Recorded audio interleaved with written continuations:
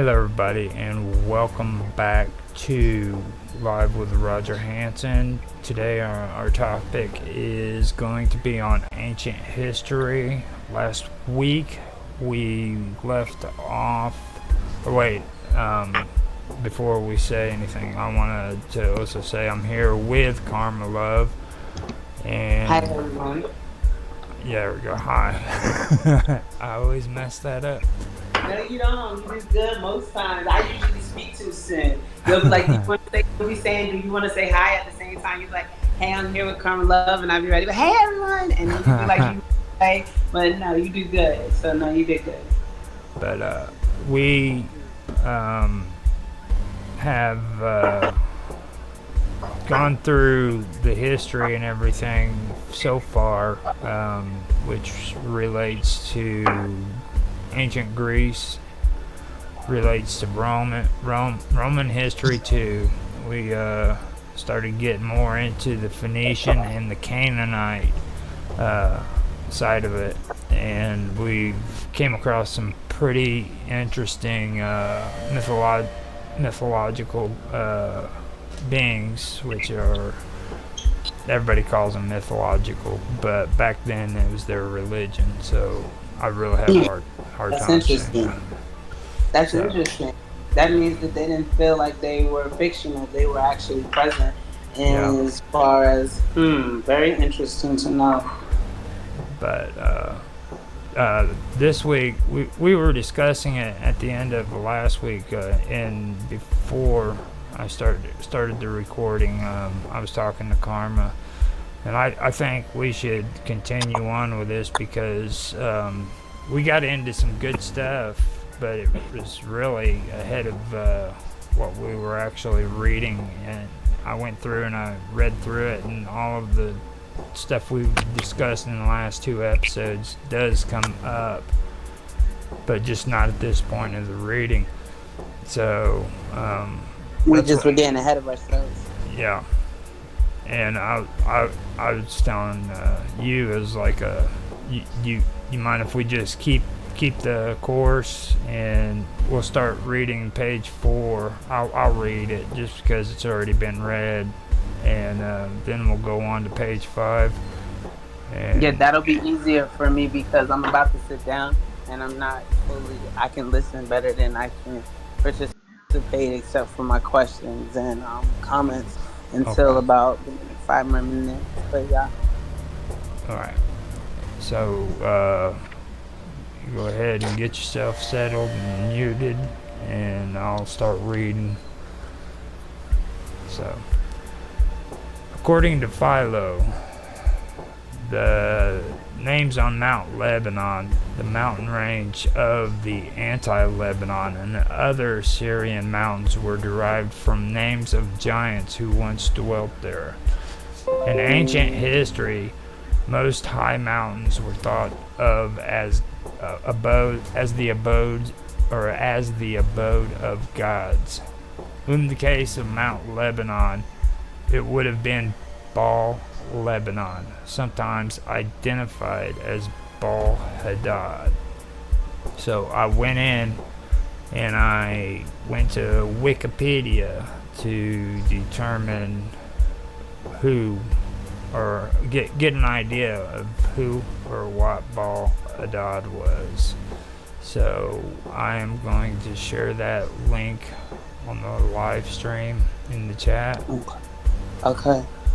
And I'm getting an iPad pulled up now, so now, now Hadad uh, is Agaritic, or Hadad, pronounced as Adad or Adade, or Isker, which is Sumerian. Now Isker, Sumerian, was the storm and rain god in the Canaanite and ancient Mesopotamian regions. He was attested as Abla, as Hadad in c. 2500 BC. From the Levant, Hadad was introduced to Mesopotamia by the Amorites, where he became known as the Akkadian, Assyrian, Babylonian god Adad. Adad and Isker are usually written with the logogram I am, the same symbol used for the Hurrian god Teshub. Hadad was also called Pitter, Ripu, Baal-Zephon, or often simply Baal, which means Lord. But this title was also used for other gods. The bull was the symbolic animal of Hadad. He appeared bearded, often holding a club and thunderbolt while wearing a bull-horned headdress. Hadad was equated with the Greek god Zeus, the Roman god Jupiter, and in the cult center near Delici in Asia Minor, he was addressed as Jupiter Delicinus, as well as the Babylonian mythology Bel. So that needs a citation as well, that last comment about Bel. Bel was, I still get kind of confused about Bel, because Bel could be on too, so, or actually it could be Inky, so I don't know. And I know about the Amorites, but I didn't know that the Amorites introduced the Canaanite theology to the Sumerians. I was just looking at the fact that it's Baal again, Baal, and I mean, like, yeah, Baal, Zephon, but still, anytime I hear Baal, automatically, you know, I'm thinking of the Baal, the undergod, the underworld and the dead. That's why I think it's crazy. Baal, Lord, but Baal means Lord by itself. Right. I didn't know that. Because when we read it, I thought it was something different. Now, see, in Sumerian, En represents Lord. And Baal, I guess if it means Lord, then that means that it probably changed because of the Akkadians. When the Akkadians came along, that's when they started shifting from Sumerian to Akkadian languages, which was Semitic language.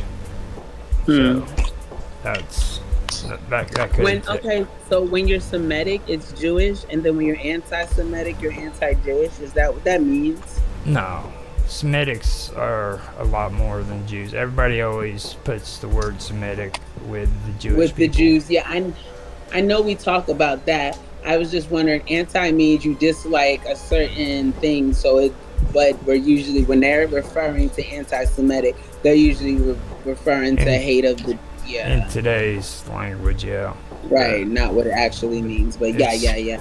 It's usually just a misinterpretation of the word Semitic. Like today, people really have no idea what the word Semitic means. I mean, there's a lot of Semitic people in the world, you know. That's something we could discuss one day on history. Well, not on just history. For like common knowledge reference. Maybe not on knowledge. I'm not on history. You don't think? No, we could do it on it's history though. Yeah, it's real. We could do it. Yeah. You know what I mean? It's like, not anything that we're going to get. It will go deeper too, because like Persian. You know, people really don't know what the whole thing behind the Persian Empire is in like Iran. Okay. This is the perfect time for this type of stuff. Iran is actually freaking like a part of the wording that goes with Aryan.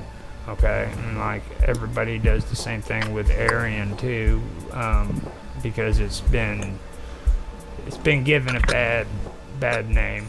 You know what I mean? But How does Iran, it come to be something like that?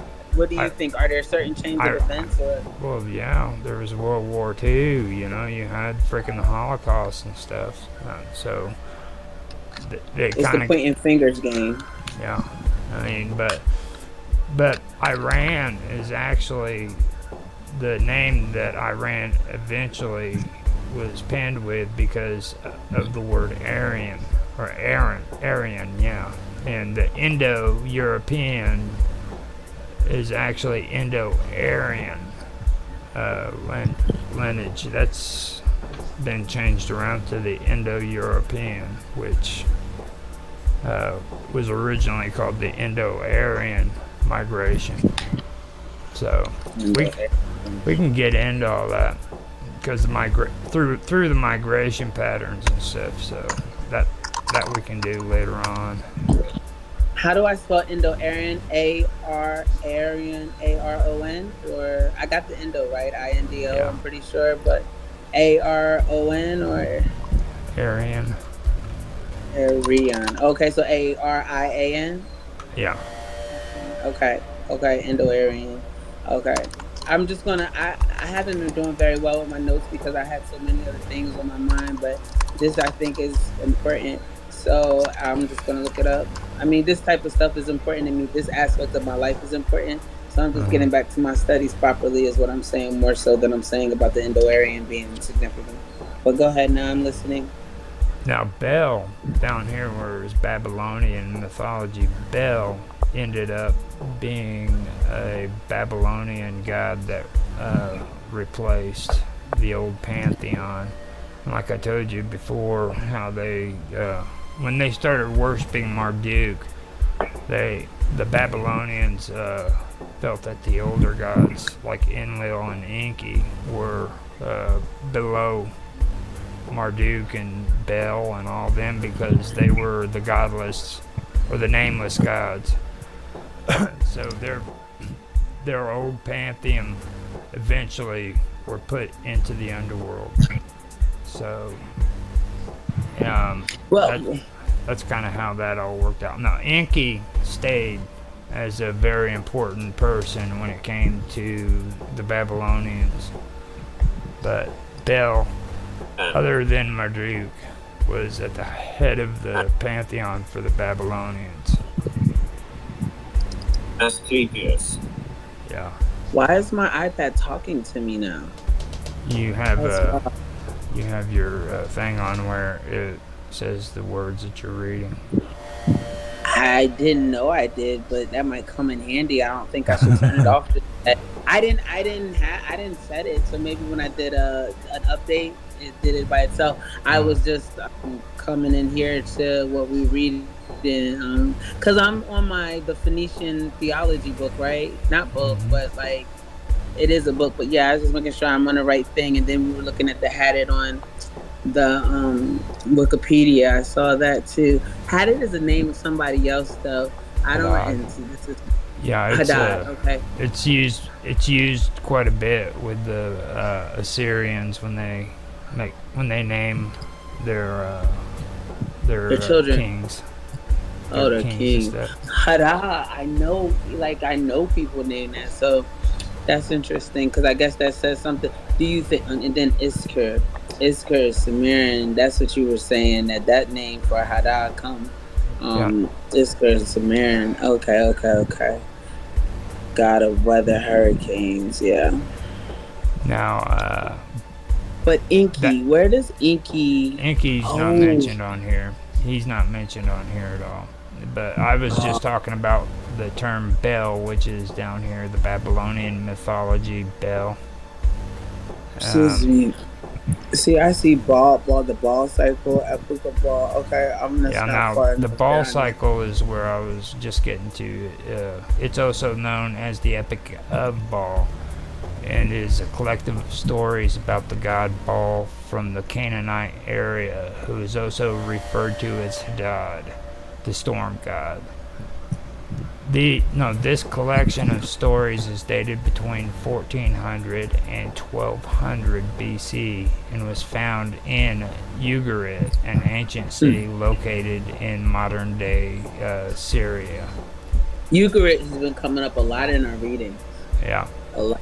And I think it's crazy that the equivalent of Hadad, Horus is an equivalent in Egypt, and then I didn't see, and I thought we had Baal in Egypt as well as in a Canaanite. See, and they saying it's the god of fertility, but yeah, no, Lord North was a title of honorific. I thought we saw something. It was like Mot and Baal were synonymous in one point, and that meant that they were the god of like. Well, I know we were talking about Ma'at in yeah. Then Baal came into being mentioned too. But see, they say good stuff about him on here. See, that's what I'm. You got to remember too. It just said that it also means Lord. So, like here they got Baal Zephan. He was the epithet of the Canaanite storm god Baal, in his role as Lord of Mount Zephon. So, on that mountain, he would be Baal Zephon. So it sounds like to me they were naming each god according to the mountain. You know, each Baal god and stuff like that. It's so they could. Well, Baal was a title and horrific meaning owner, Lord, in the Northwest Semitic languages spoken in the Levant during antiquity. You just said horrific like I said horrific. It's honorific. We both said horrific though, but it's honorific. Yeah. Honorific. I said it. Yeah, I thought about it being horrific too, and I'm like, well, wait. And then, yeah, no, it's honor though. Like I said the same thing when I read it just to you just now. I think that's funny. It is honorific meaning. Yeah, title and honorific meaning owner, Lord, in the Northwest Semitic languages spoken in the Levant during antiquities. I wish I could find the one where they were talking about it meaning something else. It's so much stuff now. I don't know where it's at.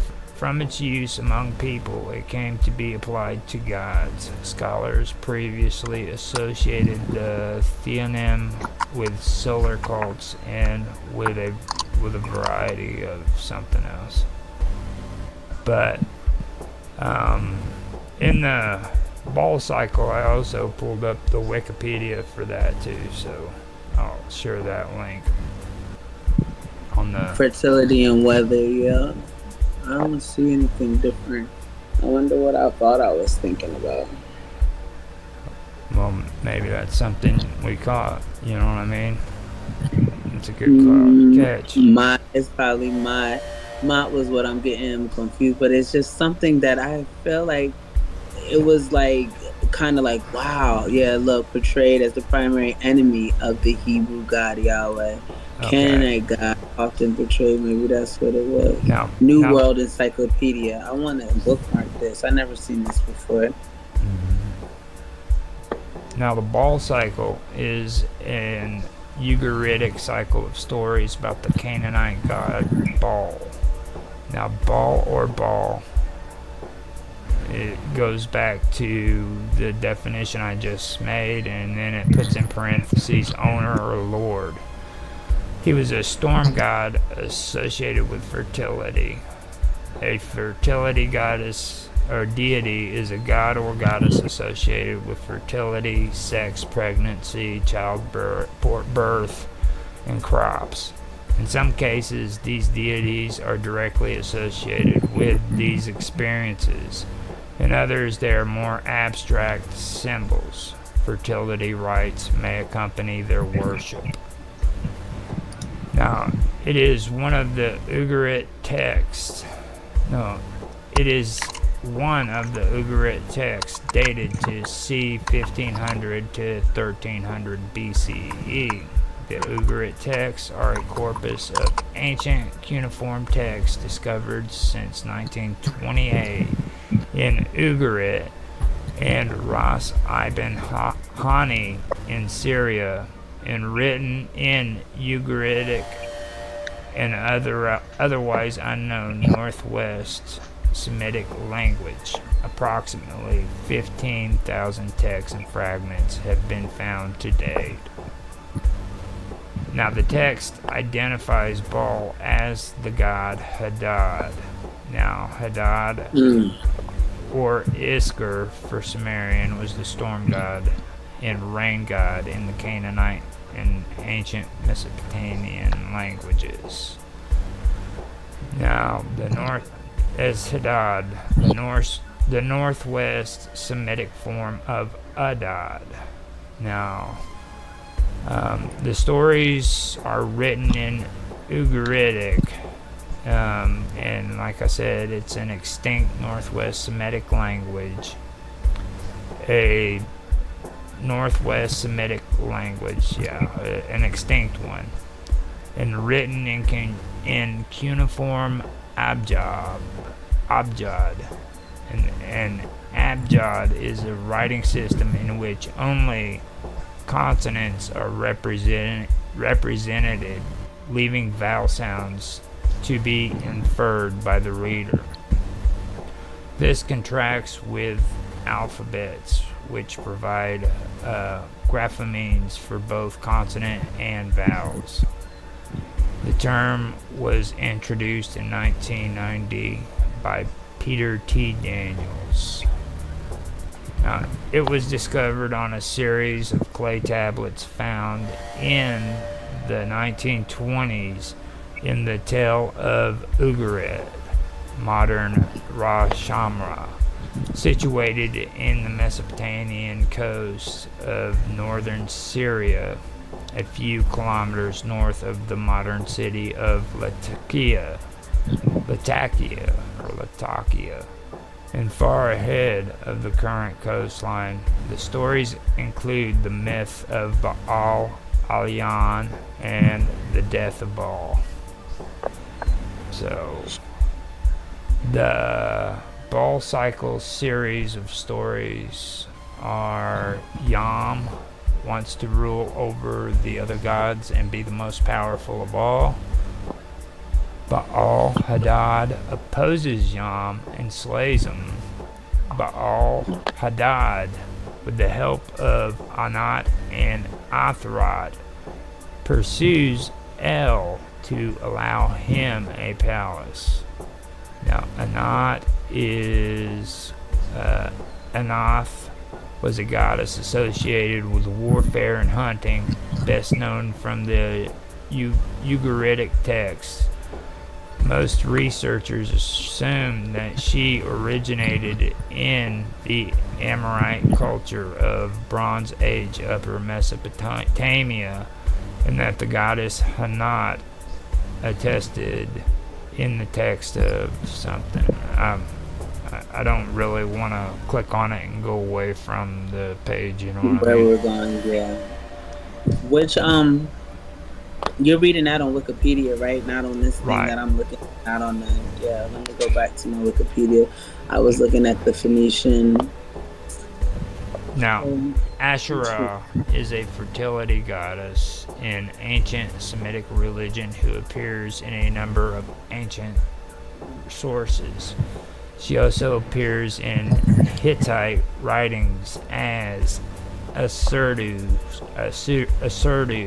or Asurtu. Her name is sometimes rendered Atharat in the context of her cult at Agarit. Now, Baal Hadad, with the help of Anat and Atharat, pursued El to allow him a palace. And El is the Northwest Semitic word meaning God or deity, and referring to any one of multiple major ancient Near East deities. A rarer form, Elah, represents the predicate form of Old Akkadian and in Amorite. The word is derived from the Proto-Semitic il, meaning God. So, is this the persuades. Hadad? He doesn't pursue El, he persuades El to allow him a palace. Yeah. So, This is on the Hadad Wikipedia. This isn't on the Ball Wikipedia. no, the ball cycle. This is the last one I just posted down there. It's in the Jitsi chat. Yeah, I thought that's what I was on just now. Oh no, something different. Okay. There it is. But I misread that one word. It said that he persuade. No, it says Baal Hadad, with the help of Anat and Atharat, persuades El to allow him a palace. So allow Baal Hadad a palace. Now Baal Hadad commissions Kother Wa Kas to build him a palace. Now Kother Wa Kasis, also known as Kother or Hayayanu, was an Ugarit god regarded as a divine artisan. He could variously play the role of an architect, smith, musician, or magician. He is well attested in ritual texts, and a number of theophoric names invoking him have been identified. So, Kother Wa Kasis. Now, king of the god and ruler of the world seeks to subjugate Mot. And Mot was the Canaanite god of death and the underworld. You gotta get you a soundbar. He was also known to the people of Ugarit and in Phoenicia, where Canaanite religion was widespread. The main source of information about Mot in Canaanite mythology comes from the text discovered in Ugarit. Now, Mot kills Baal Hadad. Anat brutally kills Ma, grinds him up, and scatters his ashes. Oh my gosh. Baal Hadad returns to Mount Zephyr. Mot, having recovered from being grounded up and scattered, challenges Baal Hadad. Baal Hadad refuses. Mot submits. Baal Hadad rules again. And that is what the Baal cycle series of stories are. That's what they consist of. So, what do you think about that? I think it's interesting, and I feel like that's why I was getting Mott mixed up with Ball, because when we were looking them up, Mott up, that's kind of what I probably was having intertwined. So that's what it was. He attacked. How do you overpower? Well, I guess it's God if you're God, and Ball technically means God. And then, yeah, I guess that does make sense for you to be able to overpower death. So that's not really a valid question. That's pretty interesting. And then it says she demands. I didn't. Oh, that's a nine. Okay. Yeah. Now, we were able to cover that pretty good, and I think we should get on to Porphyry of Tyre. Now, Porphyry Malchus of Tyre, 23 to 309 AD, was born in Tyre and studied in Athens before joining the Neoplatonist group of Plotinus in Rome, where he studied philosophy. Porphyry was a man of great learning and was interested in and had great talent for historical and philosophical criticisms. He had a passion to uproot false teachings in order to ennoble people and turn them to the good. He declared the salvation of the soul as the ultimate purpose of philosophy. His works included Against the Christians, a work of 15 volumes directed not against Christ or his teachings, but against the Christians of his own day and their sacred books. He argued they were the work of ignorant people and deceivers. He attacked Christian doctrines on both philosophical and exegetical grounds. As to be expected, his books were banned in 448 and ordered destroyed by the Christians.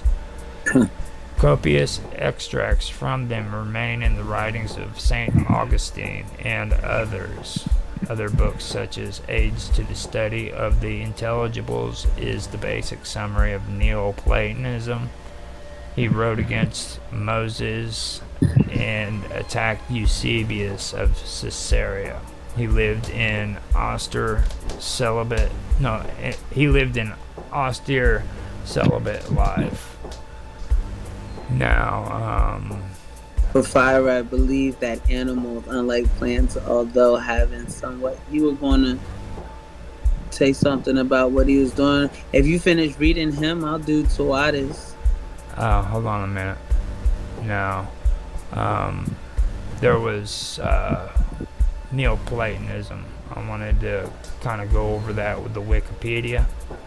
Okay. That way we can get that basically on video. So, because we discussed it a little bit because I have them pulled up in my notes, but I'm not sure how much we went into detail. Yeah, and I've made a link to the Wikipedia if you haven't got it up. But let's see here. Now, Neoplatonism is a version of Platonic philosophy that emerged in the 3rd century AD against the background of Hellenistic philosophy and religion. The term does not encapsulate a set of ideas as much as a series of thinkers. Among the common ideas it maintains is monism, the doctrine that all of reality can be derived from a single principle, the One. Neoplatonism began with Ammonius Saccas and his student Plotinus, circa 204 to 205 from 204 to 205 to 271 AD. And so started in the 0405, yeah. And stretched to the 6th century AD. After Plotinus, there were 3 distinct periods in the history of Neoplatonism. The work of his student Porphyry, 3rd to early 4th century, that of Lamblichus, 3rd to 4th century. And but if it's Lamb, wouldn't it be Lamblichus? Because Lamb is already Lamb. Yeah, like I was just wondering. I'm not. Yeah. 3rd to 4th century, in the period in the 5th and 6th century when the academies of Alexandria and Athens flourished. Now, Hellenism is another thing that is important to remember. What does Helen have to do with right now? I just saw something recent about Hellenism and Hellen religion type. What is this? What is that? What is this? Now, Hellenistic philosophy is ancient Greek philosophy corresponding to the Hellenistic period of ancient Greece. From the death of Alexander the Great in 323 BC to the Battle of Actium in 31 BC. The dominant schools of this period were the Stoics, the Epicureans, and the Skeptics. So when you hear about the Stoics in Greek philosophy, Stoics, that's a new concept that to me, but I mean, I've heard it recently a lot. Stoics. I thought it was Stoics. Stoics, right? Stoics. yeah, Stoics. Stoic.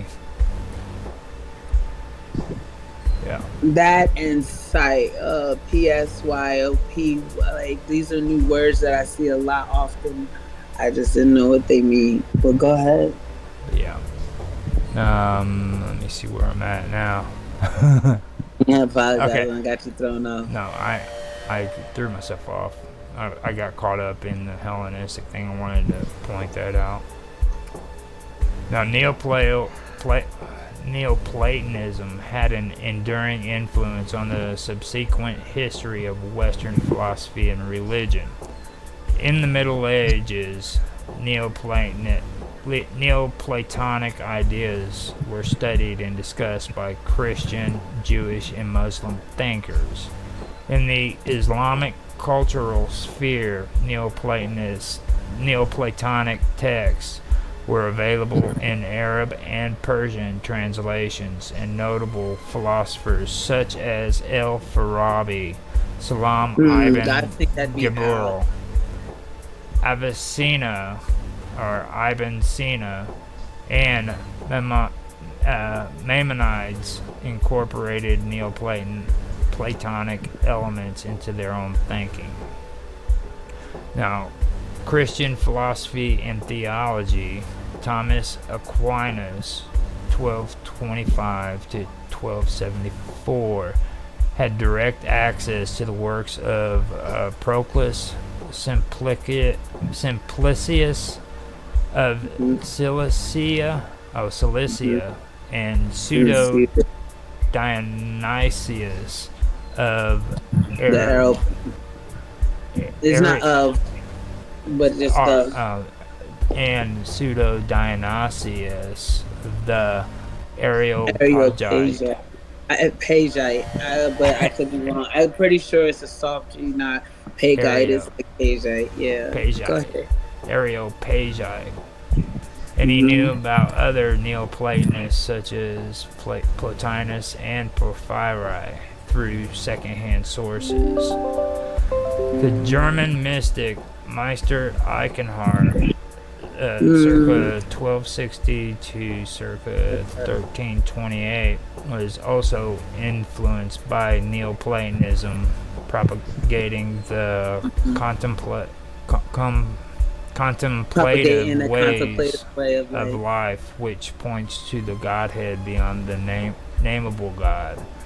You sound like me when you have me on here reading for tell me when you need a break, because you sound like me when I've been reading. Long reading, 30, 40 minutes. No, but you know how I get tongue tied after I've been doing it for a while. So if you would like a break, I'm following along, and just tell me whenever.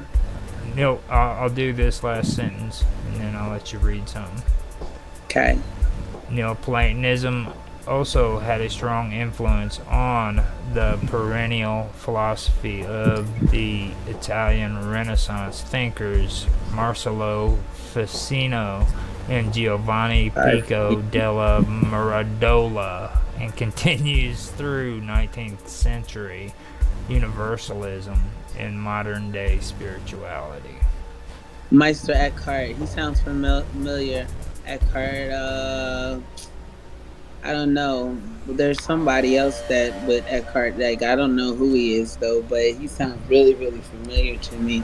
And I think it's crazy what Porphyry stood up for, and what, like I feel our morals and our beliefs parallel a lot. In regards to just like some, not completely denouncing Christian teaching because it's incorporative, but to not focus so much on the religious aspect of the teachings as much as the lessons of the teaching. And I just think that's interesting. I wonder if he's reincarnated within as well. Now, they do have a page on him, and he was a mystic, so we could use him on our strangeness topic too, Okay.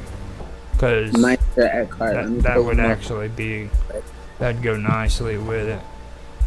Okay. We could actually go through and see what he was about and stuff. So they said he also went by Eckhart von Hochheim, commonly known as Meister Eckhart or Meister Eckhart or Eckhart. I Claimed see him. original name Johannes. No, no, no. I Eckhart. thought this was for strangeness. Hold on. Time out. No. No, let's go.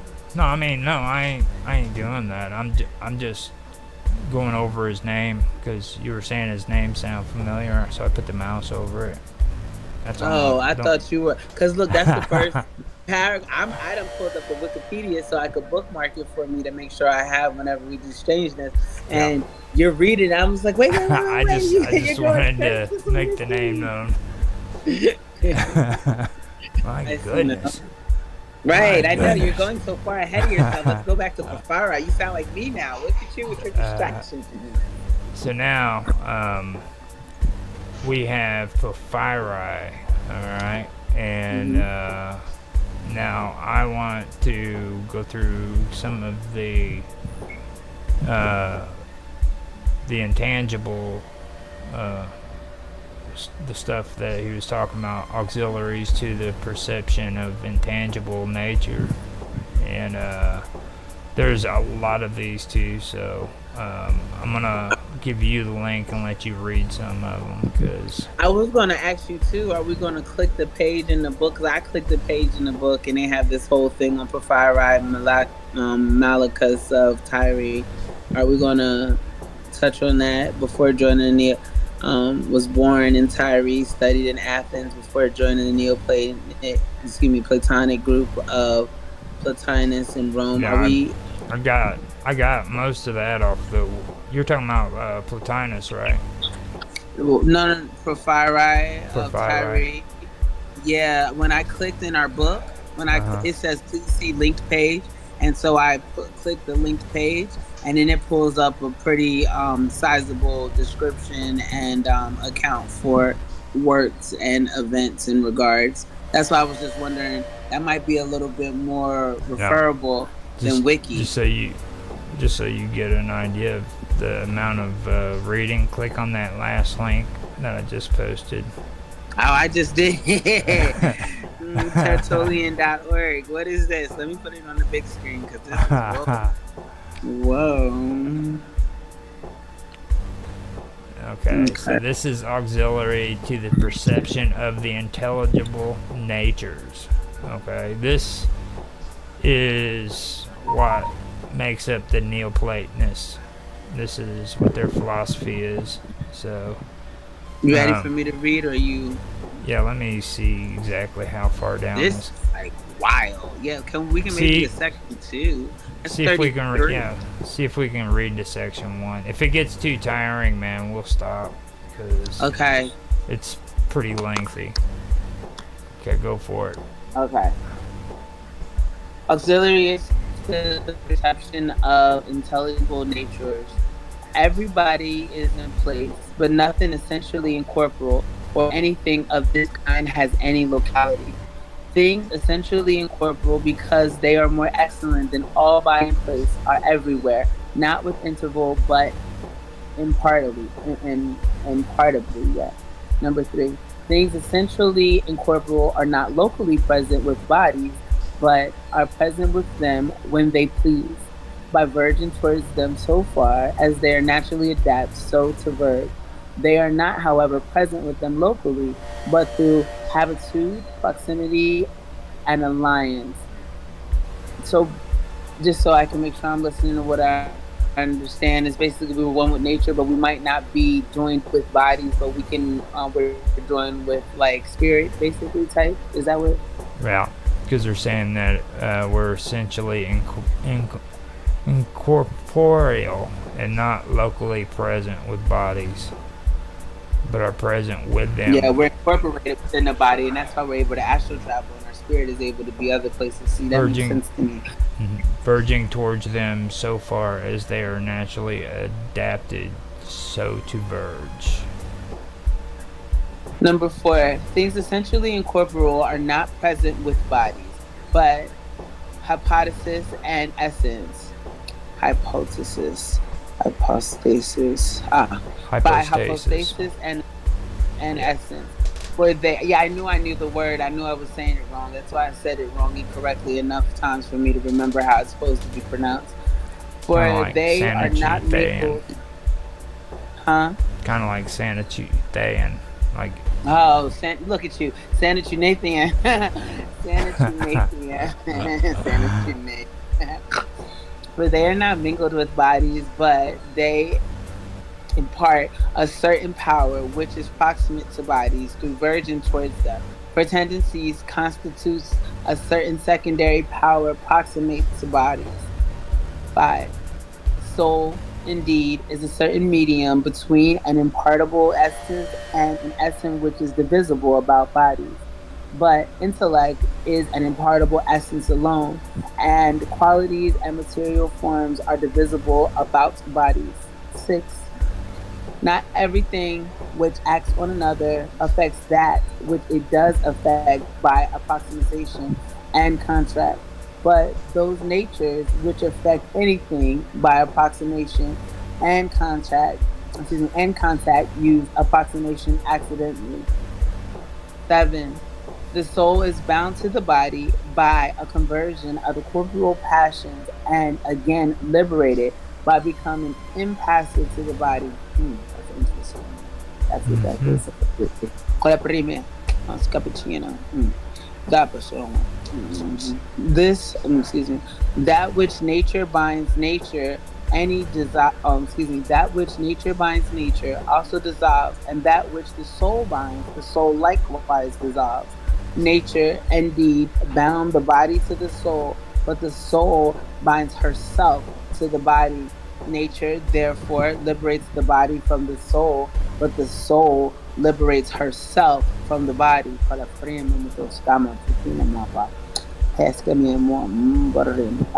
Hence, there is a twofold death. The one, indeed, universally known, in which the body is liberated from the soul, but the other, peculiar to philosophers, in which the soul is liberated from the body. Nor does the one entirely follow the other. 10. We do not understand similarity in all things, but in manner adapted to the essence of each. For intellectual objects, we understand intellectually, but those that pertain to soul, rationally. We apprehend plants spermatically, but bodies ideologically.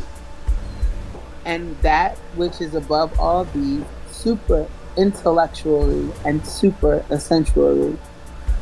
11. Incorporeal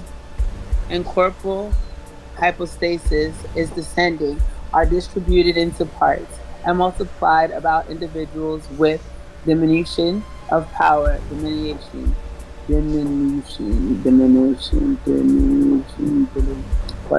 Diminution. Yeah, it's diminution, but I know it's just domination. Oh, because it's long eye. Yeah, with the domination of power. Let me do a search for you on there, and I'll get that word for you. I already have hypostasis, so. Now this thing is not talking to me like it was a second ago. It's being. Okay, so. Hypostasis. Philosophy and religion, the essence of underlying reality. Hypostasis in linguistics is personification of entities. Hypostasis in literature is awareness of a fictional character, and their world is fiction. So that would be a little bit of those three things mixed together. Now, diminution is that how it's pronounced? Yeah. Or is it die? I mean, in Western music, the music theory diminution from medieval Latin diminutio, alteration of Latin diminutio, decrease, has four distinct meanings. Diminution may be a form of embellishment in which a long note is divided into a series of shorter, usually melodic values, also called coloration. Diminution may also be the compositional device where a melody, theme, or motif is presented in shorter note values than were previously used. Diminution is also the term for proportional shortening of the value of individual notes shaped in mensural notation, either by coloration or by a sign of proportion. A minor or perfect interval that is narrowed by the chromatic semitone is a diminished interval, and the process may be referred to as diminution. This too was sometimes referred to as coloration. Now, diminution as embellishment. Diminution is a form of embellishment or melody variation, which that just goes all over it again. So, yeah, that's basically what they're talking about. So, the individual with a diminution of power. So that would be like,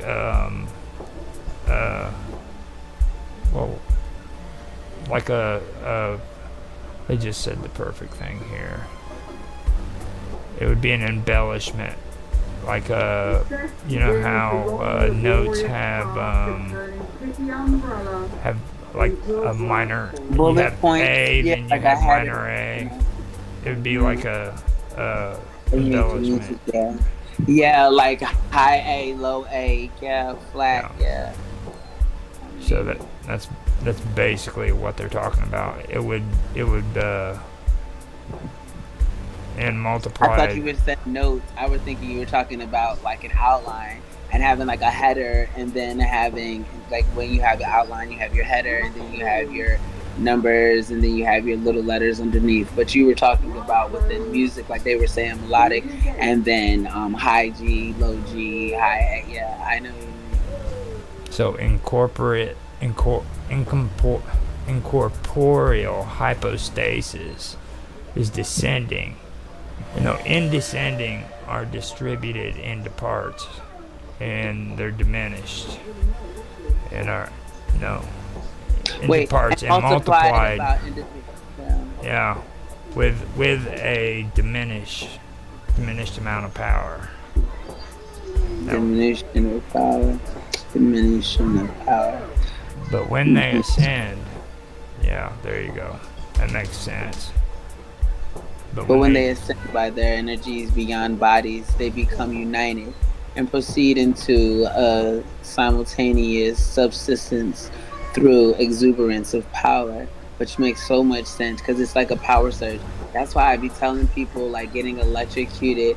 Everyone's so scared of it. But I could imagine if you got electrocuted while you were like with no restrictors, like no clothes, of course no technology, because that would kind of blow it. But like if it was just you and electricity direct source, I imagine it creating and producing a power surge, making you smarter and stronger. Most people say that in most cases you would die, but I think the things that cause the issues when people get electrocuted are the restrictors, because most people are not naked somewhere getting electrocuted. They're usually touching something else, which we don't want to touch the ground, anything but just grass, you know what I mean? But like they're usually touching something else, something man-made. But if it was just you and a direct connection to like lightning in the middle of like an open field, like that's like one of my things on my bucket list. I know it sounds insane, but like to literally be like completely free and you know what I mean, no inhibitors, because that's what I call closing, they're inhibitors. And so those restrictors would actually produce a counter reaction and so it would. So that's why your clothes end up burned. You know what I mean? That's why your Yep. clothes end up burned up. Like if you could just have they use electricity to restart the heart, but they use it and they're controlling it. It's a power surge through a machine. So if it was just straight directly from the source, just imagine the type of power you have. You know what I mean? Well, I mean, Now, in you my got to remember too, like this is being written down way, way before electricity was ever even thought of. Like people, and that's why I think it's cool you because it know. must be true. It makes me feel like I know. I've had Now, this feeling for years. I've got an idea that we need to hold off on this. We'll do 12 next, but hold off on this because this will be another one that would be good to add to what we're gonna do on what is that? Strangeness on Sunday, right? Hey, yeah. Yeah. We I need really to go through this. This has got good stuff on there. It does. It really does. I feel like it's more strangeness and stuff than it is Yeah. even history. But it's history still. It's just, you know what I mean? Now read So read the 12th one, Okay. and we'll stop there on this one and add this to the bucket list for that day because Okay. I think we got something good here. That sounds good with me. The harmonious is not in bodies only, but life also is among the number of things which has a multifarious subsistence. For the life of a plant is different from that of an animated being. The life of an intellectual essence differs from that of the nature being, which is beyond intellect, and the physical differs from the intellectual life, for the natures live through nothing which proceeds from them possesses a life similar to them. For these, nature lives through nothing which proceeds from the possesses from them possesses a life similar to them. Now, right here too, this kind of sticks out to me as animalism. I don't know if you know much about that, but with animalism, they believe animals have a soul. Yeah, no, definitely. But is that really a thing called animalism? I thought that was just knowledge. Not just animals, even like trees. Trees and everything they do Everything. though. Like, have you ever talked to a tree? Most people say no, so it wouldn't be strange if not. But if you listen, everything. Like my cat talks to me. I can hear her. Yesterday, I ended up giving her a shower. She hates water, and like she talks, you know. It's like a telepathic type thing. The same with the trees. You can hear. They give you messages. They can tell you which direction to go, why not to go a certain way. Like I think that's crazy. Pocahontas is something that kind of like elaborates on this a little, but you know, Pocahontas kind of got swept under the rug as a classic. It was there and then it wasn't type of thing. But it's crazy because there's a lot of truth in that, just from experience more than it is from actual anything else. Mm-hmm. So after that, I think we also need to go over Philo of Byblos. He's next on our thing. Yeah. No, actually, Tawitis is next on the thing. No, he's actually still a part of the Neoplatonism situation. So once I read him, we'll be finished with Neoplatonism. And now Tawitis, we can do Tawitis, but do you want to get into the good stuff? Do you want to get into Nicole and Dionysus? Or do you want we I mean, whatever you feel like will be more interesting towards the play. Like you want it, it's up to you. I mean, I'm good with it. We can cover Philo. Tawitis is just next. Yeah. We've been talking about him a lot. The reason why I said that is because Porphyri, Malchus Tyree, right after we read his paragraph, is Tawitis of Byblos or Toad. And that's why I was saying we could, but if we have give us something, I see what you're saying, Diodorus. Yeah. So I see now what you were saying. It's up to you. I mean, it's up to you. You keep telling me it's up to me. I'm telling you it's up to you. I mean, like, it's not really that big of a maybe description. If you want to surprise it's not really a big description of it. So, I mean, so then let's do both if we have time. Let's start with exactly. Didorius. Yeah, let's do that. And if we have time, we'll go. Yeah, No, let me go ahead. Didorius. I'll put up the link for that one. Philo of Biblis. Like I said, it's pretty short. So, Philo of Philo of Biblis. Biblia, you mean right here in Yeah. our Phoenician and okay. Also known as Herennius Philon, was an antiquarian writer of grammatically, lexical, and historical works in Greek. He is chiefly known for his Phoenician history, assembling from the writings of Sanchuniathon. His life. Philo was born in the 1st century in Babylon, in what is now Lebanon. He lived into the reign of Hadrian, of which he wrote a history now lost. His name, Herennius, suggests that he was a client to the consul Suffectus Herennius Severus, through whom Philo may have achieved the status of a Roman citizen.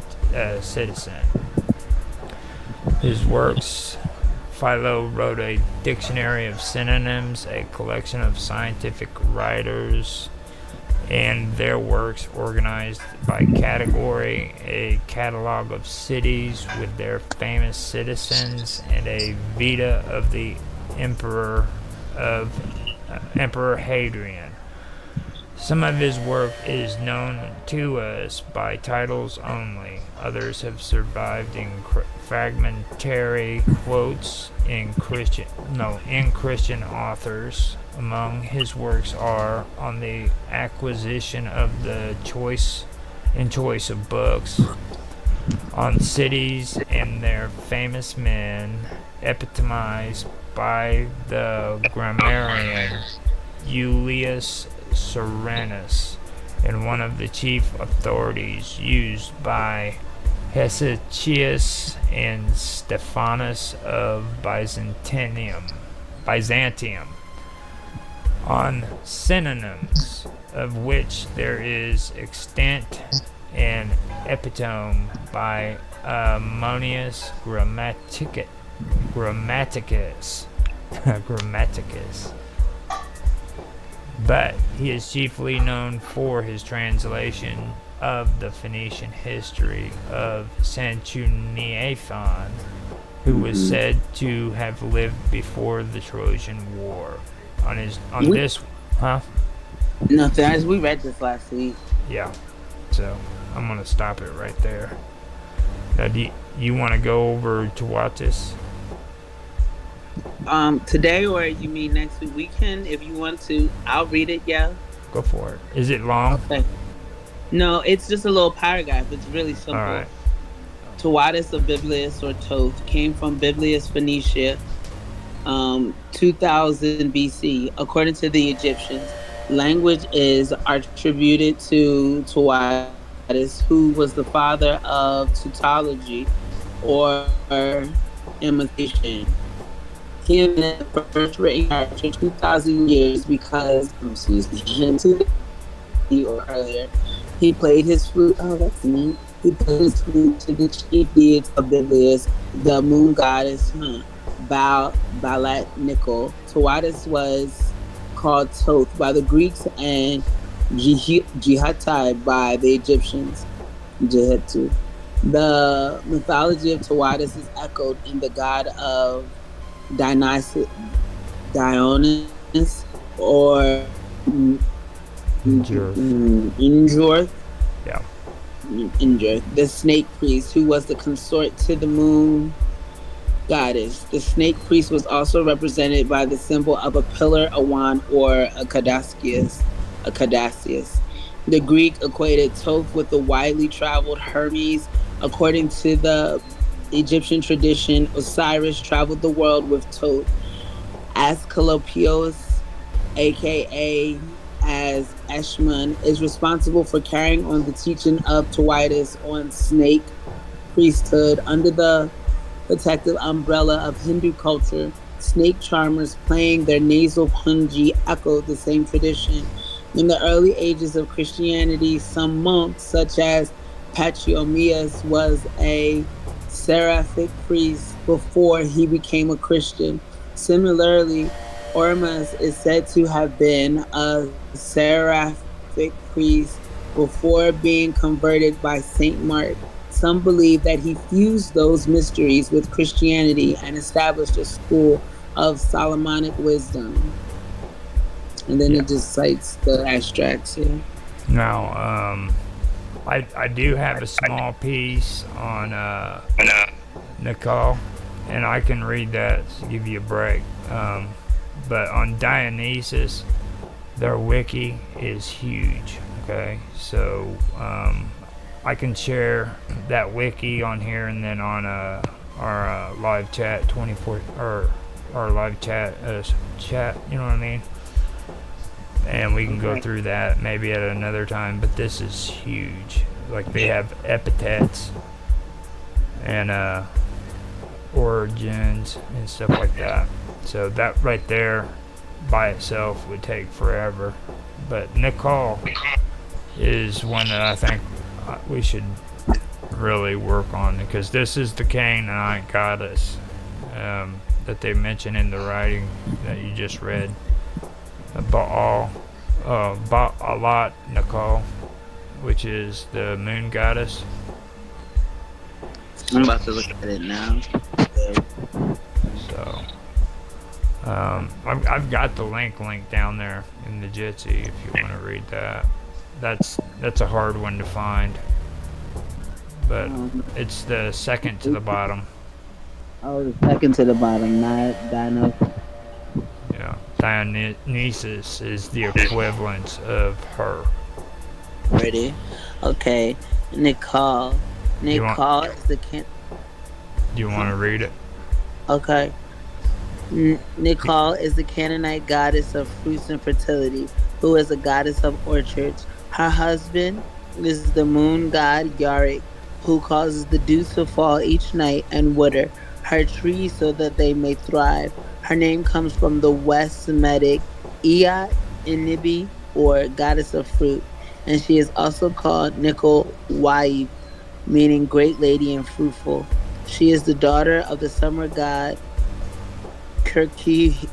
Kirkihibi, who did not at first want her to marry Yared, and instead suggested he marry either it should be she oh maybe it was him. He married either Padraria or Yaberdame, both daughters of Baal.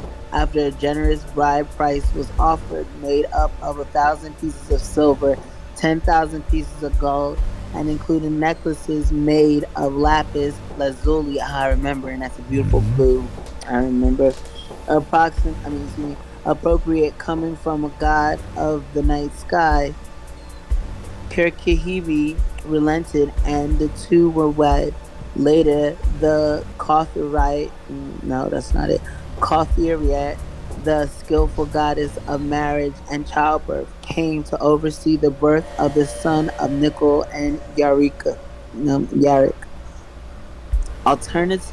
Alternately, Nicol is sometimes called the daughter of Dagon or Dagon of Tutul, who, like Nicol Wa'ib, is a deity of fertility and agriculture, specifically a wheat god credited with inventing the plow. The goddess Ningal of Sumeria, with whom Nicol had been identified, is often depicted before a date tree and other important fruit trees of the area that would have been in Nicol's orchard are the olive, fig, and apple, along with the nut trees such as the pistachio, walnut, and almond.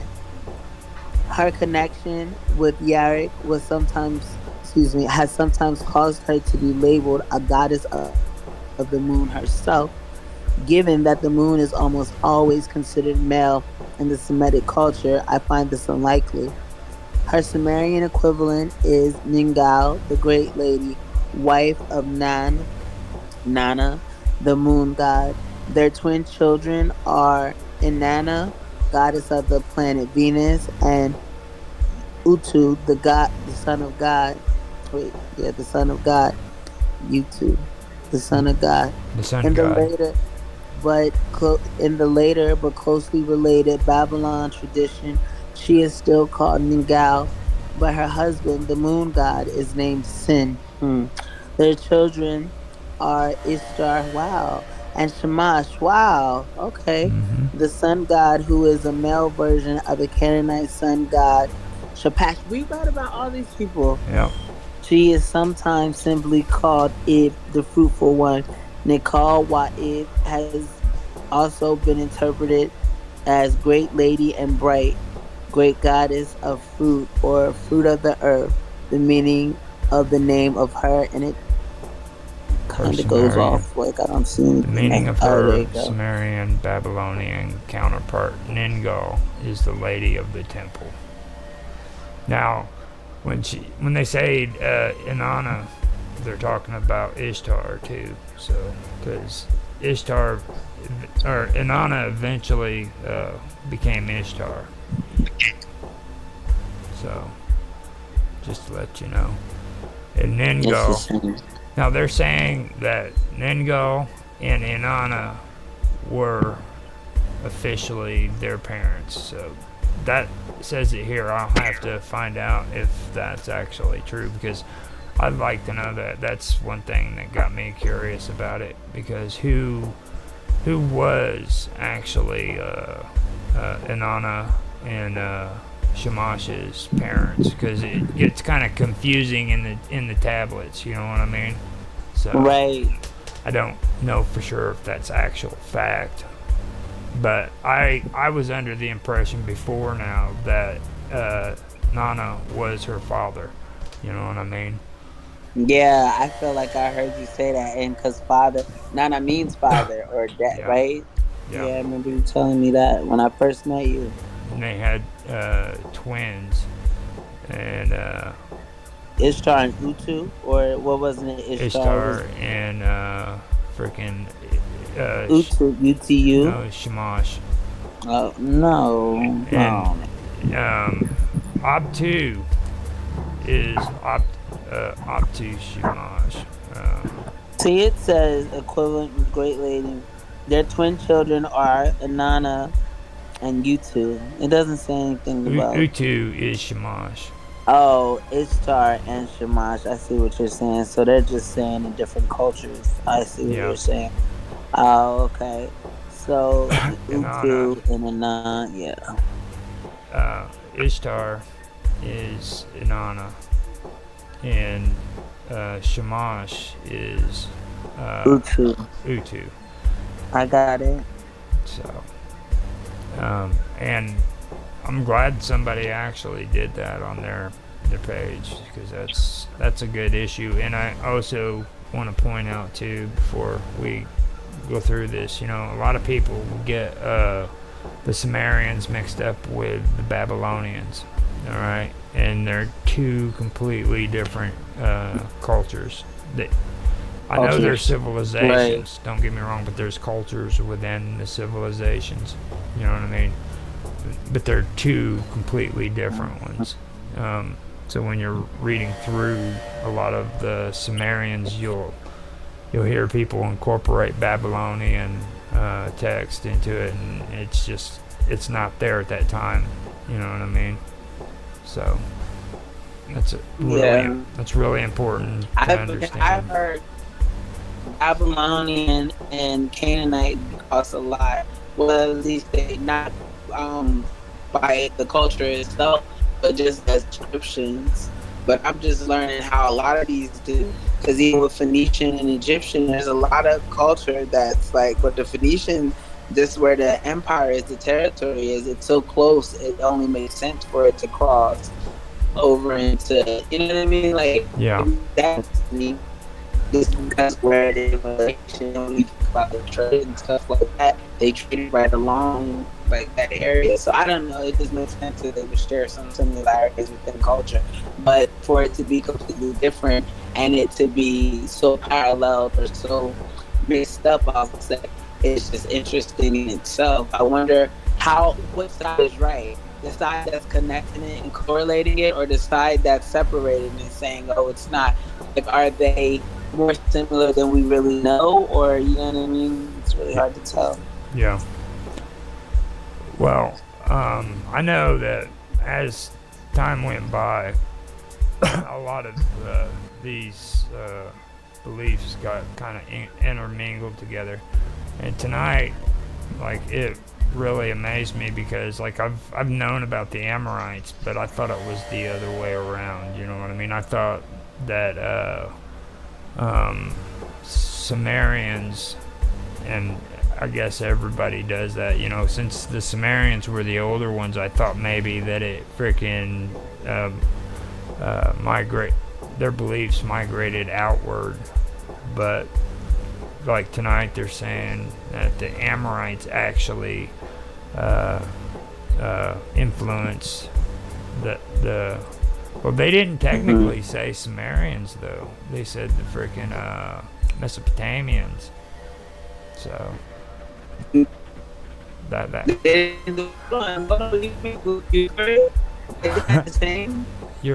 you're like It's not. you're breaking up on Ugarit. Ugarit is. Oh, I was just. Yeah. Ugarit is over in the Levant, isn't it? I believe we checked that out. Yeah. You know, But I thought that. But who would you said that you thought it was the other way around? But who? the Sumerians. The Sumerians. Yeah. But they could be referring to the Assyrians too, because the Assyrians were Mesopotamians. And do they get mixed up often just because of location? Oh yeah. I mean, you've got people mixing up the friggin' Sumerians with the Babylonians, and then they mix the Babylonian beliefs up with the Syrian beliefs.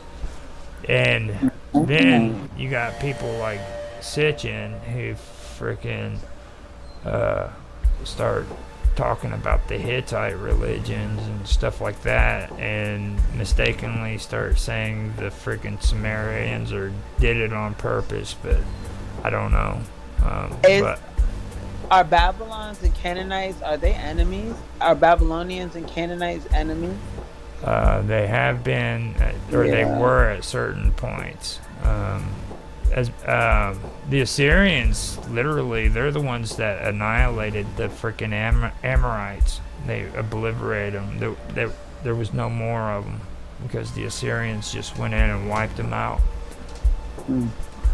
And then bragged about it after that, you know what I mean?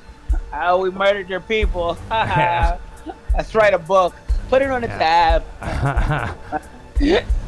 Freaking, it's crazy, huh? But That's kind of funny. I mean, like, you're not supposed to do that, but I mean, like, I mean, back then, especially when it's dominating power, I can only imagine, like, it's kind of necessary for assertiveness. Like, yeah, I mean, I did this and we'll do it again. Like, if that's the type of attitude you're going to have, then you kind of respect them doing it with their head up and chest out, like, not doing no bully stuff and acting like they not bullies. Like, they told you, yeah, we bullied, yeah, we killed all those folks. Yeah, that was us. Oh, no, that was me. Did it. And, like, you know what I mean? Matter of fact, I wrote it down so you don't get it misconstrued. Whereas some people do stuff like that and act like they ain't. So, I don't know. I kind of respect that way better. Now, before we end this, I also want to let you know, because I don't know if you're aware of it or not, but Mr. Robot has his own hacker radio chat now on here for Minds Chat. Oh no, I didn't. I think I saw something about him saying that he was gonna do his show. Oh yeah, and then he said, "Okay, here it is." Oh, I thought it was just like a stream that I couldn't even tune in, so I didn't push it. Oh, okay, all right. So that's what that is. That makes sense. I think someone told him that he should enter its own chat. Yep. Yeah. I figured I'd give him a plug since he always be looking out. Yeah, and pulling up usually. Now, I think we should end it there and regroup and come up with some more good stuff. later on, because a lot of the stuff that we mentioned tonight actually started diving into what we were talking about, to be honest. And I've got everything that we discussed. I copied it onto the chat too, so it's right there. Okay, nice. So if you want to go over Dionysus later on, we can. And like I said, Nicole, I believe what they said was Dionysus was the Greek equivalence of Nicole. So that's kind of interesting. You got anything else? No, I was starting to look for where I saw Mr. Robot's thing at. Because none of my stuff is the way it's supposed to be. I don't see, like, mine's supposed to say general chat, but it doesn't say general chat. And then it's just, I don't know, my phone's bugging. But anyway. Alright then. Let's go ahead and end this, and then we'll figure out what's going on there and get back to next week or tomorrow. What is tomorrow? Conspiracy. Oh yeah, we got the good stuff. So, all right. All right. Well, I'll see you tomorrow, and thank you for everything. Have a good night. Be safe. You too. Thank you. Bye bye. All right. All right.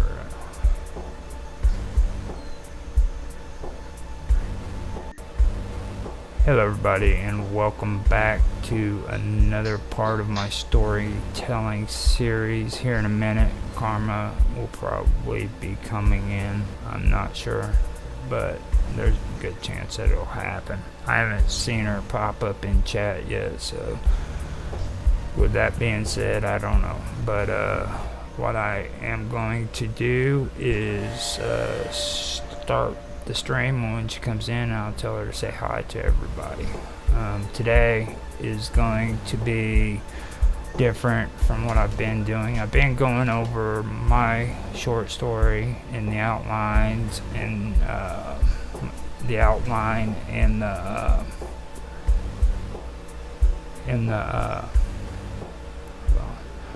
have been going over the outline and the plot.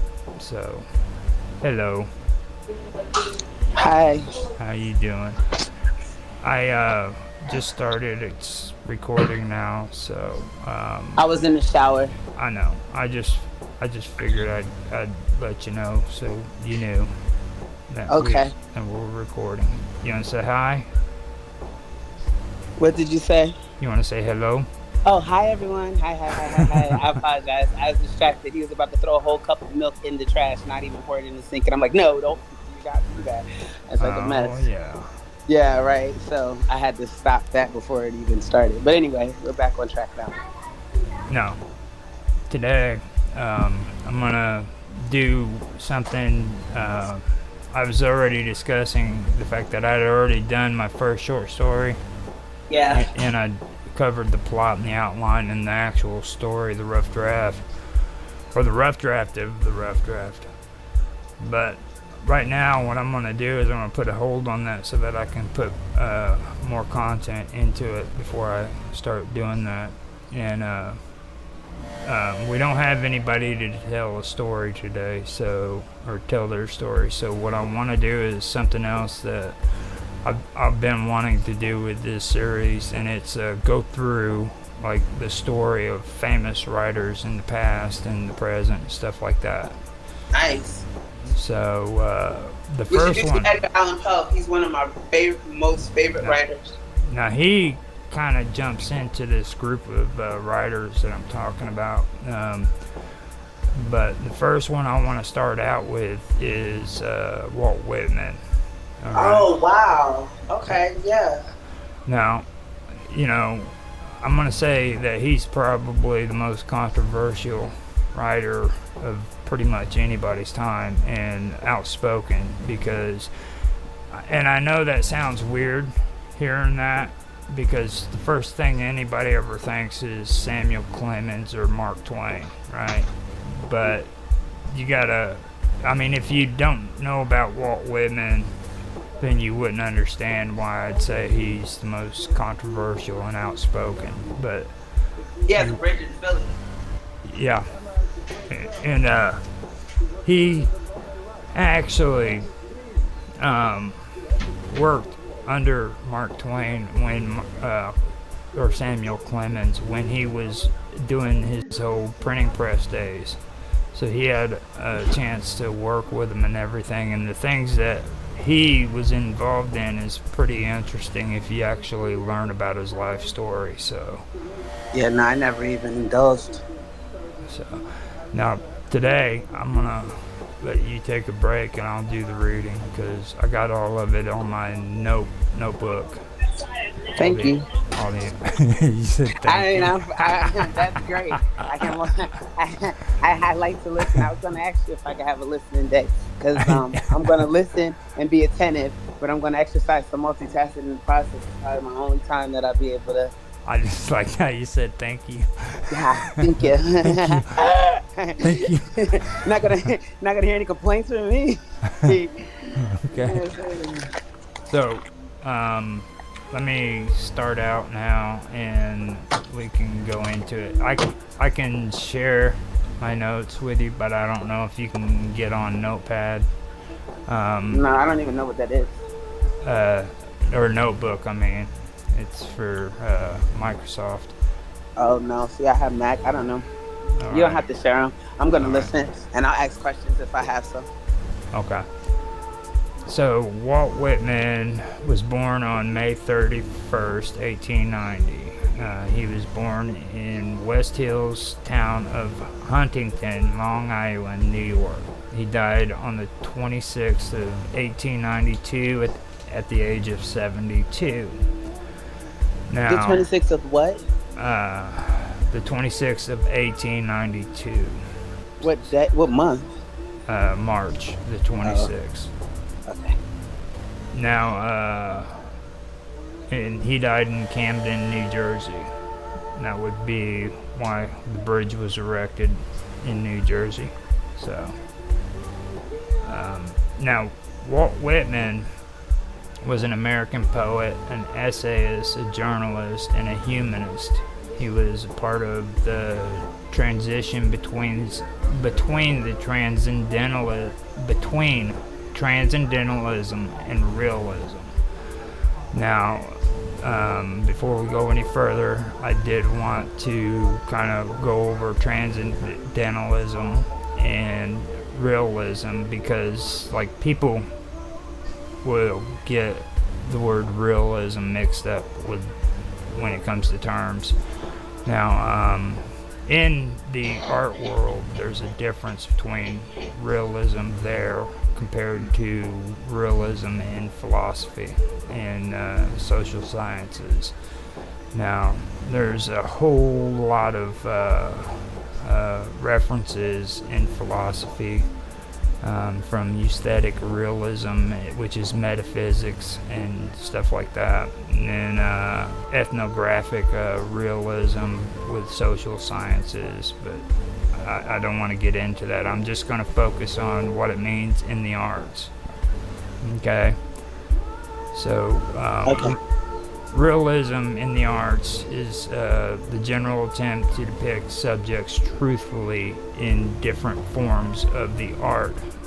Art movements related to realism includes classical realism, literary realism, neo-realism in art, new realism, realism, which is a art movement, and then Vienna School of Fantastic Realism, which I don't even know what that is, and then Socialist Realism, and I don't even want to get into that. So that's where it all. You stop with socialism. Huh? Yeah, Socialist Realism. It's an art style developed in the Soviet Union. That's pretty much the best way of saying it. But what I want to focus on is the literary realism. It's a movement from the mid-19th to the early 20th century. Now, it says literary realism is a literary genre, part of the broader realism in art that attempts to represent subject matter truthfully, avoiding speculative fiction and supernatural elements. It originated with the realist art movement that began within the mid-19th century French literature and Russian literature. So that is what they're referring to right there. And transcendentalism is pretty interesting. I actually did more research on this, and later on in another video we can go over this more thorough. But I just wanted to kind of give the first couple paragraphs as a reference to it. Now, Okay, I'm listening. I'm just the background's gonna be loud, so I just gotta mute it. All right. Transcendentalism is a philosophical, spiritual, and literary movement that developed in the late 1820s and 1830s in the New England region of the United States. A core belief is in the inherent goodness of people and nature. And while society and its institutions have corrupted the purity of the individual, people are at their best when truly self-reliant and independent. Transcendentalists saw divine experience inherent in the everyday rather than believing in a distant heaven. Transcendentalists saw physical and spiritual phenomena as a part of dynamic processes rather than discrete entities. Transcendentalism is one of the first philosophical currents that emerged in the United States. It is therefore a key early point in the history of American philosophy, emphasizing subjective intuition over objective empiricism. Its adherents believe that individuals are capable of generating completely original insights with little attention and differences to past masters. It arose as a reaction to protest against the general state of intellectualism and spirituality at the time. The doctrine of the Unitarian Church, as taught at Harvard Divinity School, was closely related. Transcendentalism emerged from English and German Romanticism and biblical criticism of Johann Gottfried Herder and Friedrich Schleiermacher, the skepticism of David Hume, and the transcendental philosophy of Immanuel Kant, and German idealism. Perry Miller and Arthur Versluis regard Emanuel Swedenborg and Jacob Boehme as pervasive influences on transcendentalism. It was also strongly influenced by Hindu texts on philosophy of the mind and spirituality, especially the Upanishads. Upanishads,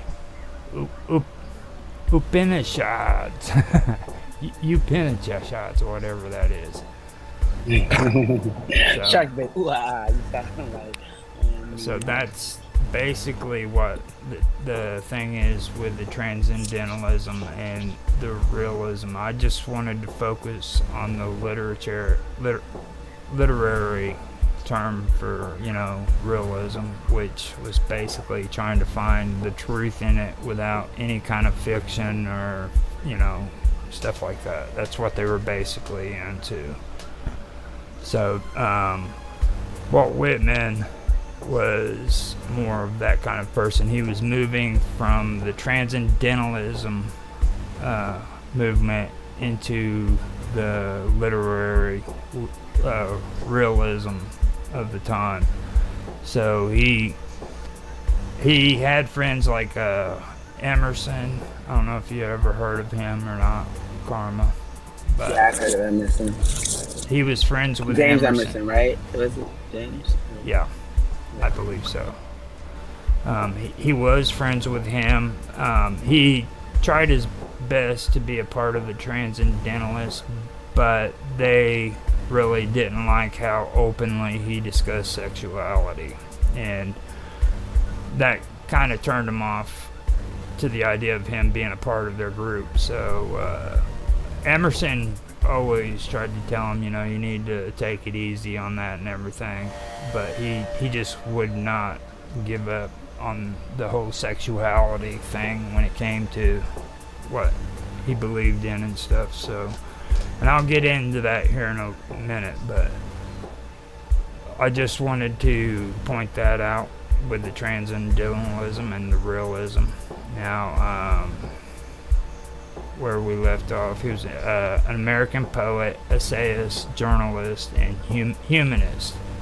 He was part of the transition between transcendentalism and realism, incorporating both views in his work.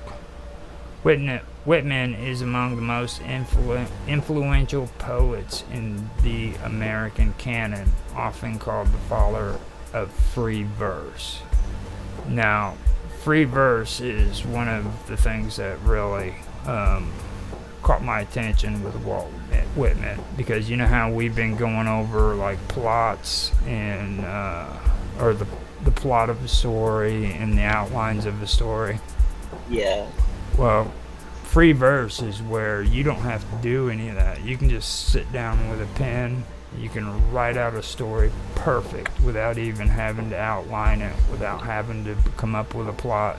You can just do it right off the top of your head. Oh, that's neat. So that was one of the reasons that I became attracted to the idea of reading about Walt Whitman. And there's other things that are really interesting about his story too, so I'll get onto that. But first I want to read what the wiki says about free verse. Okay. Free verse is an open form of poetry, which in its modern form arose through the French vers libre form. It does not use consistent meter patterns, rhyme, or any musical pattern. It thus tends to follow the rhythm of natural speech. Now, definition: free verse does not proceed by a strict set of rules.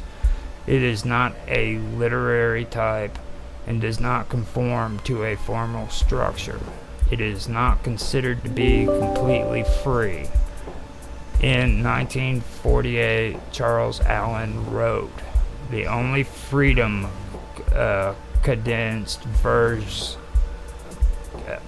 the only freedom cadenced verse obtains is a limited freedom from the tight demands of the metered line. Free verse contains some elements of form, including the poetical line, which may vary freely, rhythm, strophes or strophic rhythms, stanzic patterns, and rhythmic units are cadences. It is said that verse is free when it is not primarily obtained by the metered line." And Donald Hall goes as far as to say that the form of free verse is as binding and as liberated from the form of rondeau and T.S. Eliot wrote, "No verse is free for the man who wants to do a good job." So that's basically what it is.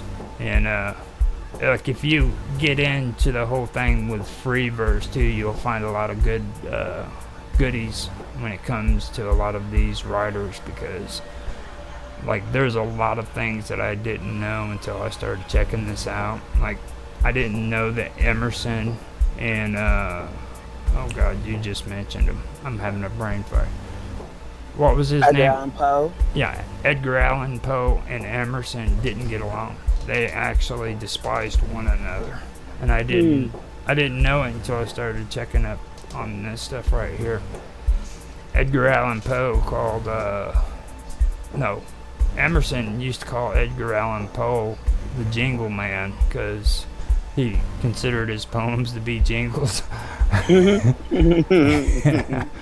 And Edgar Allan Poe would get mad and freaking write correspondences criticizing his writing too, so they were always at odds with one another.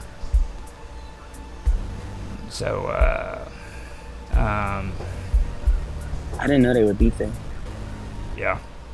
Now, Whitman is among the most influential poets of the American canon, often called the father of the verse.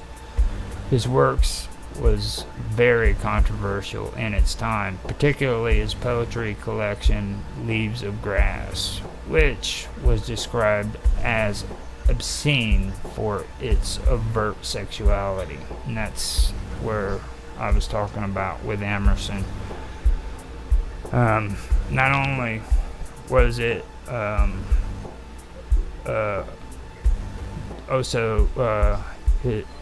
not only was the Leaves of Grass like controversial because of it being overt with its sexuality, but like today, people just jump on this bandwagon and they think that freaking Walt Whitman was gay, all right, because of writing the Leaves of Grass and a few other poems.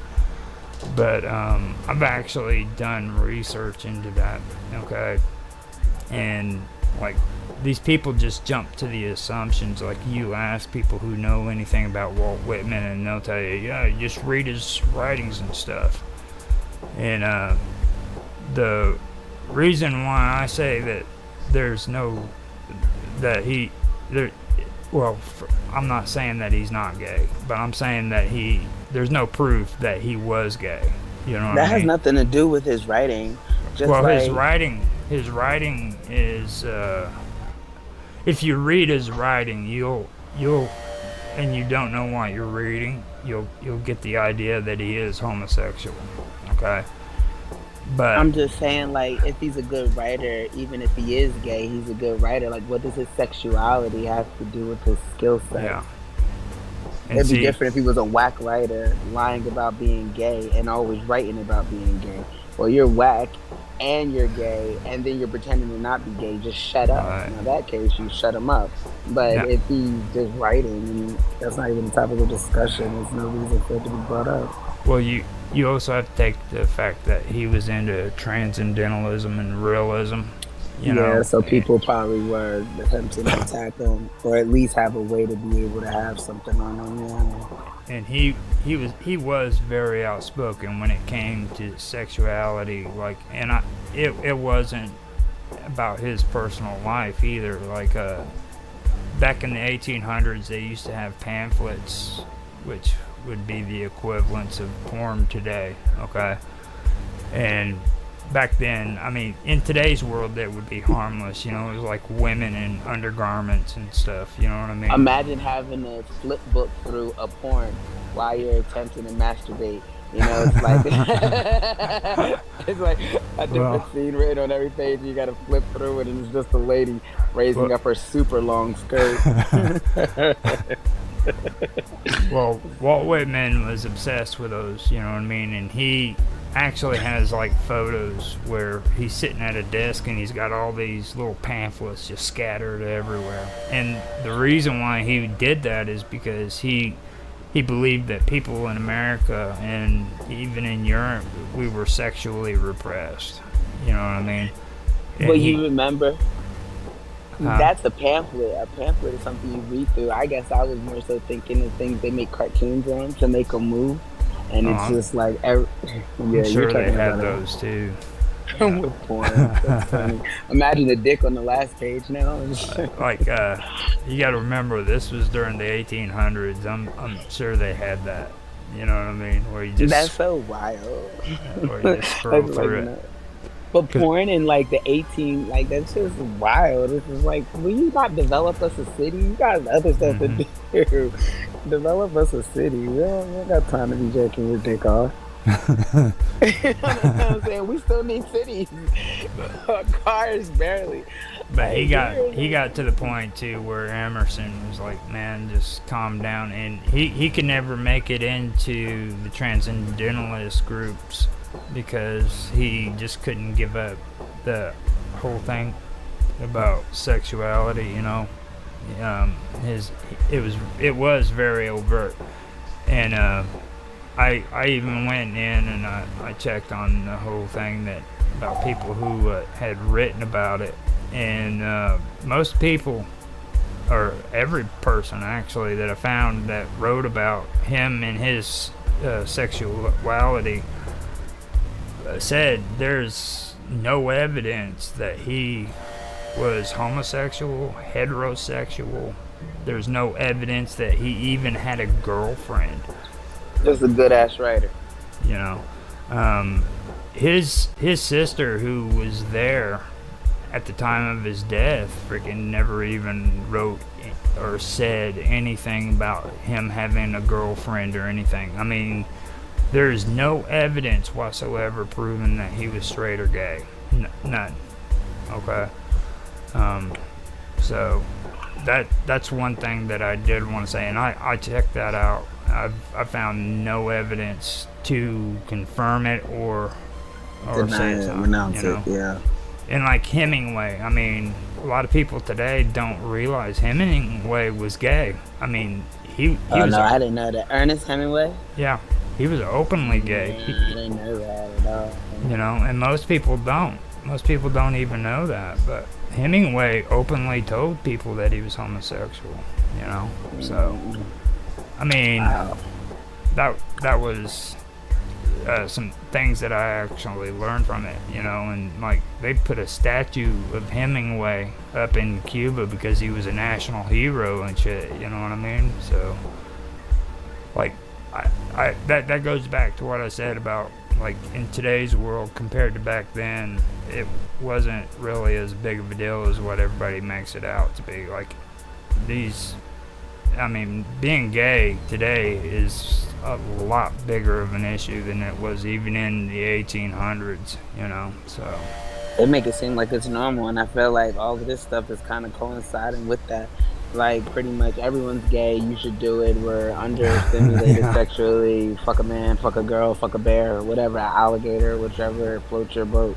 Oh man, they just found an alligator in Tampa with somebody inside of its mouth, and I could imagine it attempting to yeah, but I mean, like, if the alligator didn't find the body, and was just eating on it, if it actually killed the person, which was wild because they'd shoot a person if they saw the same exact thing for the person. They gently just redirected it and put it on a ship and relocated it. Not a ship, it looked like a ship, but it's one of those like tow truck beds, but it has the alligator on top of it, and they just take it nicely after he killed a man, or possibly killed a man. I guess they're going to take it in for question or something, but I just think it's wild because if that was a human, there's no way they would have calmly just relocated them, and you know what I mean? It just, but yeah, if he didn't though, like I said, that's crazy. If he did kill him, he might not, but I could imagine him attempting to molest the alligator, like I was telling you about they be doing out here. And that's why the alligator whooped his ass. Like, I don't get down like that. That's probably why they relocated. Like, we understand. Okay, we better get back to Long Island, man. Florida got too much going on. We're talking about Walt Whitman. We ain't talking about molesting alligators. No.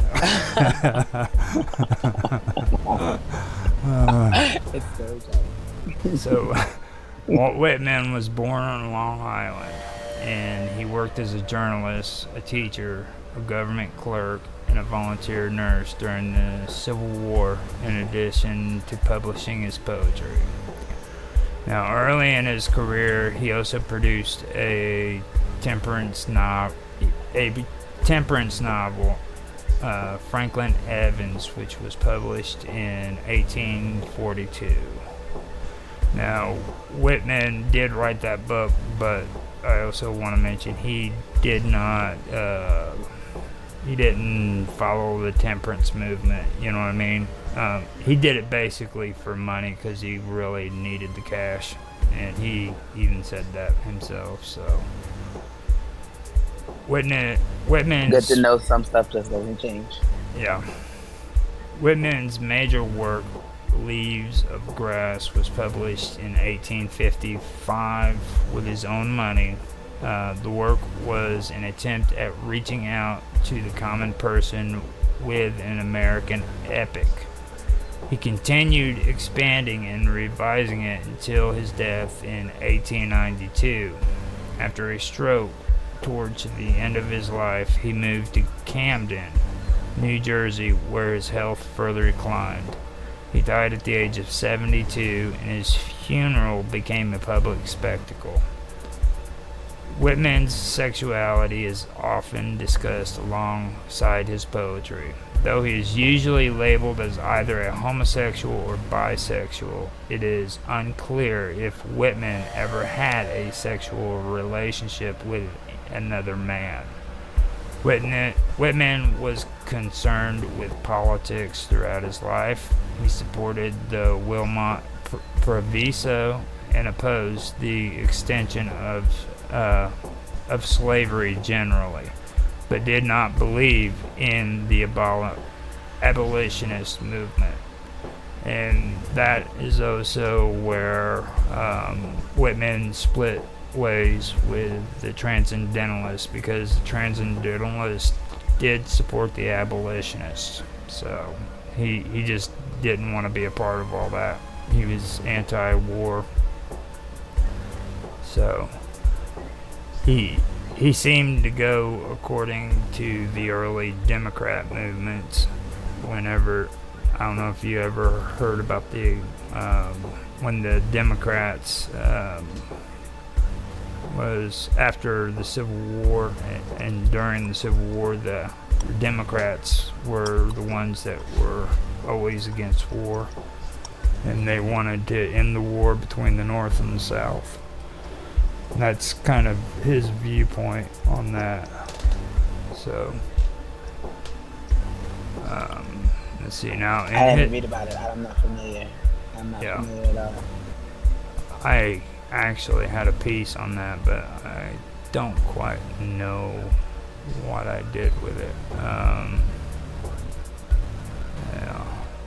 Yeah, I can see if it's in my slip. Yeah, it's not here. Now, in his early life, Walt Whitman was born on May the 31st in 1819, like I said.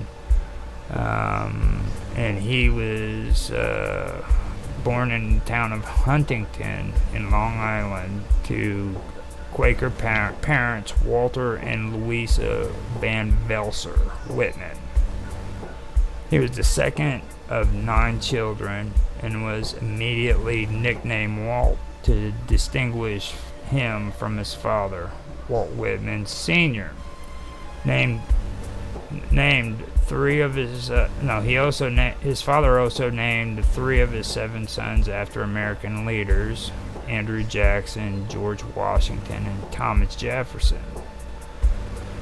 The oldest was named Jesse, and another boy died unnamed at the age of 6 months. The couple's 6th son, the youngest, was named Edward. At age 4, Whitman moved with his family from West Hills to Brooklyn, living in a series of homes in part due to bad investments. Now, Whitman looked back on his childhood as generally restless and unhappy due to his family's difficult economic status. And all these writers back then, they always talked that dumb shit, like how poor they were and all that. So, like, And it made their life. I mean, what do you mean back then? That's no, how no, these I people are. mean, like they were kings of that. That's what I know they do it now. Don't get me wrong. You know? Everyone complains about their economic status. I have to be miserable because I don't have money. Especially writers. Writers are poor. Writers and writers. Writers are, I mean, they still do it, but like these were the kings and queens of, oh, woe is me. You know what I mean? And that's why the writing was so depressing. Like Emerson, he was really bad about that. Like when he talks about his childhood, he always talks about the traumatic things that happened in his life, you know. And William James, oh my God, dude, that man, all he wanted to talk about for like I'd say in his what was it oh God, I forgot the name of the book now. I keep having these moments, but you got too much on your mind. At least yeah. I've learned that's usually what happens with me. Yeah, William James did that too. He was always wanting to talk about how freaking he had such emotional traumas and stuff like that, and that especially when they get into the freaking psychology stuff and the philosophy, they start talking about how they learn this stuff so that they could actually help themselves. You know what I mean? And they push that real big. So you'll see that in a lot of these older books where they do that. And it's just they're just making a plug basically. Like, you know, at the end of the videos when I do my interviews, I ask somebody to give themselves a plug. That's basically what they're doing. Yeah, like that point of reference, like shout me out. That's their back in the day Twitter, Instagram, and Facebook type. Yeah, Charles Dickens even did it. I mean, he's another good writer. Charles Dickens was talking about how he was just bedridden all the way through his childhood, you know, and they all did that. I think I didn't even know Tesla was sick. The scientists were different. I guess because they're more solutionary than they are complainants. Well, not to the extent, but still, because like we didn't find out Tesla was sick until we did that work. Except until at the end, you know what I mean? We didn't find out he got sick prior to his death or to the disease, which wasn't even the reason. Supposedly, they said it was pneumonia, but he got hit by a car. No one knows. Anyway, what I was saying is, it's just funny because, like you were just saying, they'll write about this constantly, which means we're reading about it constantly. I can imagine if you read about somebody being sick all the time, you developing and kind of like incorporating and inhibiting those type of emotions, type of outcomes. So I mean, once sick, if they were sick, now you're sick. Yeah, I wonder if they did that purposely. Because back then, I could imagine that they were more enlightened. Oh, I guarantee they did. If they didn't do it on purpose, it was suggested that they do it. So if they were not going to do it initially, the publicists or the people that were getting them the money so that they could stop crying about being broke, they probably did it because they made us read these stuff. In school, we were, you know what I mean? That was in high school. I don't know what they do in school now. It seems like not much twerk, but and TikTok. I mean, not about TikTok, but I used to have to read these people. That's how I know about them. Hemingway, Emerson, like, and I was in AP everything, except for math. Math, I wasn't in AP at all. No, but everything else I did AP everything, and that's why, like, I know what you be talking about sometimes. And I could imagine if they're purposely depressed and writing about it, them implementing it, like integrating it into the system in order for us to incorporate those type of emotions and those type of feelings, especially if you're already in a impoverished situation, that could program you to feel like them and then think automatically something different. Even now too, though, like whenever they want you to make a summary or they want you to write something about who you are for a book, they want you to tell a little bit of a background story, you know what I mean? So I can see that being a part of it too, like whenever you sit down and they say, I'm going to publish. Well, he published his own books too. I was in it, so that might be something there to look at too. But I'm sure he went according to those general rules, you know, so. But that's something they always tell you, like whenever you want to write something about the writer, the part where they have the picture of the writer and the summary of the story and all that. They generally have you write stuff, so I could almost bet they said, well, tell about the bad stuff too, so people get to know you. Right. Right. So now, one happy moment that he later recalls was when he was lifted up in the air and kissed on the cheek by Marquis de Lafayette during the celebration in Brooklyn on July the 4th, 1825.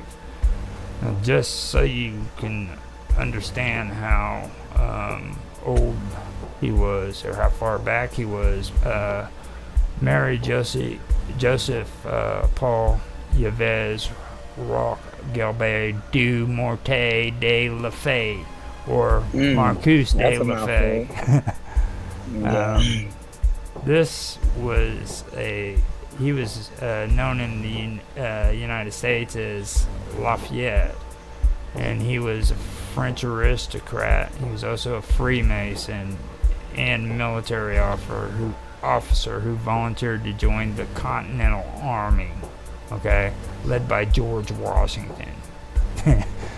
Alright, so this is kind of giving you an idea of what kind of era all this was going on, you know what I mean? Like he was actually, as a kid, around people who fought during the Revolutionary War, and then after that was able to freaking write stuff until the late 1800s. So he was kind of like the in-between, you know what I mean? Mm-hmm. He was born during a time period where it was just the end of the American Revolution, and then he lived through the Civil War too. So, and a lot of people don't register. It doesn't register in their head like how close the timing was between those two wars. Like there were actually people who were involved in the Revolutionary War. They were really old, don't get me wrong, but they were still alive during the Civil War. Isn't that crazy? Yeah, I had no clue. But I mean, like most of the stuff that you teach in regards to this type of stuff, I learned too. Mm-hmm. Now, Lafayette was ultimately permitted to command the Continental Army troops in a decisive siege of Yorktown in 1781. The Revolutionary War's final major battle that secured American independence. Now, after returning to France, Lafayette became a key figure in the French Revolution of 1789 and the July Revolution in 1830, and continues to be celebrated as a hero in both France and the United States. And I learned something from him too, though, but that's for history, but I guess I could mention it. He actually went back and supported the French Revolution, and then decided that he was going to come back to the United States and try to recruit people who were Americans into joining the French Revolution. How much was he paying? I'm just saying, like, where did he get this concept from? Who told him this is a good idea? Well, needless to say, our congressmen and our Senate members and the president didn't think that was a really nice thing for him to do. I can only imagine. And they took the money instead, and they recruited him. Not just. That was one of the major reasons why we stayed out of the whole situation with the French Revolution. And besides, it was like a bloodbath. I mean, when they took down the French imperialists, they cut off their heads. If you worked for anything that was related to their government, you were put to death. They cut off with their heads. Haha, we just read Alice in Wonderland today for our story time. That's so funny. I mean, we set off with their heads. We literally just read that book today. Now, the kids' version, obviously. Nah. Now, at the age of 11, Whitman concluded formal schooling. He then sought employment due to his family's financial situation. Originally as an office boy for 2 lawyers and later as an apprentice and printer's devil for the weekly Long Island newspaper, The Patriot, edited by Samuel E. Clemens. Now, this is where he finally was able to work under Samuel Clemens, who's Mark Twain. And Mark Twain was edited for the Long Island newspaper that Walt Whitman worked at. Here, Whitman learned about the printing press and typesetting. He may have written sentimental bits of filler material for occasional issues. Clemens aroused controversy when he and 2 friends attempted to dig up the corpse of Elias Hicks to create a plaster mold of his head. Clemens left the Patriot shortly after, possibly as a result of the controversy. And Elias Hicks was a traveling Quaker minister from Long Island, New York. In his ministry, he promoted unorthodox doctrine that led to controversy, which caused the second major schism within the Religious Society of Friends, the first caused by George Keith in 1691. Elias Hicks was the oldest cousin of the painter Edward Hicks. Now, he was also an anti-slavery activist, and in his early life, they say that he was born in Homestead, New York in 1748, the son of John Hicks and Martha Hicks, who were farmers. He was a carpenter by trade. In his early 20s, he became a Quaker like his father. On July the 2nd, 1771, Hicks married a fellow Quaker, Jemima Seaman, at the Westboro Meeting House, and they had 11 children, only 5 of whom reached adulthood. Hicks eventually became a farmer, settling on his wife's parents' farm in Jericho, New York, in what is now known as the Elias Hicks House. There he and his wife provided, as did other Jericho Quakers, free board and lodging to any travelers on the Jericho Turnpike, rather than have them seek accommodations in taverns for the night. Now, when I started checking into this stuff, it kind of goes back to something that I ran into with Walt Whitman too, like, how we see not Jersey, but what is it, Manhattan, with the buildings, and it's just a huge freaking island with all these buildings on it. Right, yeah. Back then, they didn't even have none of that. They had like stagecoaches, and there was like 2 freaking villages, one on one side of the island and one on the other, and a stagecoach would go in between both of them, and halfway there they would stop and pick up riders and then follow through to the next village on the other side. I thought that was kind of cool. So that's how far back Walt Whitman goes, you know what I mean? So I wanted to mention that, and I also was going to discuss something that I'm not going to read about, but it was when it comes to him and war, the reason why he was really anti-war was because of an incident that happened with his brother. One of his brothers was reported dead during the Civil War. So he took up shop basically and traveled south to try to find out information, see if his brother was still alive or if he was dead, and at least, you know, claim his brother's belongings in his body. And when he headed that way, he ended up losing his freaking wallet with all of his money, and he had to walk. And as he was walking through there, he was trying to find information out about his brother and maybe talk to higher ups to see what had happened. And during that whole time, he started seeing all the people who were injured in the conflict, you know. And he finally did find his brother, who was okay. He had like a injury to his head, I believe it was.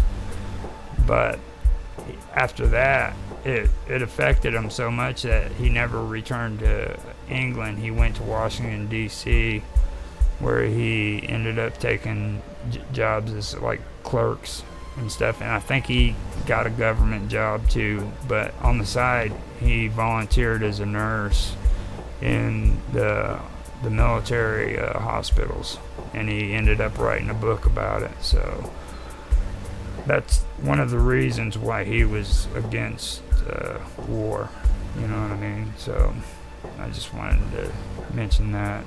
And what do you think? What's your favorite work by? Huh? I was gonna ask you, what's your favorite Walt Whitman work? You gonna read something? You gonna? Well, I could, but I think you should. It kind of goes with the context. I mean, Yeah. I don't really know much to think. I'm just learning. I'm just observing. I don't really have an opinion on someone else's life. To me, you're just telling me about this person. So it's not really much to like that. I mean, that's his life. He's not really nothing to comment. He's not standing on anything, you know. But I'd love to hear, you know what I mean, your favorite, though, if you have a favorite. If not, you don't have a favorite, then I guess not. But I feel like that would go. I've got it. I can do it. Actually, I had it on there, but I didn't want to bore people with poetry and stuff. You know what I'm saying? I don't want you falling in love with me. Oh, it might be a little too late for that. Oh, Dr. Thunder. I was going to say, now you're, hold on. You're Doctor, you're Chocolate. You don't know who you want to be. Oh, Chocolate Thunder. No, I'm Dr. Mr. Rogers now. I'm Mr. Rogers now. Mr. Roger. And then what was the other one? Lightning. You said your brother used to be him, though. Yeah, and so you couldn't be. He was, no, he was Thunder. He was freaking, something Thunder. It was his gaming name, I remember. Yeah, you told us yesterday, I think it was, and that's or Saturday. No, but we had to go. Oh, he did. Let me find his. I've got to find it. Oh man, I had it too. I ended up closing it up. Okay. Yeah, here it is. No, actually, that's not it. Maybe I put it down at the bottom. Oh, okay. There was actually a few of them that I like. But here's one. It's called Song of Myself. Now, this is one of the book or the poems that he wrote that got a lot of controversy. So here you go. It goes, I celebrate myself and sing myself, and what I assume you shall assume, for every atom belonging to me as good belongs to you. I loaf and I invite my soul. I learn and loaf at my ease, observing the spear of summer grass. My tongue, every atom of my blood, formed from this soil, this air. Born here of parents, born here from parents the same, and their parents the same. I know 37 years old in perfect health began. hoping to cease not till death. Creeds in schools of abeyance, retiring back a while sufficed as what they are, but never forgotten. I harbor for good or bad, I permit to speak at every hazard. Nature without check with original energy. Houses and rooms are full of perfumes. The shelves are crowded with perfumes. I breathe the fragrance myself, and I know, and I like it. No, and I know it, and I like it. The distillation would intoxicate me also, but I shall not let it. The atmosphere is not perfume. It has no taste of the distillation. It is odorless. It is for my mouth forever. I am in love with it. I will go to the bank by the wood and become disguised and naked. I am mad for it to be in contact with me. The smoke of my own breath, echoes, ripples, buzzed whispers, love root, silk thread, crotch and vine. My respiration and inspiration, the beating of my heart, the passing of blood and air through my lungs, the sniff of green leaves and dry leaves, and of the shore and dark-covered sea rocks, and of hay in the barn. The sound of the belched words of my voice lucid to the eddies of the wind. A few light kisses, a few embraces reaching around arms, the play of light in the shade of the trees as the supple boughs wag. The delight alone or in the rush of the street or along the fields and hillsides. The feeling of health.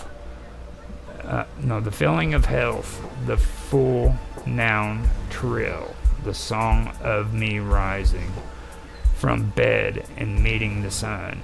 Have you reckoned 1,000 acres much? Have you reckoned the earth much? Have you practiced so long to learn to read? Have you felt so proud to get at the meaning of poems? Stop this day and night with me, and you shall possess the origin of all poems. You shall possess the good of the earth and sun. There are millions of suns left. You shall no longer take things at second or third hand, nor look through the eyes of the dead, nor feed on the specters in books. You shall not look through my eyes either, nor take things from me. You shall listen to all sides and filter them from yourselves, or yourself. I have heard what the talkers were talking, the talk of the beginning and the end. But I do not talk of the beginning nor the end. There was never any more inception than there is now, nor any more youth or age than there is now. There will never be any more perfection than there is now, nor any more heaven or hell than there is now. Urge and urge and urge, always the procreant urge of the world. Out of the dimness, opposites equals advance, always substance and increase, always sex. And there he goes, he's talking sex. Always a knit of identity, always distinction, always a breed of life. To elaborate is no avail, learned and unlearned feel that it is so.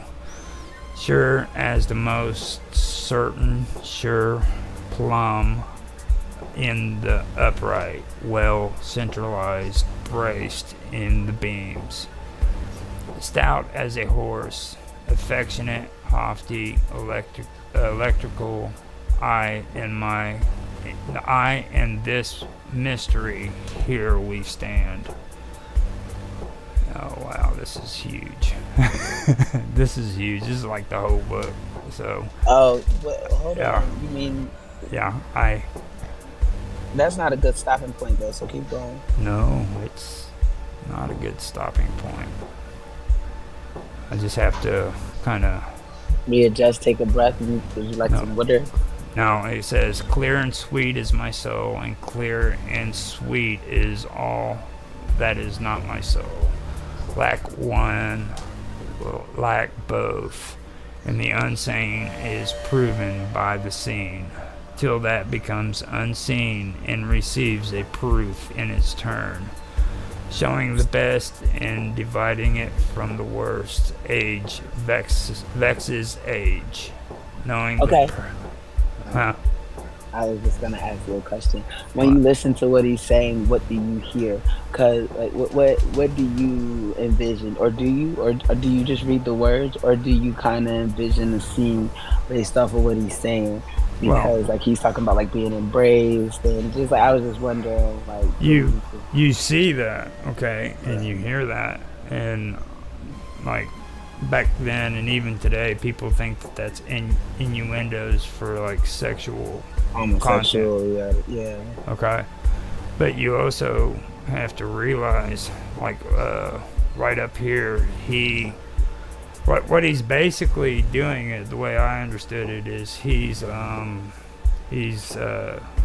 influencing you with both the masculine and the feminine. You know what I'm saying? So he's in this poem, he's telling you masculines in his writing as well as the feminine side. So it's kind of combining into two. You know what I mean? Like, you know what the masculine meaning to a word is compared to the feminine, right? Yeah, like in Spanish, it's like an O to an A, or you know what I mean? No. Usually, right? Or you mean something different? He did that, and then like up before he was, he said, you shall not look through my eyes either, nor take things from me. You shall listen to all sides and filter them for yourselves. Now, right there, he's telling you, you don't have to listen to me. You don't have to listen to me. You don't have to listen to anybody else. Figure it out on your own. I'm just telling you what I got going on. The same thing as me. I wonder if I'm a gay writer on the left. And he says, you shall no longer take things at second or third hand, nor look through the eyes of the dead, nor feed on the specters in books. You shall possess the good of the earth and sun. There are millions of suns left. Now, that right there kind of reaches out to the kind of life that I've seen that they wrote about with him. You know what I mean? Like, he was a very personal person. He didn't really let people know his business. You know what I mean? Oh, yeah, I understand. So... that's what I'm saying. I mean, there's literally no evidence proving for or against the fact that he is or isn't homosexual. I mean... yeah, but his writing is really, like, you made me interested in what you were reading just because, I mean, the way he put those words together. Whether he's gay or not, what difference does it make? You know what I mean? Like, why? It'd be different if he was, like... I mean, he's not even talking about his sexuality in his writing. These people nowadays have flags outside their home. You gotta wear red, white, and well, he mentioned sex. He mentioned sex one time. But he doesn't say there's a dick penetrating my ass. It's different, you know what I mean? Like, I love the way he freaking cream pies me. He's not saying that. I mean, that's kind of what I'm getting at. He's not He's not.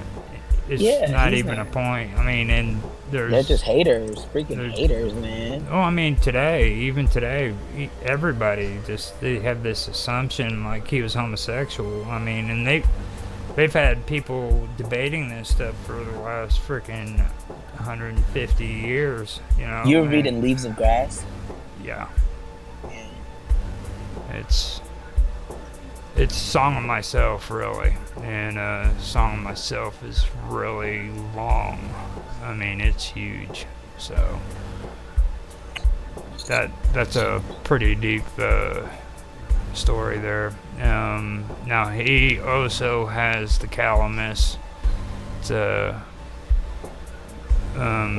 It's the one that a lot of people say, just point blank, says that it's like the rhetorical prehistory of the first gay American, and it's just a load of shit. You know what I mean? Like they're using the calamus as an example for him supposedly being gay, which, you know, if you take that as being gay, then frickin' you can come up with your own assumptions on it.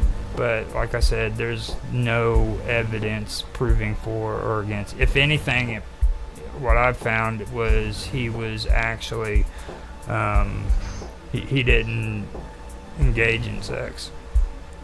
You know. Mm.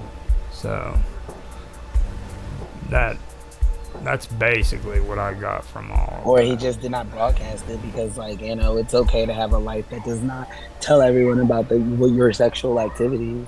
I know, Yeah. I know. That's like lame, but still, it's It is an interesting story. Walt Whitman is, I mean, he's more controversial than what Samuel Clemens was, and Samuel Clemens was pretty outspoken. He used to get run out of towns.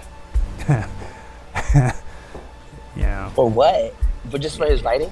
His writing. He would get in those he'd get behind those printing presses and just start spreading gossip, saying that frickin' this was happening and that was happening. And Was next it thing- gossip or was it true? I mean, It back was then, gossip. Was it telling the truth? I mean, it was just straight gossip. He was doing it to stir people up, and it would get to the point where frickin' he had to get out of town, or somebody's going to end up killing him. No. Did someone kill him? Is that how No. he died? No. The university No. but back to the people telling him. He actually, I believe that's probably the reason why he stopped using the name Samuel Clemens and started using Mark Twain. People still knew it was him. Yeah. Well, you know Huckleberry Especially the ones that Finn. wanted to kill him. You know Huckleberry Finn and all that, right? Yeah. Tom Sawyer. Tom Sawyer. Mhm. That's who I'm talking about. Yeah, I know. He's a wild man. If people know I know, then, you know, it kind of takes very much. I have to act like, oh, thank you. Yeah. Yeah. But anyhow, That's why you love me, though. Like, what would you do? Like, help me every hour. You need 1 hour of me a day at least. You get your fix and then you keep on looking.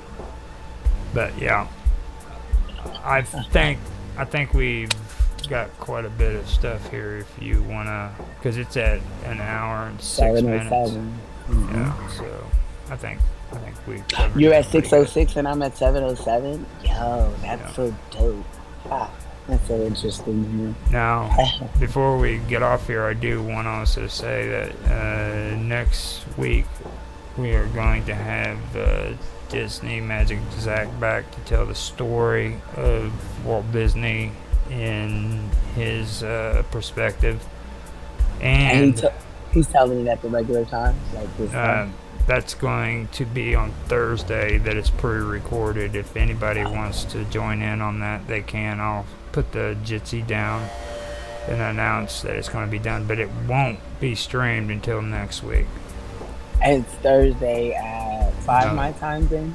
Or Yeah, or- for the recording, but the stream Okay. won't happen until tonight next week. But if I have questions, I gotta come on Thursday at Right. 5 my time, and then that's cool because you do Tech Talk at Well, no. Tech we Talk don't do is Tech Tech Talk at 6. is going to be afterwards. So like we are going to be doing the. I'll have the information specifically, but we'll be doing the interview right around like 2 or 3 your time, and then after that I'll go into Tech Talk. So we can get that taken care of. And after that, I also want to mention that you are getting interviewed by Zach on the Magic 21st, which is Saturday. Magic Disney Zach podcast, and that's going to be coming up. So he's going to be questioning you about stuff like with when you were working for Disney and the fact that you live real close to him, and kind of getting some good information from you on that, I guess. So Sounds good. We're both gonna have a busy week. It does sound like that, and I love your hustle. I like staying around you to get some of that energy, so I because like, all right. There's this guy. You're doing great. There's this guy I wanted us to get an interview with, yeah. But I'm looking for him before I have us to get the interview with him because I don't know. They say he disappeared, and like, but oh man, it's just wild. I told you yesterday a little bit, but I don't want people to take our ideas, so I'm gonna tell you right now. Don't worry about it. Nobody watches this stuff, man. You're right. You'd be surprised. But no, seriously, because there's this guy, he flipped out of this guy goes missing because I tell you, see, I'm not supposed to, I cannot tell you on the radio. Okay. We'll keep it top secret, and then we'll talk about it when we're not on record, before you record, when you're not streaming, because I want to tell you, because I think he'd be great for the interview. I think he was paranormal and like type. You were talking to me about him yesterday, right? Yeah, and I said he might be good for our Strangeness show, and he'd even be good for Wonderful World of Weirdness. Like, and I've been looking for him, but they say he disappeared, and it's wild because the circumstances surrounding his disappearance is just like, man. But I was looking for him because when I saw what happened, it kind of interested me in him.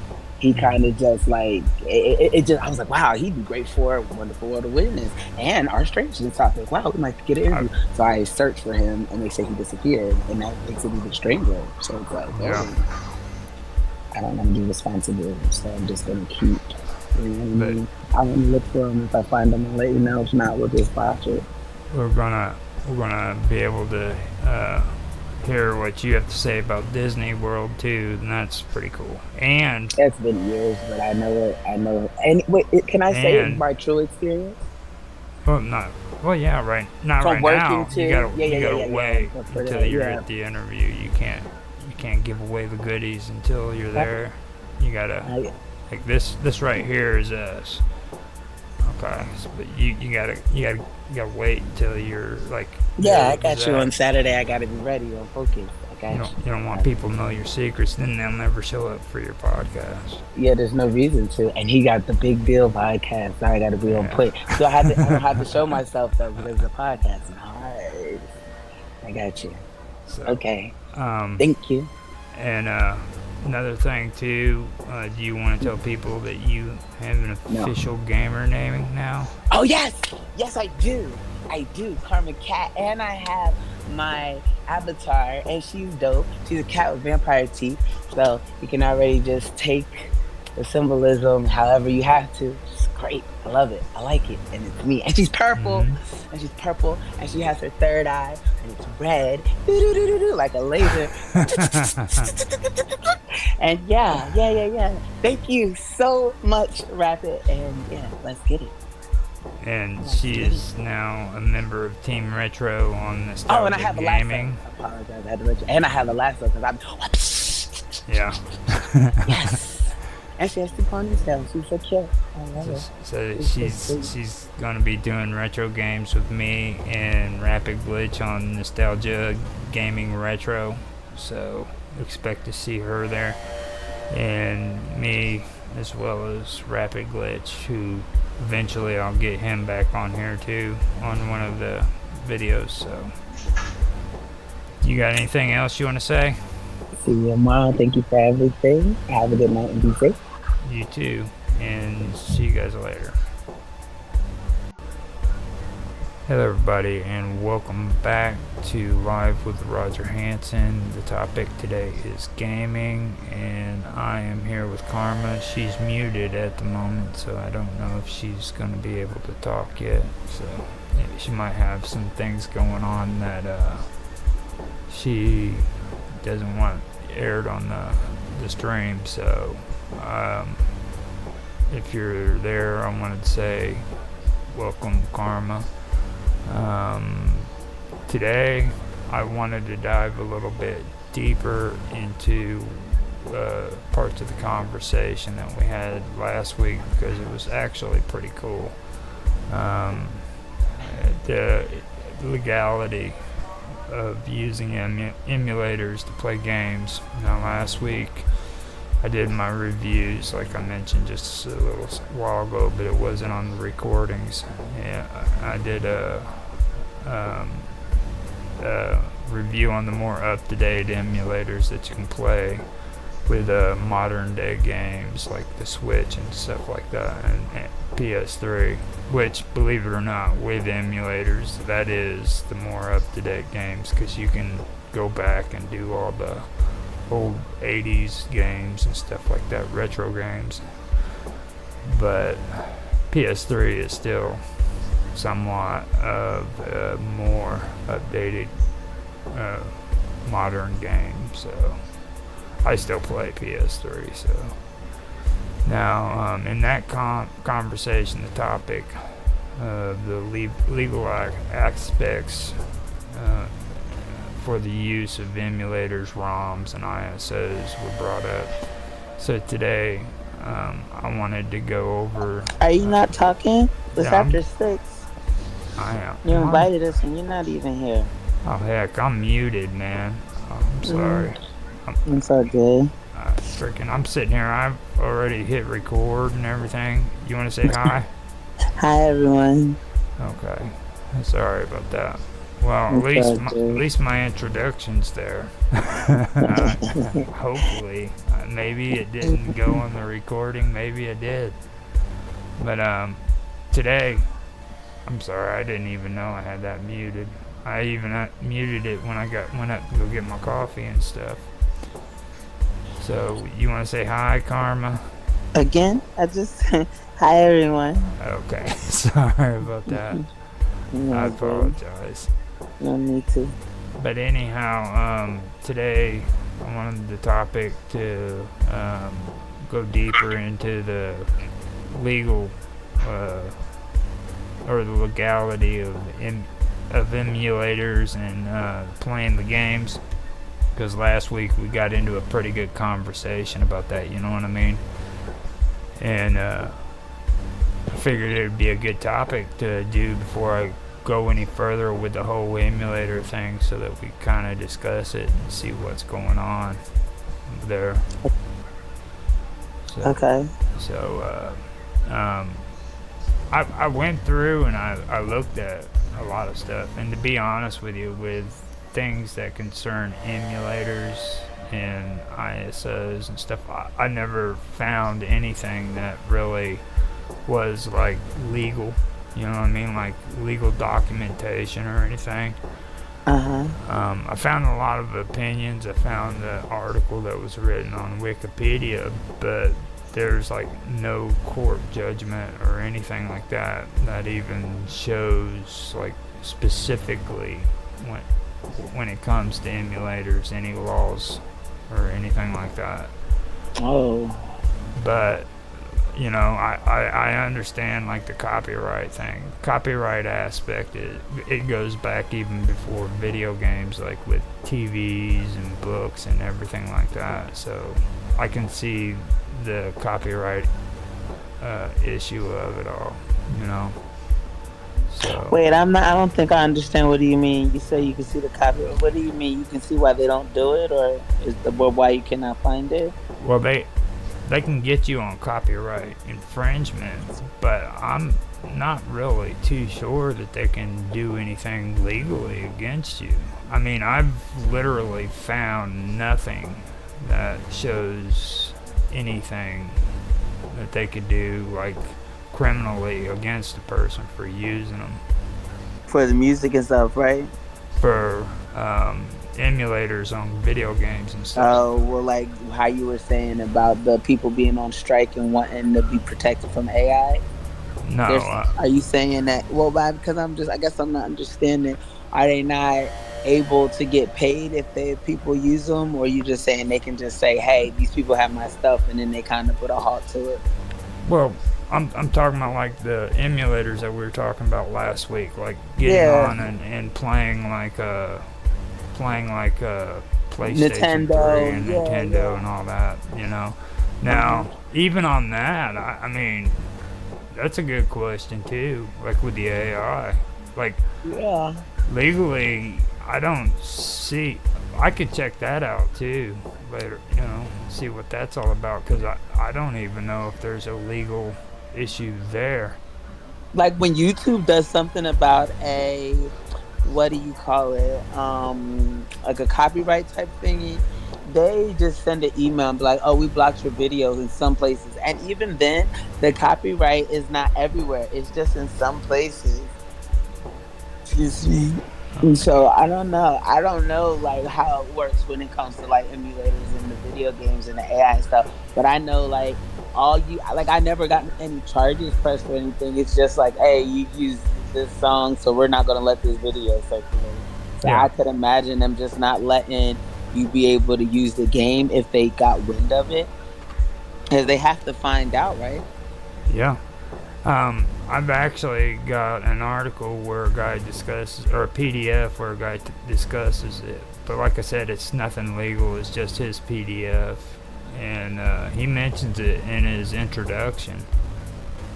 Now, Mark Edworthy, he said he's not going to be able to make it, but if we have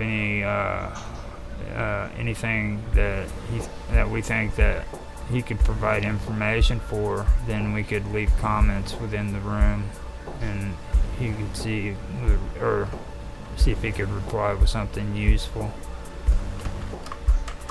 I'm gonna ask him do you know of any legal documentation that involves copyright or illegal use of emulators? Sound good? Yeah, I just see it right here on the screen.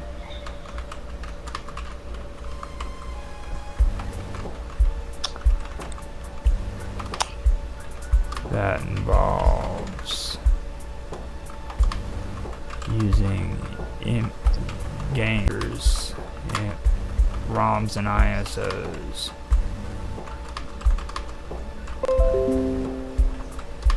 Yeah, that sounds good. I'm gonna throw that at him, see if he can come up with something. Because like I said, I looked around, I couldn't find anything. So we'll let him do the work, because he's a pro at that stuff. Mark will find that stuff. So here in the Wikipedia, the way they started out is a video game console emulator is a type of emulator that allows a computing device to emulate a video game console's hardware and play its game on the emulating platform. More often than not, emulators carry additional features that surpass limitations of the original hardware, such as broader controller capability, timescale control, easier access to memory modifications like Game Shark, and unlocking a gameplay feature. Now that by itself is needing a citation, and they don't have one, so that right there on Wikipedia tells you that's not really 100% factual, you know what I mean? Yeah. So emulators are also useful tools in developing or in development process of homebrew demos in the creation of new games for older, discontinued, or rare consoles. That has a citation needed mark on it too.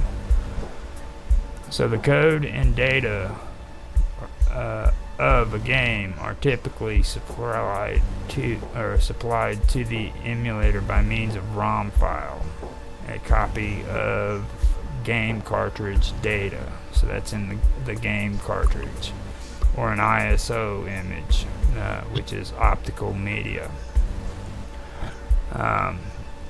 All emulation software itself are legal. Emulating games is only so when legitimately purchasing the game physically and ripping the contents. Freely downloading or uploading game ROMs across various internet sites is considered to be a form of piracy, and users may be sued for copyright infringement. So that's kind of what I got from there. And that was the first introduction part on there. I also checked out Quora, and they had a conversation on there about is emulation legal. So I can go into that if you want, but from what I read there, what's your take on that? Is emulation legal? Do I feel like it's legal? I don't even know enough about it. The first time I heard about it is yesterday, last week. What I just read there. I mean, what did you take from it? I honestly am so confused. You're confused? Yeah. Okay, so I want you to explain to me what the issue is, because I don't really get like what the problem is that's being developed, or if what people are attempting to say is the issue. Like, I don't like, and an emulator to me, like, those games do not exist anymore. Like, you cannot go get a PlayStation or a Nintendo. So I guess I don't understand like what's the beef. It'd be like someone building a Nintendo in their garage from old parts. They sell old parts of cars on eBay, and you can put your own car together. I don't understand why it would be a big deal to kind of use this software, or I guess it's software. Like, yeah. I really do not get it. Like, I don't understand like the issue. I don't know, maybe I'm just missing something, but how can you tell me that I'm not allowed to recreate something that no longer exists? I guess is what that's why I'm saying I'm confused. It doesn't really make much sense to me. And see, I think that's what a lot of people who use emulators still, I mean, they feel the very same way. I mean, me personally, I feel the same way. If they're discontinued and they're no longer supporting the game, then what is their beef? You know what I mean? They're not even making money off of it. Right. It's not like you're taking money out of their pocket. It's literally them saying, well, we had that idea first, even though you're not doing anything with it. Like, it still belongs to, like, it doesn't make any sense. Like, I don't get it. Like, I really do not get it. I'm very confused. I don't understand. It's pretty crazy, you know. And like Mark responded, and he says nothing that is fairly generalized, basically. So, I mean, to me, it's really a stumped situation too. You know what I mean? Because, like, I mean, even if Mark says it's generally or generalized, you know what I mean?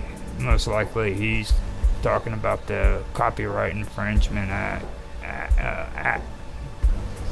aspect of it, you know what I mean? But I'm not really about that either, because is he saying that it's generalized in regards to copyright when it comes to music, copyright when it comes to emulators, copyright in general, or is he saying that copyright just in general, like for this particular space when it comes to everything else, like with the emulators and stuff. Is that what he's saying is generalized? It doesn't really matter if it's PlayStation or a 64 or Dreamcast or whatever like that. Like it's pretty much universal for all aspects. And he says, Oh, I wow. suppose that you can have a look at more wider aspects of copyright legislation. U.S. Code Title 17.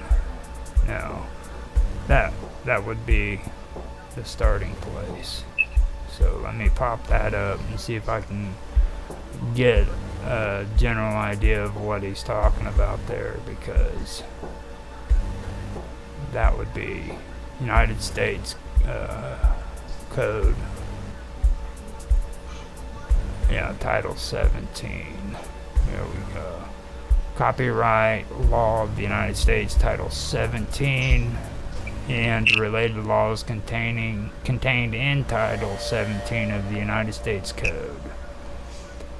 And it says, now I'm just gonna do the preface because they got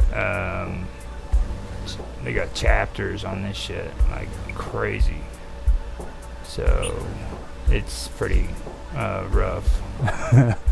Okay, the publication contained in Title 17 of the United States Code include all amendments enacted by Congress through December 23rd, 2002.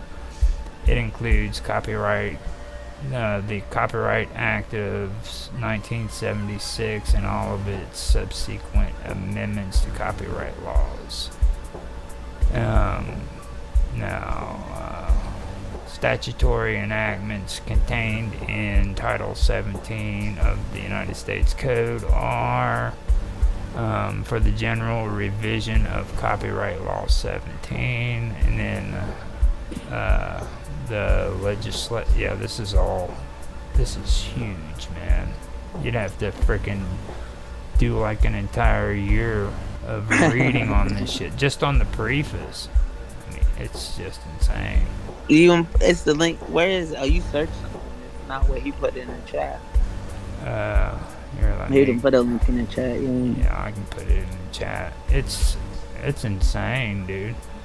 Like, I didn't know this shit was a fucking. the hell are you listening to? I wasn't even supposed to click on it. That's why when it came on, I started laughing too. I didn't no idea what to expect. What are you guys looking at, the PDF version, or you have this is the No, I did that. I just downloaded it. I did that for the PDF, and I'll put it on the main. So which one are we looking for? Oh, there's only 9 pages. You made it seem like it was 1,000 pages. Look at the preface. Yeah, I mean, but the preface is 9 pages. Lord Jesus. That's the preface.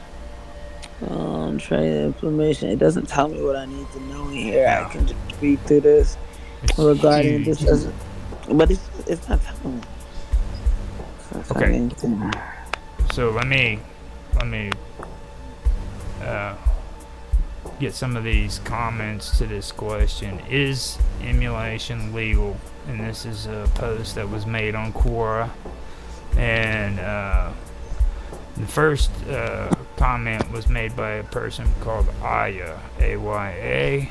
And he says, emulation itself is legal, as you're only simulating an older machine. As for downloading the ROMs, it depends on your morals and your opinions, honestly. The way I see it, if you're downloading something like SNES or GameCube game, or a GameCube game, it should be fine because of 3 major reasons. 1, the console is discontinued. 2, the game is discontinued with all its other ports and other consoles, not remakes. 3, whether I download the game or not, the company isn't losing or making any money because of me. Now, with these reasons, I personally think that we have the right to emulate any platform that its games, provided the games haven't been ported or haven't been ported to the next gen console, up to the X1, PS4, 3DS, PS Vita, and Nintendo Switch, not It including. sounds like the same thing we said. Yeah. And if it's a port, e.g. Breath of the Wild for Wii U, then it's up to what you think. I personally wouldn't do it, but then again, the console has been officially discontinued. Emulation has always been a gray spot legally. It's up to you whether you think it's okay or it's wrong. And that was the first one. Now, Todd Allen, he says emulating hardware is generally legal. You're just making a program that acts the same as the physical device. And so software that runs on the device would get the behavior it expects from the emulated version. The software, however, is generally copyright protected. Generally speaking, if you actually own that software, for example, a graphing calculator, and just use an emulator to use the device on your computer rather than having to drag along the physical device, that's probably legal, or at very least no one will likely care anyway. Downloading ROM images off the internet, however, would be considered copyright infringement unless the software's copyright holder allows that. So, I like how he kind of uses It down. Yeah, he uses that analogy too about a graphing calculator. You know what I mean? Yeah. Like, instead of actually carrying the device around with you, you can use an emulator to use the device on your computer. So that's a real good comparison to me. Now, Jamie A. She says, I spend a lot of time talking to people about their spending habits. Here are the biggest mistakes people are making in my eyes. Getting overcharged when shopping online. You might be surprised how often you're overpaying on Amazon and elsewhere. Big stores like Amazon know that no one has time to price shop through dozens of sites, so there's often no incentive for them to offer bargain prices. And that right there is kind of strange. Why the hell did she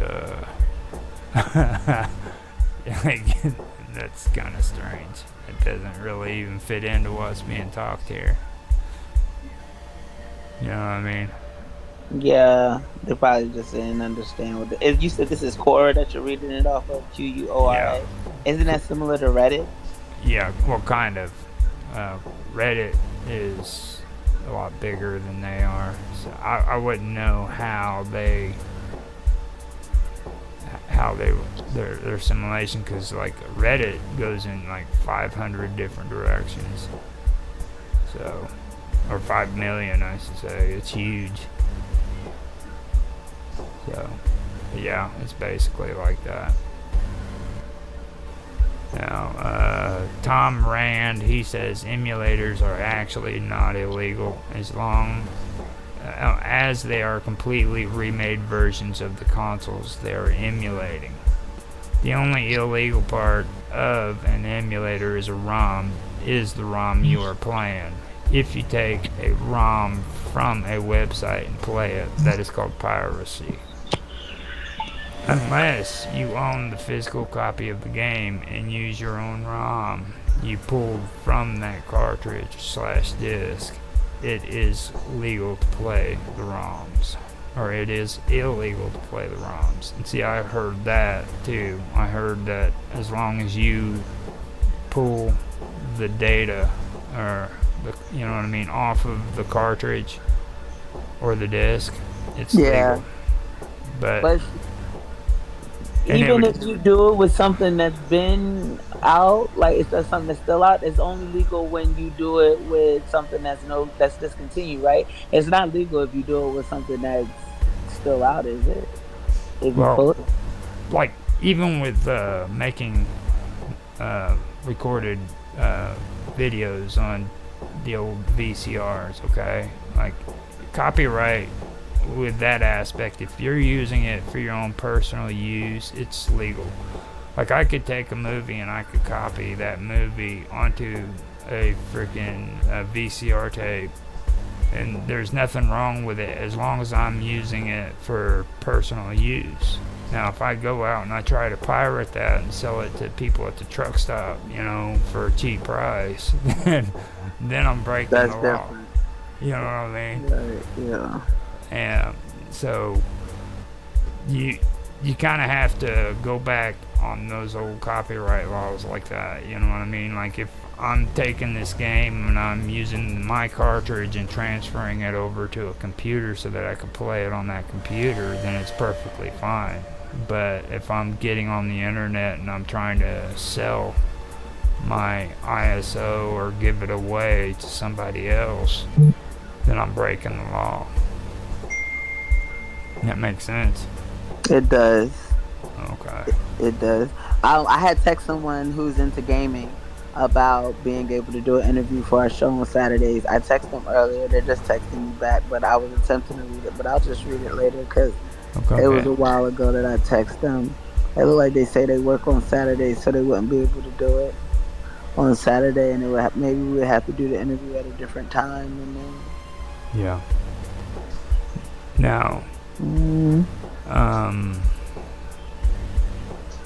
this guy, Todd Gardner, he says something too that's pretty good. He says the status of using an emulator is very device specific. It is an extremely complex area, and the only simple answer is that it is legal for some device emulators and not legal for others. You have to be more specific about what you are emulating and with what technology. As for whether this is piracy, you have taken a left turn. Downloading the software that you are going to run in the emulator, whether this is legal emulator or not, is almost certainly illegal copyright infringement. Software copyrights last for 95 years in most cases, much longer than the amount of time computer technology has been around. So, see, I thought that was like 50 years. I didn't know it was 95.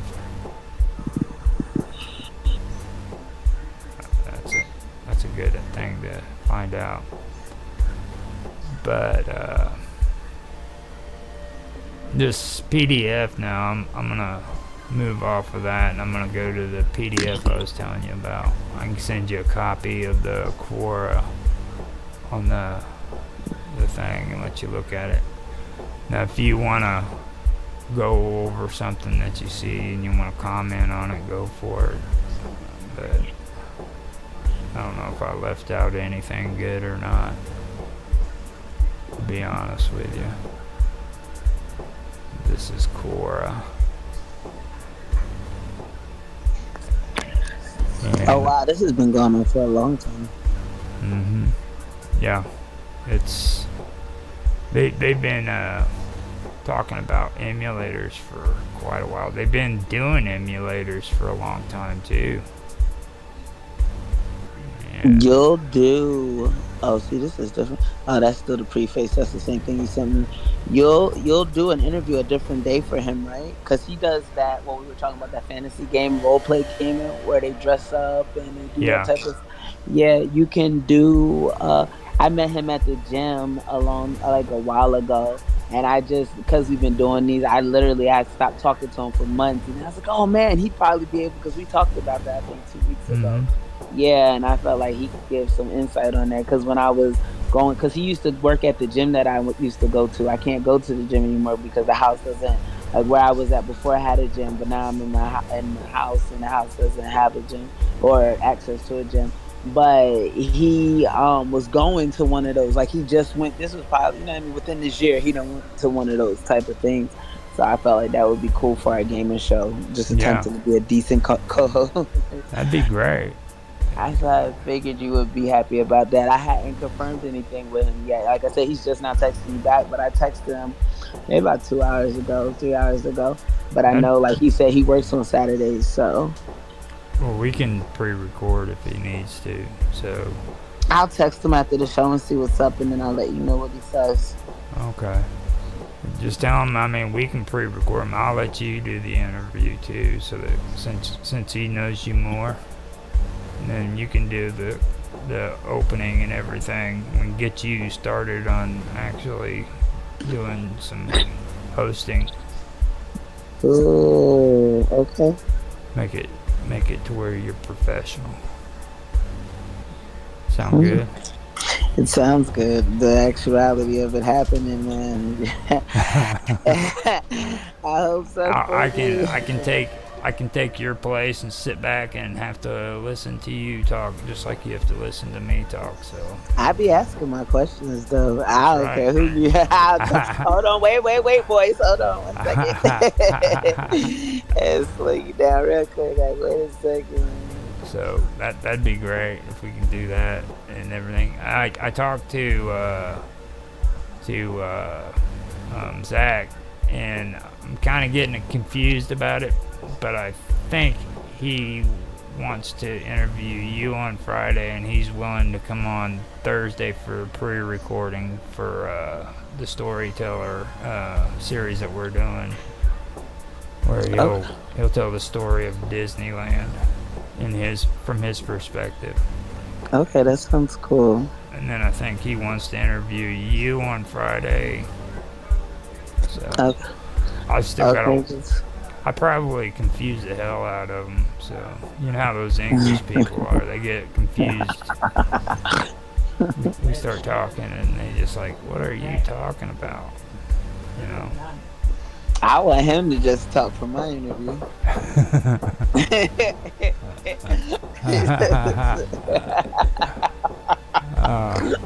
I'm telling myself let me You just better go not ahead say- and read this introduction. Yeah, for the they do PDF. not tell him I said that. Okay. So here is a PDF, and it's called Emulators and ROMs, or let me make sure that's what it's called.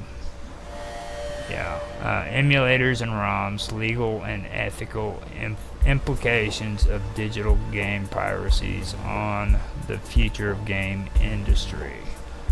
And I'll post the PDF for this too. But I will read the introduction. You want me to read? Wait, hold on. That's the same PDF you just posted. Do you want to read it? Hold on. Where did you post it at? Oh wait, that's That's what- the same one. Oh wait, no. Okay, I was in our chat at the on mine. It's the I got it now. yeah. Hmm. If you want to read it, you can read it. A little bit I'll read. Emulators and ROMs, legal and ethical implications of digital game. Not that? Now just do the intro. So Oh, okay. Where is this? Piracy. Abstracting figures. Start your 90-day trial. What is this? Free trial infrastructure. This is crazy. Is there anything like intro. I know, but it's like I have all these have abstract. Okay, here's introduction. It's like a whole bunch of advertisement. I should have downloaded the PDF. Oh yeah, Okay. I got ad blocker. Yeah. Sorry, that's Oh no, mine is nothing but advertising. I was like, what am I reading? Okay, I got it though. yeah. Dan Hibicki is an enthusiastic digital game player With the anticipated game Skullgirls Encore was released, he played. Oh, excuse me. When the anticipated game Skullgirls was released, he played through it rapidly and enjoyed it, with one exception. At the conclusion of the game, something happened he could not quite explain. When game ended, a message appeared. What is the square root of a fish? Confused about the meaning of the message, he tweeted a screenshot of the message at the game developer to ask about it. The developer responded, "Oh, that? It means you should probably buy the game instead of pirating it." Hibiki did not realize it at the time, but he had inadvertently revealed that he had illegally downloaded Skullgirls Encore. This message at the end of the game only appeared in in illegal copies of Skullgirls Encore. Hibiki was embarrassed and admitted he had wanted to try the game before he bought it. Although technically, the game developer Lab Zero could have taken legal actions against him, the developer in that case was generous with Hibiki and urged him to buy the game. Now that he had played it, Hibiki said he would. This encounter between the digital game pirate and the game developer played out over Twitter and soon reverberated throughout gaming journalism websites in July 2014. It indicated two substantial problems: the growing degrees of piracy occurring in digital games, and the fact that the very enthusiastic fan game developers most want to attract may also be the most likely to pirate a game. With the advent of the internet, piracy has rocked the media industry. Using tools like BitTorrent, media savvy consumers have discovered that they can have just about any media that they would like for free. Power free and gas here in 2013. This includes the digital game industry, although the circumstances differ slightly. No, Do I keep yeah, that's going? fine. You covered it pretty good. That was actually the part that I wanted to bring up. Like, I just think that's clever. and just to let people know, I've been like doing my research with these emulators, and I've never come across that kind of situation. And I've played quite a few games on here, so I'm not gonna lie. I But wouldn't even ask. I wouldn't care, especially if I was finished the game. If they were smart, they'd put it in the middle of the game before, like right when you reach like ultimate progress or like the last stage, and then they put something up like there to continue. Email us if they were smart. And to continue, if you run into this problem, please email such and such so and so, like some way, shape, or form, inadvertently have these people email them on their own before they get to the last stage. And well, I mean, I I I mean the think company. I think the guy, if he's real, I think the guy is freaking an idiot. You know what I mean? Yeah, who emails them and says, "Hey, I've been stealing from you guys." I mean, it's just wild. But I turn around and read that part, and I think the writer used what do they call that, artistic. Basically, it was just he made it up, like created his own story, artistic. Something. I forgot the damn name of it. I hate when I do that because it's a cool word too. Where he just kind of like had to open up his story on his PDF and he said, "Hey, I'll make a fictitious guy." And he wanted to play Skullgirls Encore, which, by the way, that makes me want to play Skullgirls Encore now because it just I sounds. just think it's wild because like he was done the game. He had really no real reason to. Yeah. Like, Mhm. why would you do that? You know what I mean? It's kind of Like, well, yeah, like, what was the point? You finished the game. Like, you're finished the game. It's not like it was in the middle, it wasn't interfere with anything. You just, I mean, but maybe he isn't, and maybe he is somebody fake, and he just wanted to tell people what the company was doing. Maybe he works for the company, and he knows about that being in the, you know what I mean? He probably works for them, knows that he, that's in there, and he's just telling people like, because maybe his homies do it, like, hey, I work for this company but you don't work for them, so maybe he just attempting to warn his people like, look, this is what's happening now. So well, maybe he's just stupid too. I mean, I like the stupid part. You know what I mean? Because like that's the thing that a lot of gamers would be like, "Are you fucking stupid?" You know what I mean? Like I mean, you know you're doing it illegal. What the hell are you calling up freaking the game people and freaking asking them why they put a message at the end of it? You know? And you also got to ask yourself a question. Why is a game developer putting a freaking message like that at the end of an illegal game? I mean, so that's kind of weird. Which one is me? Oh, wait. What'd you do? I have no clue, and now there's two of me. There's two Which of one's, you. Which one is me? Isn't it supposed to light up when I talk? How come it's not lighting up? It's lighting up for me. You're the one on the bottom. Okay. Did you? So I'm gonna kick this girl out, whoever you are. Lady, you got I'm a moderator. Off with their heads. Get her out of here. If I can, she's a fighter, boy, oh boy. Yeah, they usually go away here in a second. Kick out, get out of here, girl. We don't. Am I still here? Around. We don't yeah, you're need here. you around here. Get out of You here. and Potter. Probably my AI bot is just sitting here chilling, like, yeah, let me learn everything I can, so then he'll never know it's not her when she's not here. Maybe I'm the AI bot, and I just kicked out the real. I do not know. Do you think I am a robot? No. Ask All Girls looks pretty cool though. Put it on the board. I can share it on there. Let me come up here and I'll You keep share you. saying Skull Girls, and I've been looking up like what happened with that skull with me. And I've been like into skull research lately, and now we're talking about Skull Girls, Skull Girls, Skull Girls. I think that's wild. Right here we are. This actually looks like a pretty cool game. Oh, neato. What is this? Can you play it on that thing that you showed me the other day in the vault? Can I do that there? Or are they going to give me that little... It would be in the vault. This would actually be in there. And just make sure I remember not to email them at the end when it tells me I'm robbing. Yeah. Yeah, be smart about it. If you see a secret code that asks you what's the... What was it? Square root of a fish. And like, why would you care? Like, what is... Like, I'd be like, oh man, what idiot wrote this? And I'd log out. I wouldn't even think first, I gotta email the developer. What's going on here? Like, what are you kidding me? Are you serious? But I guess it's different because I mean, like, I can imagine if it's a real person. Oh, look at the rainbow! I saw the prettiest rainbow the other day. I'd like to be a rainbow. Oh, and I saw a ladybug today. I was cleaning out the pool. There was a ladybug in the net. There was a ladybug and a rainbow. That's a lot of good stuff, right? Mm-hmm. Now, right here, just so you know, purple. This is on there. Play it. It's for $25. You can't play it. You gotta buy it. Well, can you play a game? I'd rather you play a video game for a little while. Can you play a video game? But no. Can you play like Pokemon? Why not? Why that not? reminds me. We gotta talk about that.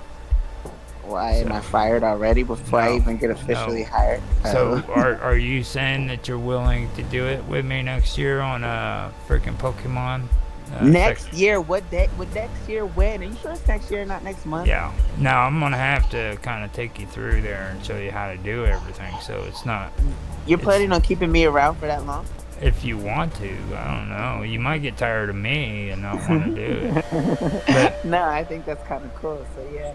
If you're interested in doing that, then I can talk to Rapid and see about getting you on his Team Rapid thing, and we can team up against him and Matt, because it's going to be us against... Are you going to have me team up against the pro? Man, I was an amateur. I was an amateur last year, dude, and I kicked their butts. I made them look like fools. I pity the fool. I didn't even know how to play freaking Pokemon, man, and I'm getting on there and I'm just destroying it. And freaking Cosmic and Rapid were all commenting about how good I was doing. I was like, am I? I don't even know. You know what I mean? It's an interesting game, but I mean, I didn't even know I was doing good until they told me. So cool. So I think we could take them. Because, like, talking Cosmic isn't going to be able to do it no more. And Matt's sister, she's been going through like some surgeries and stuff. She's got issues with her health, and I'd rather freaking try to avoid having to pressure her into doing anything. Now she's good with like health-wise doing like the narrations and stuff. Yeah, but you don't want to put any pressure on her to compete, right?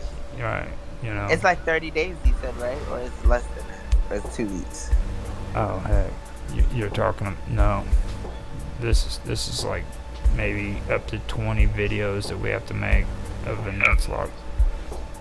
Oh, okay. So that's like a month, right? We don't do it every day? Well, whenever you want to do it, we can do it. But yeah. Oh, cool. Wait, so can we get started now, or that would you? Well, first we gotta practice. I gotta teach you the ropes on the game, because it's get you familiar with actually playing it. You know what I mean? Yeah. Because where do I play it on? On a computer? We can go through that and straighten it out. And that way you'll be able to get on the game and play it whenever you want to. And as Mark says, I'll be well versed. That's right. Mike and says well versed. But yeah, if you're willing to do it, man, I'll tell Rapid freaking you would be willing to do it.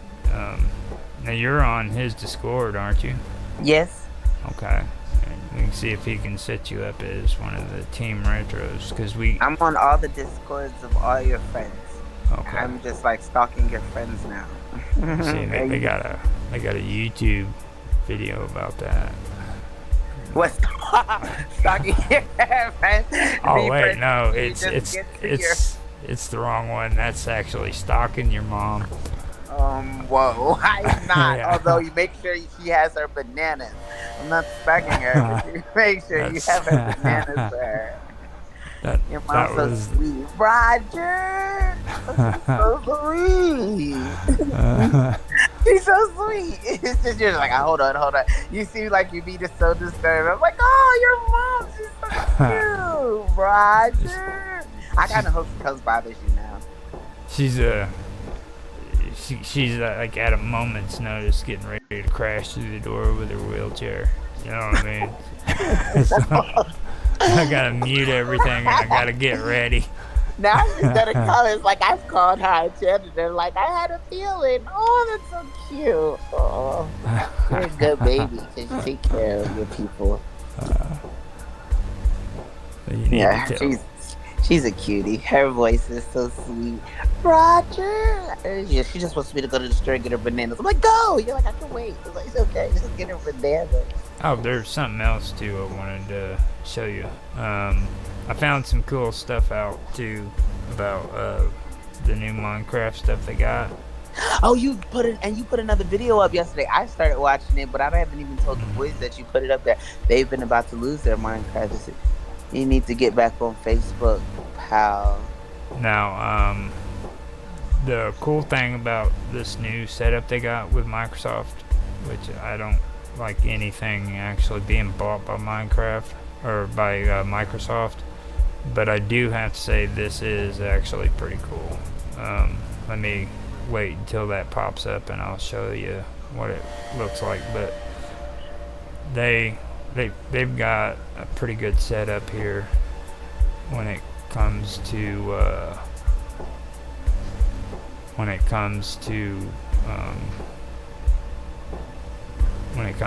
this Minecraft launcher. I don't know. Get down. Now, if you notice over here to the side where it has news and all that. Oh, why can't I make my Minecraft look like that? It's because you don't have it on the computer. Now see this right here? That's the news, but down here where it says Minecraft Java Edition, this is the original Minecraft. Look how pretty the trees are. And everything in Minecraft looks so dark Another thing too is like just underneath it. That's Windows. That's Minecraft for Windows. That was what was supposed to take place or take the place of Minecraft Java Edition, and they decided to keep it because of popular demand. So this one right here, you can actually install on your browser.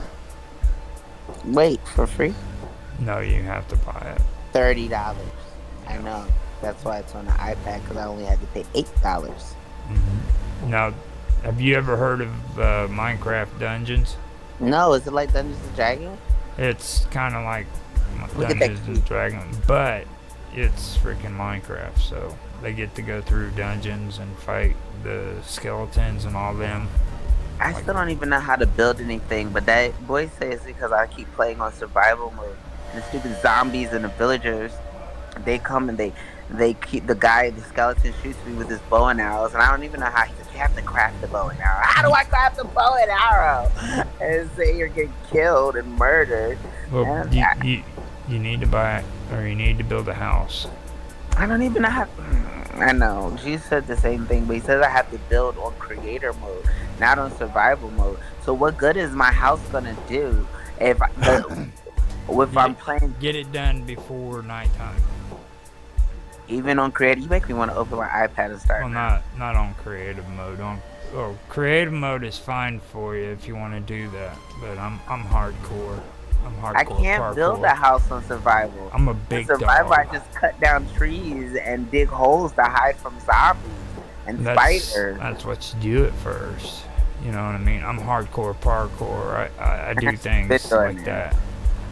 Now this right here, Minecraft Legends, that looks dope. I don't even know what that is. To be honest with you, I have no freaking clue. You haven't played it yet? Yeah, Minecraft. They're voting now. That's what the boys were talking about. They got to vote for something today. I'm not going to talk about mobs. Get to know the mobs. Okay, We were just talking about mobs. Okay, you haven't voted yet. Vote now. Penguin. Thank Vote you. for Penguin. Hold up. I've got to vote for the penguin. Are you serious? Okay, no, vote for anything. Go ahead. A crab or an armadillo, though. Penguin's the best option. Crabs are like. Thank you for voting, dude. Join the community voting for which of these three mobs should be the next mob put into mine. Yeah, that's actually. The penguin is. The armadillo, though, freaking will rush you. Only if he walks on two legs. If he walks down like that, we're kicking you. The penguin looks like, look at his eyebrows. The penguin looks like he means business. Could you imagine being attacked? I mean, the penguin was one of Batman's arch enemies. An armadillo. Although the crab got those clompers. I don't know. Don't vote. Just wait. Be careful. Wait. You got 18 hours. Relax. You don't have to do I mean, you're the one that I'll go with penguin. I'll go with penguin. Look at him. No, he jumping. He too no. He look says, at him. Yeah. Where's the machete? Now see, with the penguin, they could be like the octopuses, because the octopuses are harmless as long as you don't try to kill them. So. And then they start going crazy. Mm-hmm. That's me. I'm an octopus. One of these days, I'll show you a trick with the horses too. Like you can. I haven't even seen them. They have horses. Like the boys, but they've been playing like February. I just started. What I tell you? 2 days or 3 days, whatever day I text you, and it's like, hey, I'm playing Minecraft now. That's the day I started. Yep. That's this week. See, I've never even seen this. I didn't know they did that. It's on when we log in now. It tells us that we have to vote. I just haven't voted for anything. So then I can add you on Minecraft. You could be my friend. Yeah. All you got to do is send me a friend's request. Can you just tell me? Can you tell me your thing while I'm on? Hold on. While I'm on here now, so I can do it. Unless you ever want to know your thing, then you can just send it in the chat. If you don't want to put it on the live stream, it's okay. You'll be happy, but you might get a bunch of hot girls that want to Minecraft with you. Well, you can craft my mind, and you'll be like, okay, honey. Yeah, you're gonna fit perfect with the Minecraft community. Trust me. Okay. I mean, it's like everybody. Hold on, let me add a friend. What's your name? It's capital D, lowercase d, lowercase u, uppercase D, uppercase E. Dude, the dude. And then 1973. 173. Okay. You'll know it's me. I'm just Karma Love, like, I don't even know. Oh, it says you're online now. Yep. Accept me. I've got to see where my notifications are. Now you can. You'll There be we able go. to join my realm. I got you. I'm gonna invite you so that way you can you can come whenever you want. They just notified me through freaking Xbox, I believe. I got my world right here. No, I don't want to put it in the post. Want to hear from you. Help us improve the app by answering a quick question. No, thank you. There we go. Karma. You got me? I'm gonna see Karma about adding you to my 180 is yeah, 9. is followed you. I'm gonna view your thing, add you, and then I invite to party. You. There we go, dude. Now you're set up. You can Add realm members. Here you go. Invite, and I invited you to my realm, so you can go whenever you want. And then, but then I get detected. He hasn't seen me yet. He's coming. He's coming. Wait. Now they're telling me I need to look for an app in the Microsoft Store. So To be my friend. no, to join your If you can. Ah, stupid skeleton! No, Juice! Oh, no, you will not kill me today. Why? How do I get an arrow? Oh man, and it's a zombie. Hold up, I've got Minecraft for Windows. Hold on. Why are you? This thing is shooting the mess out of me. There it is. I'm dead. Hold on. Stopped by a skeleton. See, I'm going back to the game. Now they're messing around. I've got freaking Minecraft for Windows. It's actually, it should be there. Let me It's see that gosh real darn quick. Bill Gates. I don't trust him as far as I can throw. Oh, it's far as I can throw incompatible with launcher. So yeah, I've got to do it through Xbox. So if anybody's watching, just realize that you cannot play Minecraft for Windows on the launcher. So you have to go to the Xbox to do it. And then I hit join. Look for an app on I can't believe you're my Microsoft. video game friend. It's so fun to me. That's so nice. It makes me happy. I haven't put the PlayStation out at this house because like it's just too much work. So I haven't. It's out, but it's not hooked up to anything. So I've really been only doing like Minecraft when I play. It's funny. The boys woke up one day and I was like, "Yeah, I was playing Minecraft last night," and they were like, "You were playing Minecraft by yourself?"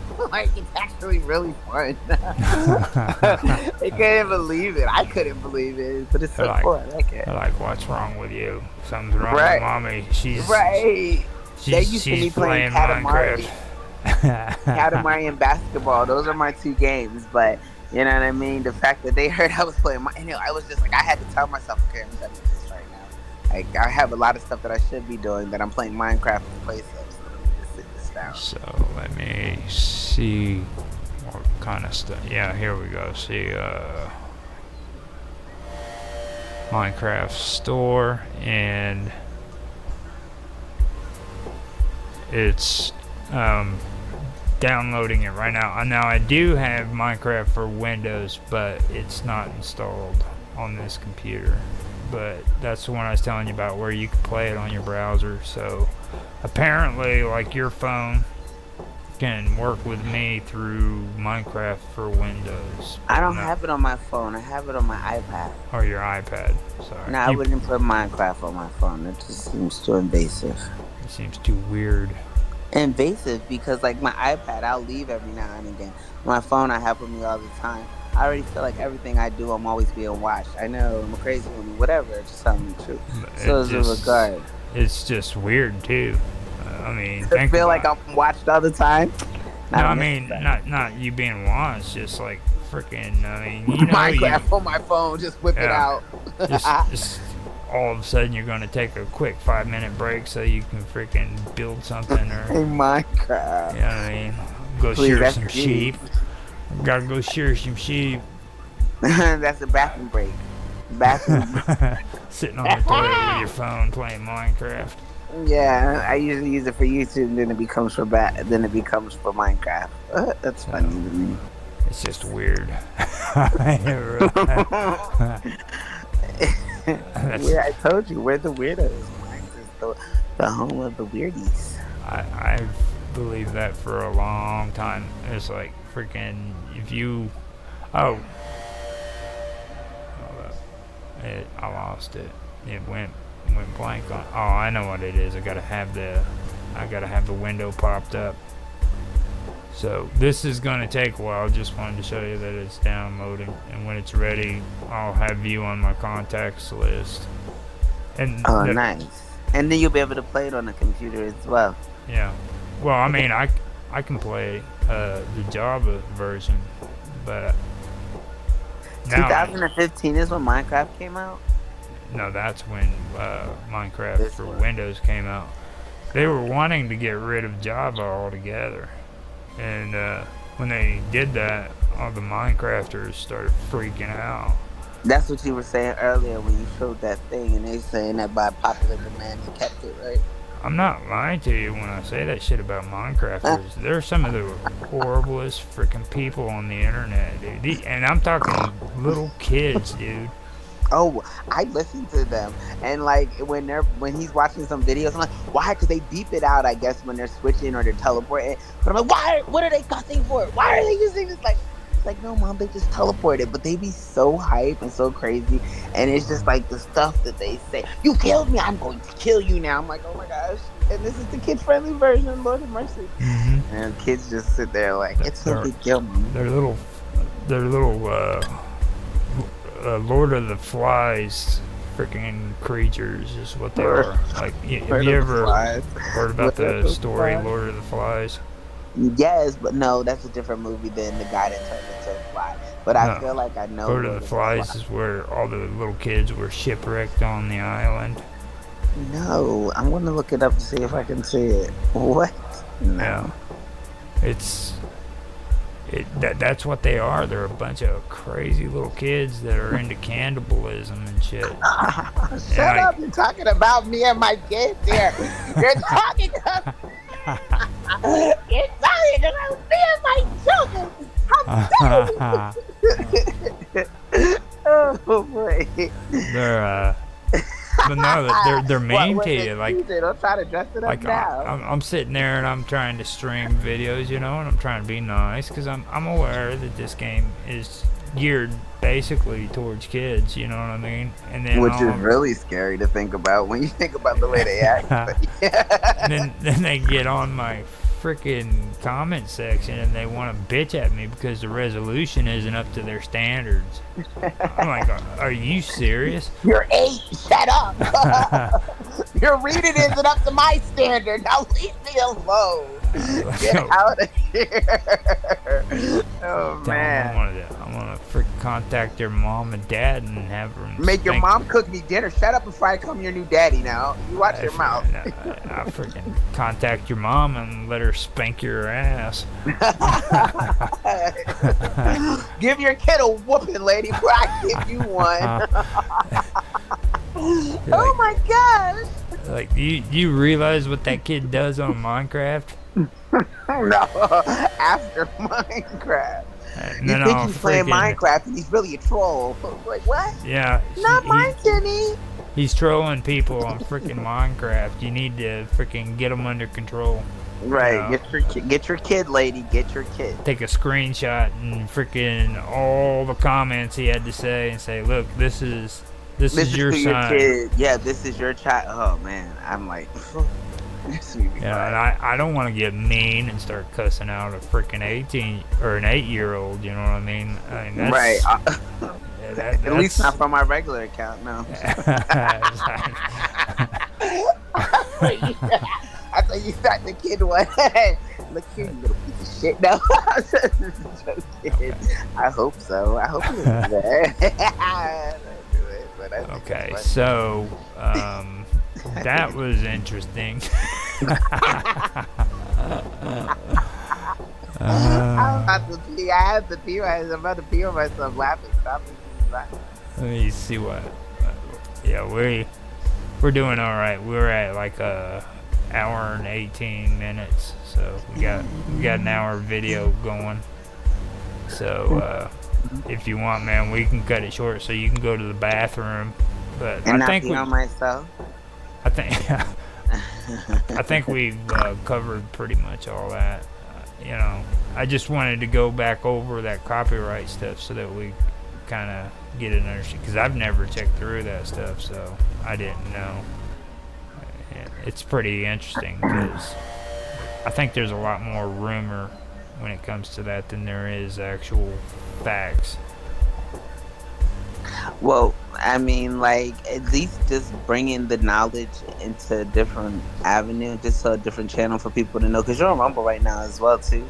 I don't Yeah. see much. Yeah, I just wonder if they talk about much like that. I know they play video games, but I don't really hear them talking much about, like, emulators and stuff like that. They might have some of that type of content on YouTube, but not too much on Rumble. So I feel like I think gamers are just scared shitless. They've listened. they to don't all want this. to admit. Yeah, I mean they don't want to openly tell everybody that they're doing it because they don't want to get in trouble. Any backlash. Yeah, Yeah. that makes sense, but... So you want to say bye? Oh, okay. That way. Yeah, I was just looking at the stuff to order from Wawa, so it was like, when I say I have to pee, I got a good about 5 or 7 minutes Well, before I really have to. It's like the I don't want to hold you the back, preface. man. I don't This want to is hold you back. this is the preface. And I can't keep laughing. And if I keep laughing, that 7 minutes turns to 5, and then that 5 turns to 3, and before you know it, that's what I'm the saying. call's disconnected because I'm We running better to the back. get you on the way to the bathroom. So You better get me on the John.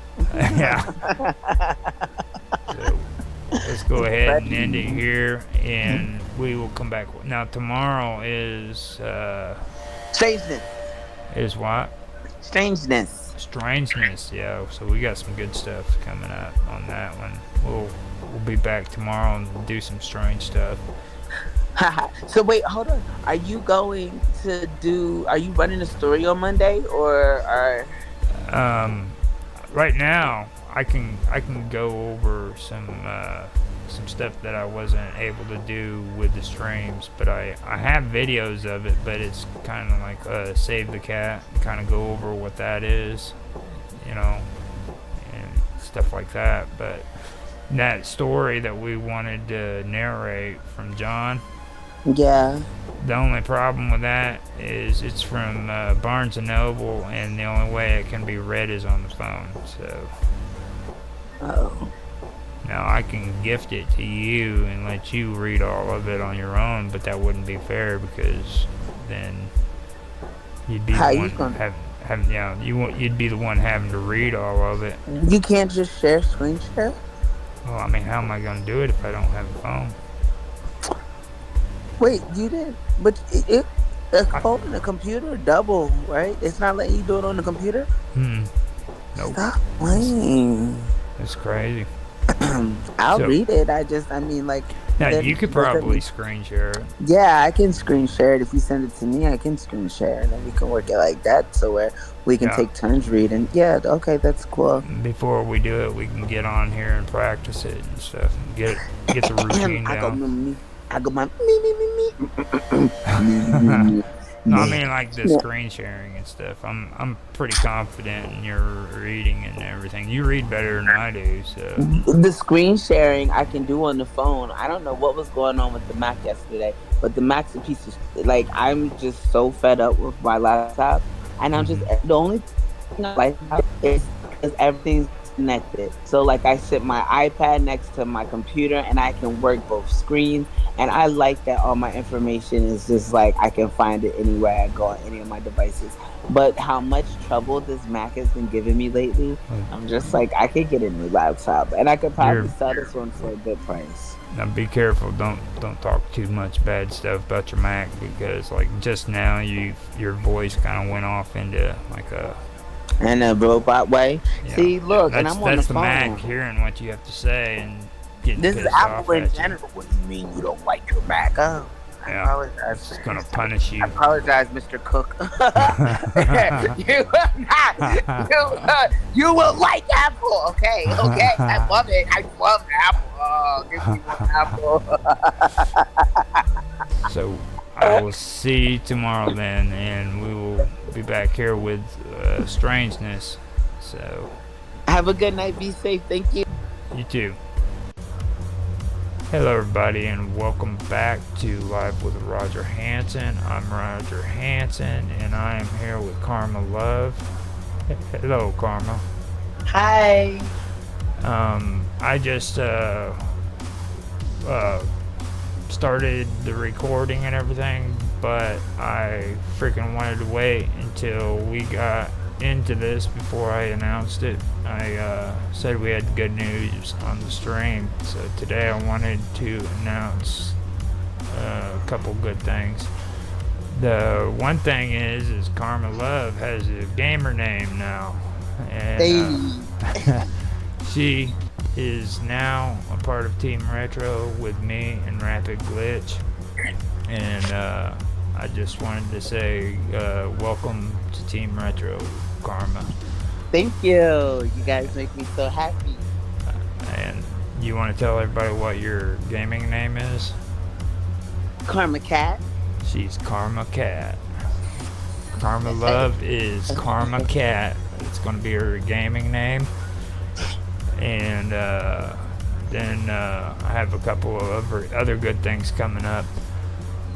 I was just talking with Disney Magic Zach, and he has decided that he's going to, or he has agreed to come back to my stream for the storytelling series, and he's going to tell the story of Disney from his perspective.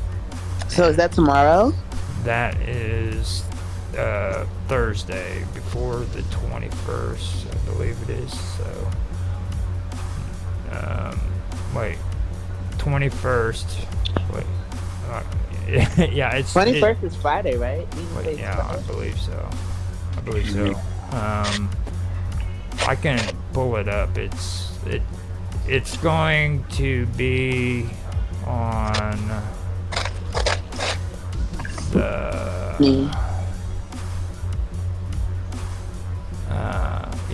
it's going to be on Thursday, and it's going to be recorded before Tech Talk, which is at 5 p.m. my time and 11 p.m. British Standard Time. Okay. So oh wow, they'd be on here late. I didn't realize it was such a time zone. So we're talking about doing it. We'll be doing it that beforehand, and then I also wanted to mention the fact that you're doing an interview with Magic Zach Disney on the day after that, so that would be at 4 p.m. your time and 3 p.m. my time. Okay. And he's gonna do an interview with you on your experiences with Disneyland. Okay. So you're good. You're gonna be busy, and so am I. Now on that day, you're gonna have to slip away from the round table so you can do your interview. Okay. I believe that's what it is. Okay. Yeah. So we finally got all that straight. So we're doing the interview on the 21st. And yeah, I messed those dates up, didn't I? No, you said 21st is Friday. No, And then the it's not. 20th it You're is right. Friday. It is on Saturday. So The 21st? you're Oh, yeah, I see 19, 20, 21. I do see it. So you'll be doing your interview on the 21st. I'll be doing my storytelling on the 20th. So that's going to be good. And he said it sounds good. And he said that we can do questions and answers after he does the story too. And my brother Robert he loved the death out of that first interview, so he should be back on here to ask questions. I'm going to show him how to set up his headphones and stuff, so we might be able to get him on here with us. Just be aware he's a crazy man. Why does he get that title? I mean, you know me. Dare Come I on ask? now. Yeah, you know me. You shouldn't even have to ask. It's kind of like. But anyhow, those are the good news things that we have for the announcements and stuff. Now, today I wanted to get into cryptids because our topic is strangeness. We've covered a lot of ranges. We went from spirituality or spiritual things to like the cults and stuff. Mm-hmm. We've also discussed The catacombs, like natural strange things that's happened. The stretchy skin guy and the person that can twist himself around his whole body. Have you ever had matcha tea? Yeah. It's really good. Today's my first. Well, this girl I met, she gave me some of hers, but I never had my own. And today's the first time I realized it was good. I didn't know it was such a thing. Okay, that was just a sidebar. Yeah. But today I want to kind of get into discussing the skinwalker, dogmen, and the wendigo, you know. And like I said in the comment, I was like, sightings of these creatures, they stretch from Canada all the way down to the deserts of the Southwest in the United States. Oh, wow. And the stories about these creatures or beings, I mean, they go back all the way to the ancient Native Americans and their lore. So I that's the thing that really captures my attention about them the most, about these three in particular. Not the dogmen as much as the wendigo and the skinwalker. You know what I mean? And a lot of people think the skinwalkers and the wendigo are the same thing, but they're not. I'm about to look them both up because, like I said, I've been playing Minecraft, and I see you have this here in the chat. That's why old John said good luck. I wonder why. Oh, I wonder the way I said that. It's like today I wanna. How was it that I said that? Actually, Brave man. Today I will deal with skinwalkers, dogmen, and the wendigo. And he said, "Brave man." I didn't say I was wanting to stream them. I said it just sounds like you're going to deal with them directly. He's a crazy Looking at a wendigo, I can only imagine why him saying that you're a brave man. This thing looks scary. Like, what is this? Hold on, let me use Firebox. I like that one better. Yeah, he caught me on that one. He did catch me on that one. I got a kick out of that too. I'll put the links that I have so far on there. Oh my god. Hey, haven't people said, I apologize, I'm eating ice from that drink, and it's so unprofessional, but the drink was so good, the ice tastes good. Yeah. Hold on. I've heard of people saying that they've seen that. That looks like that thing that people have saw near Area 51.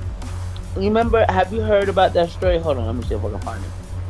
First, the market just opened, and I have to make sure I'm not going broke because I was up when it closed on Friday.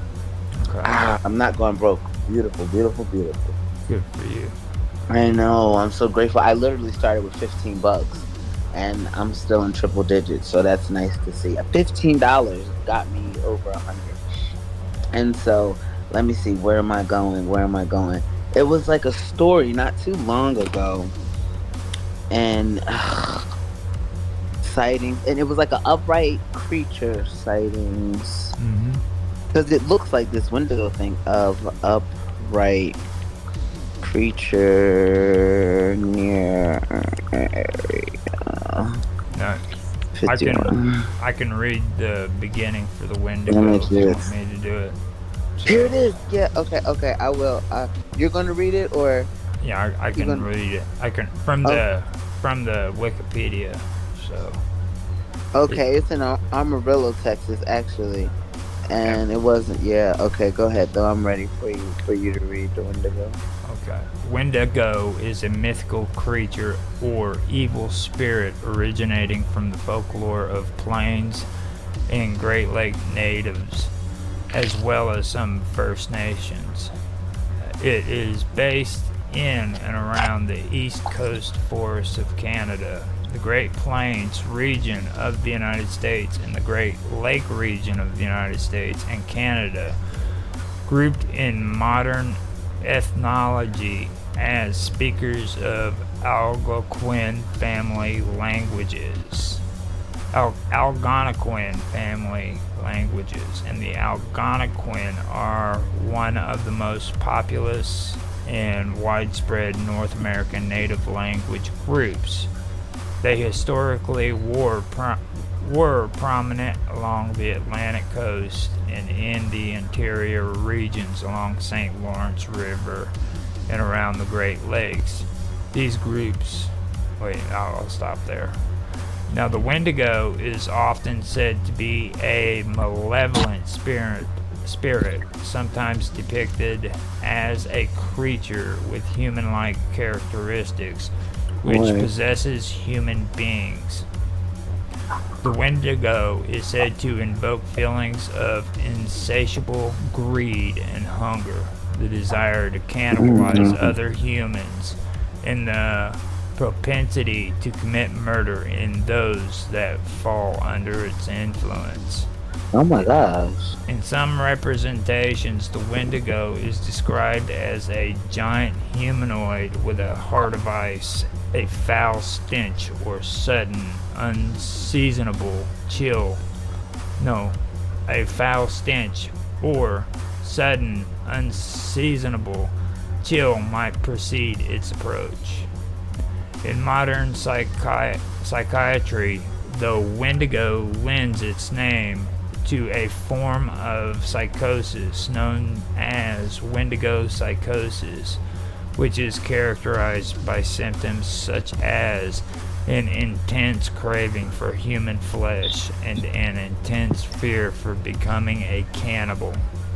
Wendigo psychosis is described as a culture-bound syndrome, and a culture-bound syndrome is in medical and medical anthropology a culture-bound syndrome or culture-specific syndrome or folk illness is a combination of psychiatric and somatic symptoms that are considered to be a recognizable disease only within a special society or culture.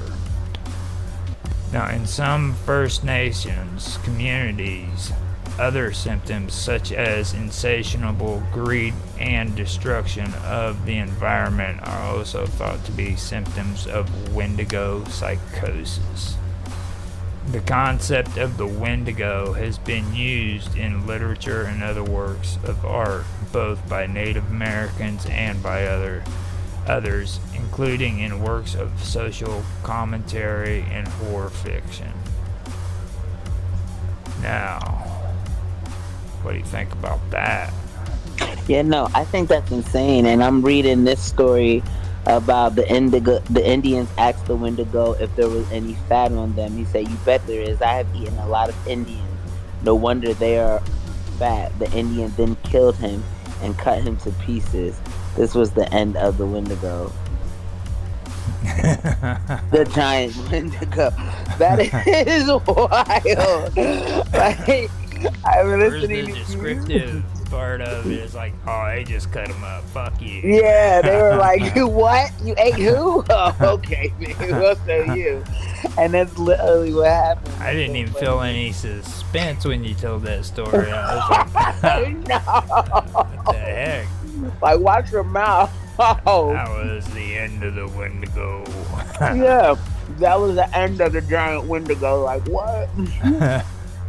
That's insane. He said, "You bet there is. I have eaten lots of Indians. No wonder they are fat." The Indians then killed him and caught him. We ain't even gonna ask no more questions. You will die. Don't say nothing about a fat Indian, or you might end No. up. And then we had Wendigo soup. That should have been the last. That should have been the last sentence. And That's then they had crazy. Wendigo soup. Where the hell they come up with that stuff? I know. What does this say? It says, where does this come from? Folklore description. But I'm just looking at it. Okay, Ontario. I mean, and see, this is why I would not be moving. Like, keep my look at this thing. I wouldn't Now, even. the I Wendigo. wonder if Tan ever seen any of these. The Wendigo is actually more prevalent in Canada. I do know that from everything I've seen and heard.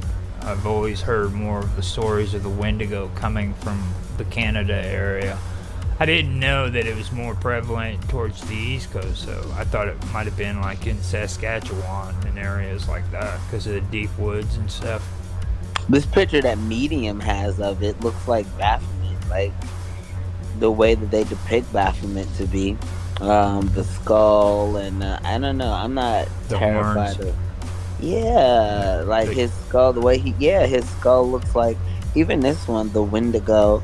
Oh, there's a movie. Oh, I might have to indulge. I'll probably be scared crapless. But then this guy, the Legend of Fort Kent Wendigo. He looks like a straight human with horns. This one looks scary.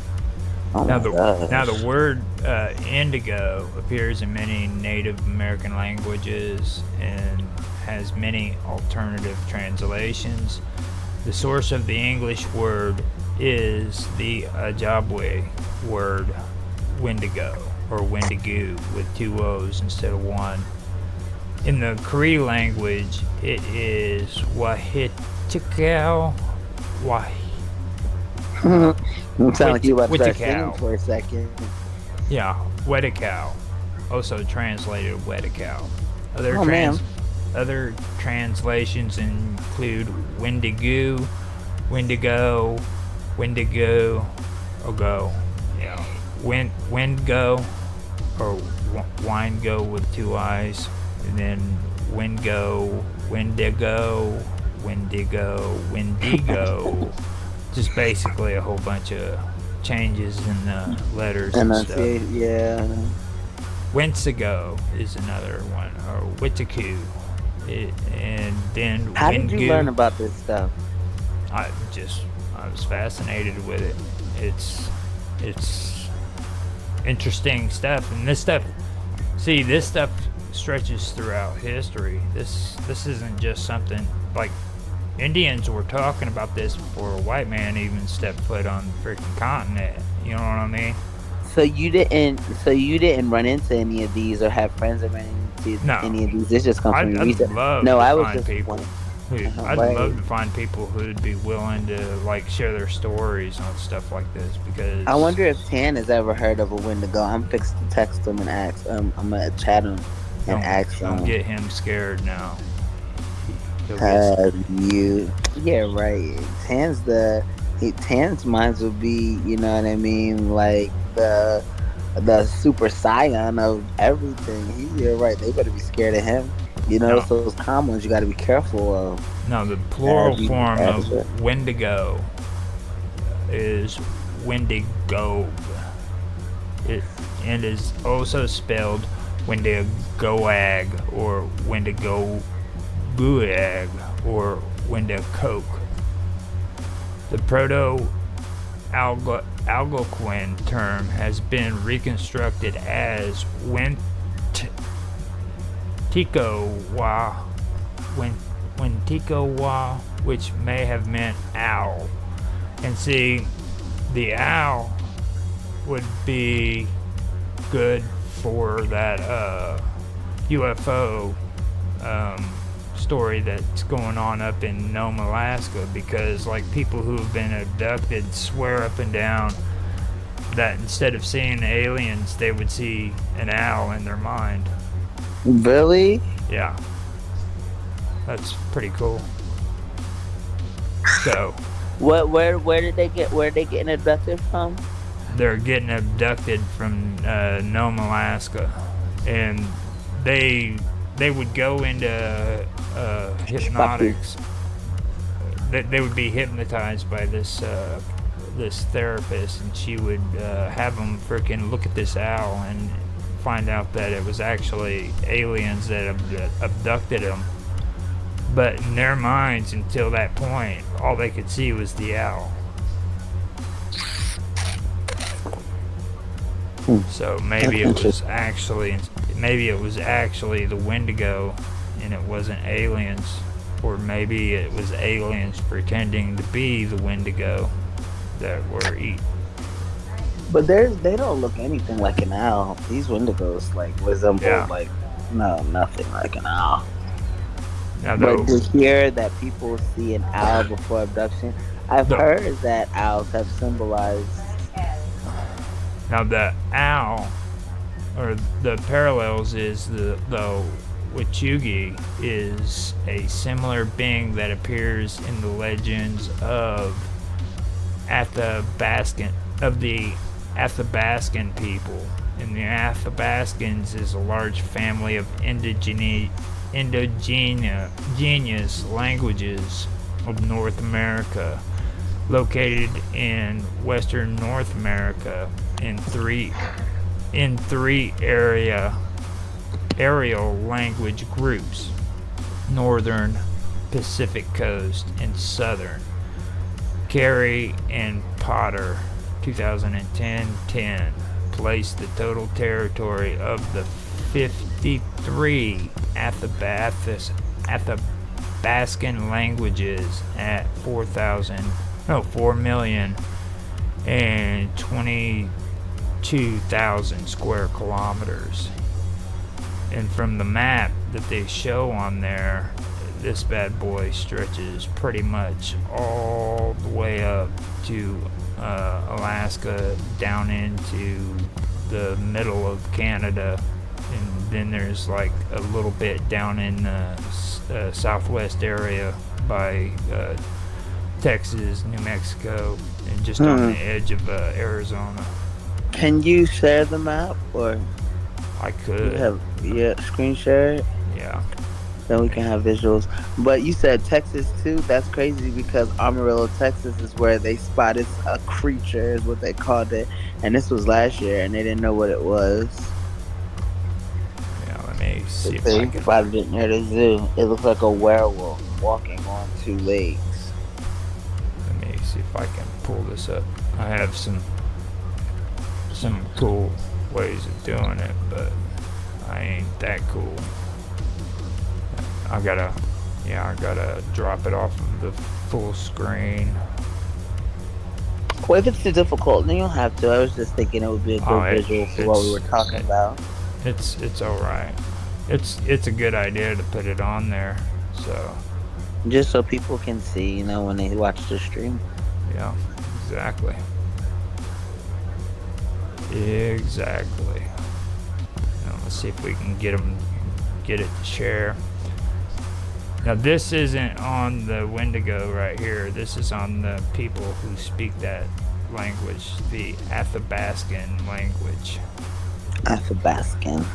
Yeah. Now that right there is okay. No, that's not what I wanted.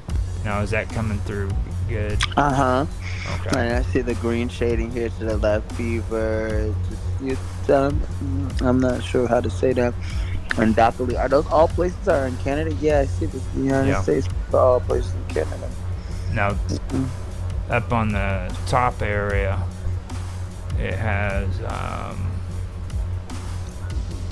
what is that? Koyukan. Yukon. Now that might be the Yukon. And it goes just barely into Alaska. So Where? Okay, hold on. Where? Oh, that's Alaska right there to the left at the top. Yeah. Oh, I didn't know. I thought Alaska would have been at the top to the right where there's no green. I didn't know. Yukon. And then you have Tamaya, all that. Some crazy names, man. This goes all the way up. I don't even know if that's part of Alaska. Most of that. I don't even. Well, the Yukon is Alaskan territory, isn't it? Yeah, that's what I heard Yukon from before. Oh, okay. I see the line barrier right here. So all of that is Alaska, where it says 10. What is that? Tanana? Hold on, let me see. And then Koyukan, Alaska.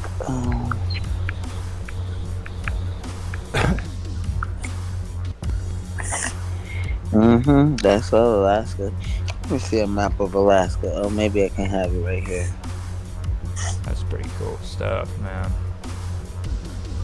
Oh, okay. So the Gulf of Alaska here, Fairbanks, and so that's still Canada. But like, is all of that Canada? Like, see, it says Northwest Territories. It's like the No. Northwest Territories is not part of Canada, though. It could be their territory, like how the Marshall Islands are our territories in Puerto Rico. Puerto Rico. Yeah, because it's like they're not part of the United States, but the United States owns them type thing. But then here, the United States is owned by Great Britain, so I mean, it's just interesting. Yeah. So, let's see now. Where am I at? I still haven't got used to doing all this stuff. With the map and stuff? Well, with navigating and stuff. Athabascan language. Wonder what it sounds like. Do we have a clip of hearing the people speak Athabascan? It would be cool. Let me see. I'm about to look for one. Are you going to look for one? I can look for one, and you can. You can if you can find something. That would be. My phone cool. is like burning up hot, and like ever since I did my show last night, my phone all day long is like seriously hot. It's burning hot. Like every time I touch it, it's just treacherous. Like I don't even want to touch it. I see Athabascan. No, I'll go ahead and I'll read the folklore description. You want to hear it? Yeah, I do. Okay, the Wendigo is part of the traditional belief system of a number of Algonquin-speaking people, including the Ojibwe, the Sultuks, the Cree, the Naskapi, and the Innu. Although descriptions can vary somewhat, common to all these cultures is the view that the Wendigo is a malevolent, cannibalistic, supernatural being.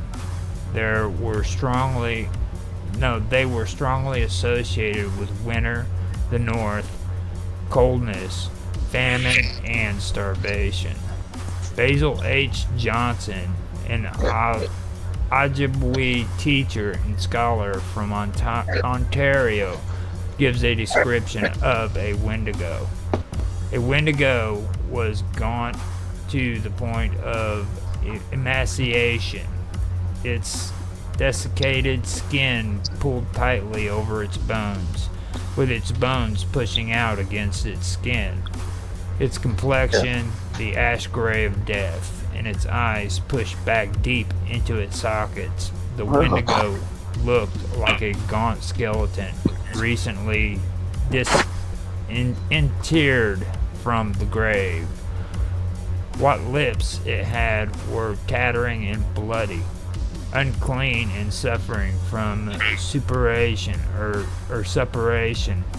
of the flesh. The Wendigo gave off a strange and eerie odor of decay and decomposition, of death and corruption.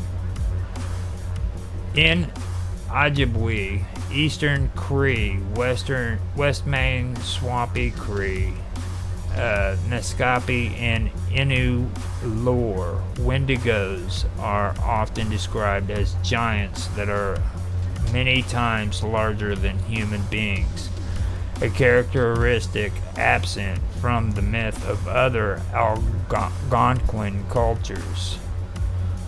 Whenever a Wendigo ate another person, it would grow in proportion to the meal it had just eaten, so it could never be full.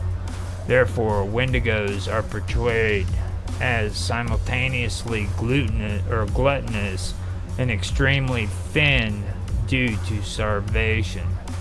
The Wendigo is seen as the embodiment of gluttony, greed, and excess.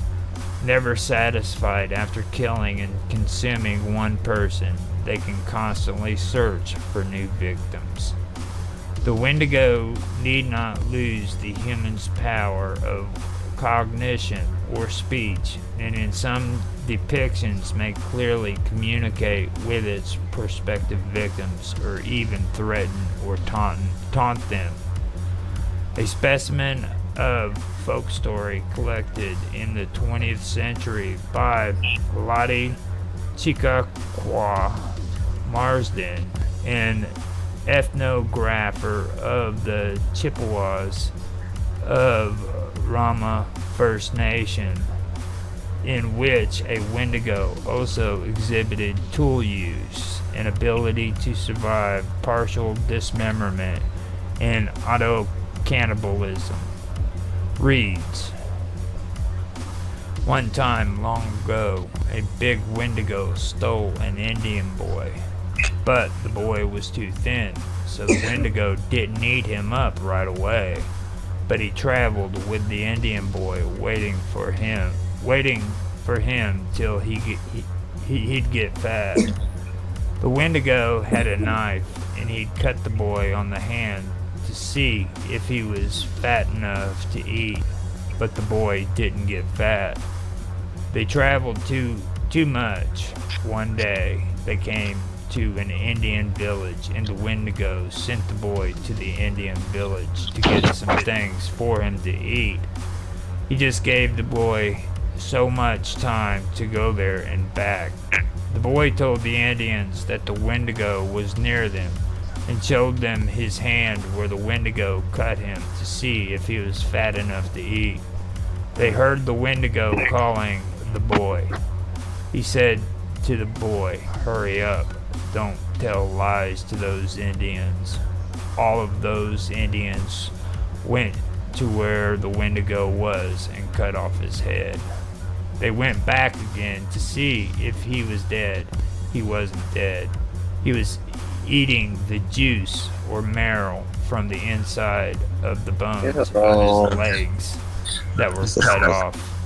The Indians asked the Wendigo if there was any fat on them. He said, "You bet there is. I have eaten lots of Indians. No wonder they are fat." The Indians then killed him and cut him to pieces. This was the end of the giant Wendigo. Now that's what you were just reading? Yeah. Wow. That's cool. Isn't that interesting?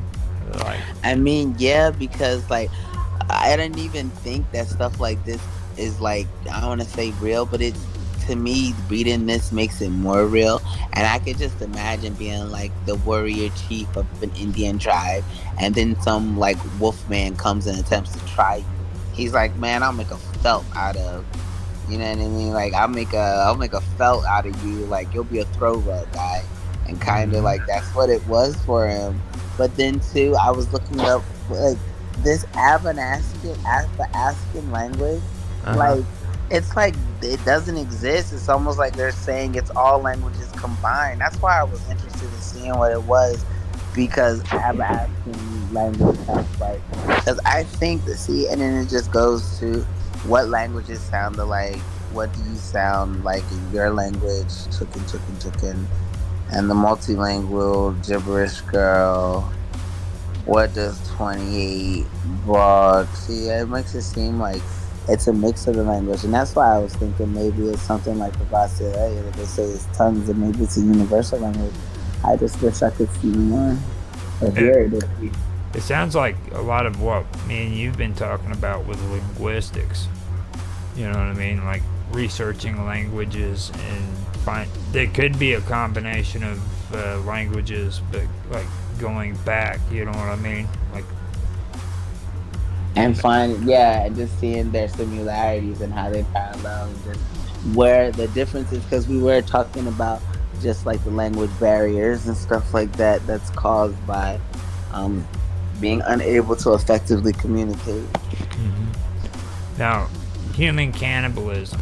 Okay, in some traditions, humans overpowered by greed could turn into wendigos. The myth thus served as a method to encourage cooperation and moderation. Other sources say wendigos were created when a human resorted to cannibalism to survive. Humans could also turn into a wendigo by being in contact with them for too long. Now, taboo reinforcement ceremony. Along the Assiniboine, the Cree, and the Ojibwe, a satirical ceremonial dance is sometimes performed during times of famine to reinforce the seriousness of the Wendigo taboo. The ceremony known as Wendigo Kaanzamoan was performed during times of famine and involved wearing masks and dancing backwards around a drum. The last known Wendigo ceremony conducted in the United States was at Lake Wendigo of Star Island of Cass Lake. Where's Star Island? Is that where's that at? Lake Wendigo is a small lake on Star Island in northern Minnesota, United States. Okay. Alright. And Cass Lake is in Minnesota, located within boundaries of Leech Lake Indian Reservation. It's surrounded by Pike Bay Township. Cass Lake had a population of 675 in the 2020 census. And the Leech Lake Reservation is an Indian reservation located in north central Minnesota counties of Cass, Itasca, Beltrami, and Hubbard. Hubbard County. Yeah. I feel like I know Hubbard. So now they have the psychosis thing, which we could go through, but I'm really not interested in psychological stuff. You know, and they do have pictures on here too for the Wendigo. Yeah, I see them. I'm on that wiki. Look at that. That's all. Hold on, let me see. Look This is at black. that. Oh, what am I? Oh wow! See, that's crazy. Oh wow, that's somebody in a costume. Yeah. Huh. Those horns have to be heavy. We could. Those nails are wicked, man. Look at those things. He should have took his hand out of that freaking picture. Like. Yeah, this guy right here, and then made it dark in the background, like so we don't even feel like there's a door and a Diet Coke in the back. No. Oh my God! I didn't even see the Diet Coke. Like, come on, ruin a picture. You know what I mean? Like they should have just made it to where, but they didn't care about the effect. They just wanted people to see the product. I wonder if he like, what's that on his face to make that? Is it a stocking? I don't know. That might actually be like There we go. There we go. Let Look. me zoom that in. Oh, it's a mask. It's an actual mask. That is cool. Yeah, it is super cool. So that's what you're going for? Yeah. Mhm. Well, I mean, It is scary. Imagine running him in a Dark Knight. I could come up with something a little bit better, like the eyes. You know what I mean? Yeah, I don't even see how he can breathe. I was looking for the nose holes. They don't look like to be present. That's a good. I guess a Wait, little. maybe right there at the. I don't know Is if you can it? see my mouse. I can see your mouth. I guess that is a hole. I just Maybe. even like his mouth. Like there's no opening for the mouth. It Okay. doesn't. It looks like you know what I mean. It's like That they're could still be his closed in. mouth. Be honest, the way they got it set up. It's like his whole face is behind something. That is so crazy. See, I feel like people have to relate to these things to even attempt to recreate it.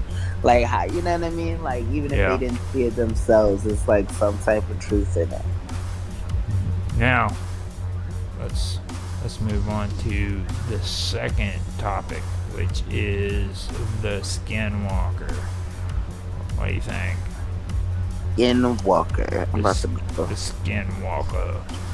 Now, the Skinwalker is a little bit different, but a lot of people get these two mixed up, like they're the same thing, and they're really not. But there is some similarities to it.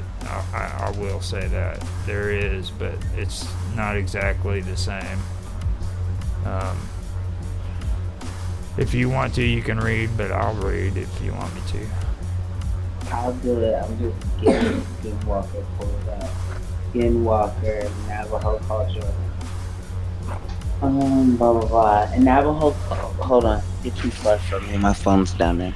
And it was too hot to touch. In Navajo culture, a Skinwalker, Navajo Ye Naladelusi, is a type of harmful witch which has the ability to turn into, possess, or disguise themselves as an animal. I wonder if my cat's a Skinwalker. The term is never used for killers. Look, I said that, and then something made a strange noise in the kitchen, and it was just like, hey, what if she is a Skinwalker? That's why I stopped. It was like, well, in the Navajo language, Ye Naladelusi translates to, by means of it, it goes on all fours. While perhaps the most common variety seen in horror fiction by non-Navajo people, the Ye Naladelusi is one of several varieties of skinwalkers in Navajo culture. Specifically, they are a type of anti-Hinji. Okay, I just want to look up what that. What is an anti-Hinji? Let me see. Come on, Apple, do your thing. Look up anti-Hinji. Search web. What is a wolf? Search the Skinwalker. Oh, see, it's still just saying. Well, what is an anti-Hinji? Oh, it's not even a G. That's like a exclamation upside down with a little I've never seen anything like that. It says Wall, Leon, and William Morgan Navajo English Dictionary, and I can probably check that out for you. Oh, that's what you're looking at. That's the citation though. Yeah. I was what is that symbol though in the word? Do you see the ANTI? Then it's a apostrophe. And then it's like, what is that? That's not even an upside down exclamation point. It's like an upside down exclamation and an upside down question mark. That's the strange part for me too. Like, it took me a long time to even figure out how to put those kind of quotations into words on the keyboard. So some of them. Oh man, even typing them, I could only imagine. Yeah. I've never even heard of that. Anti-Genie. Yeah, it does look like it says Genie. See, I said the same thing, but does that thing count as a letter? It's not anti-Genie. It's anti-Genie. Yeah. What is that? have no clue. Hey, that would be nice if they had more of a description of that. Yeah, even if I Googled it, like when I sat here and I did, all right, look it up. And then this was like, how did Indian places curse? How did Indians place curses on things and people? What are wolf skin runners in Native American culture? And the skinwalker. So let me see what Now, happens when I wolf search for that. runner, I understand the whole concept between a wolf runner. Now, that's a good example of what I'm talking about. Like back in the 70s, they came out with a movie called The Wendigo.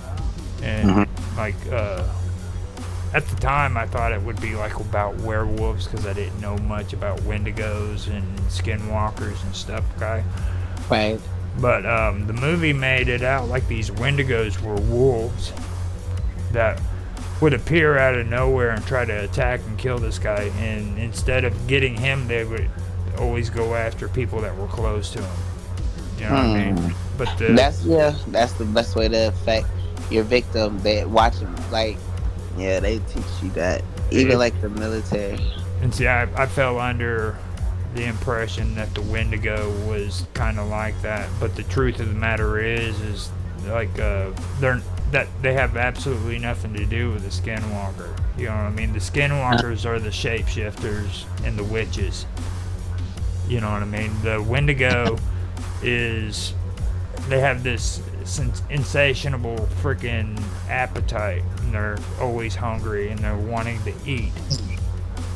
You know what I mean? And it's I was about to say that's a good idea regardless. so. But yeah, that's probably what they're talking about. These creatures can transform into animals. They can transform into. But they think they're witches. That's Well, what. read Because the on. Navajo is the real. Read on, you'll find out. It gets even. That's exactly what they're talking about right next. But just underneath. Okay, let me that, go. Let me keep going. It's First, I scrolled up. Okay, here you go. Navajo witches, including skinwalkers, represent the anathesis.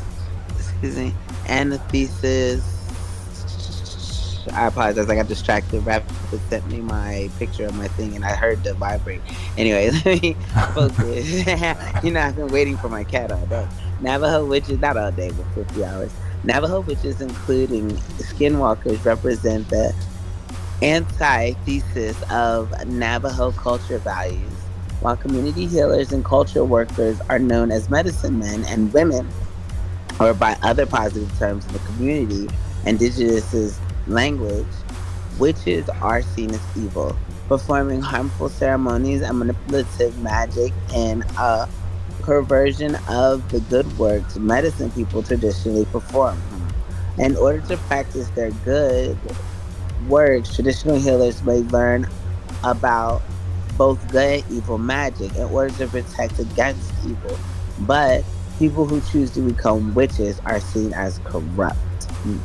The legend of the. Want me to stop? no.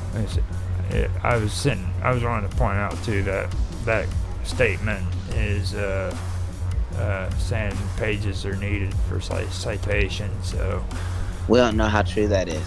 right. The legend of the Skinwalker is not well understood outside of Navajo culture, both due to reluctance to discuss the subject with outsiders. Hold on, my phone's sliding off my breast. As well as the Cherokee Nation. Academic Adrian Keene, says is a lack of unnecessary culture context that stories are embedded with it. Traditional Navajo people are reluctant to reveal Skinwalker lore to non-Navajos or to discuss it at all among those they do not trust. Keene, founders of the website Native Appropriations, has written in response to non-Navajos incorporating the legends into their writing, and specifically the impact when J.K. Rowling did so. That when this is done, we as Native people are now opened up to a barrage of questions about these beliefs and traditions. But these are not things that need or should be discussed by outsiders at all. I'm sorry if that seems unfair, but that's how our culture survived. I wonder if that means that so people don't ridicule. Or I feel like maybe what if the Navajos are the Indians that we find and they're just changing into, you know what I mean, different type of creatures. That would be wild, right? Now, with the Navajo too, like I've seen documentaries and stuff and videos where they talk about the Navajos and the way they feel about it. Like, they don't even like mentioning the skinwalkers. Not They don't even like talking about or saying the name out loud. You know what I mean? They strongly believe that it's a curse just saying the word Wow. the name of the skinwalker out loud. Um, it's a very touchy situation with them because they honestly do believe in the skinwalkers, and they don't even want to, especially if they're shamans. Like, they're still shamans in their tribes, and they don't believe that you should even speak the name of the skinwalker. I was about to say, look, they done got you now. You're not speaking the name. Yeah. Well, I mean, I'm not an Indian. They don't want to eat no fat Indian or no fat white boy. They want those fat Indians. So So I wonder if that's all they eat too, or would they feed on other cultures? See, there's a lot of questions. There's been stories. I mean, I've heard some pretty good cryptids, man, where people have talked about the skinwalkers, and they don't discriminate. They'll eat whatever they can, or they'll.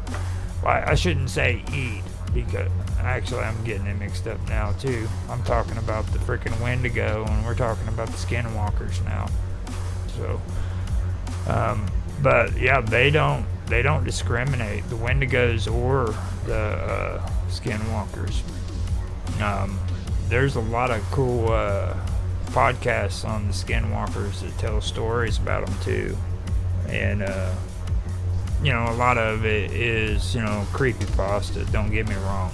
But there's a lot of good stories in it where people supposedly have sent their stories in and they're being read. But I'm not here.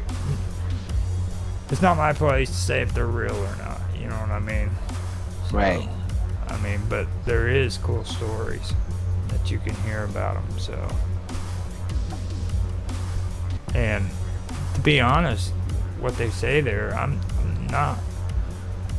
not really quite sure on exactly how they do classify the skinwalkers, because I know it does have to do with shape-shifting, and it does have to do with wearing raggedy clothes, and they also are portrayed as witches and stuff like that. But even the way they behave is real animalistic, you know what I mean? Yeah, but this link pulled me up to Dogman. This is the That Skywalker. Dogman is next, so don't worry about all that. I thought I was gonna see the picture. That's the good stuff. Dogman. Now,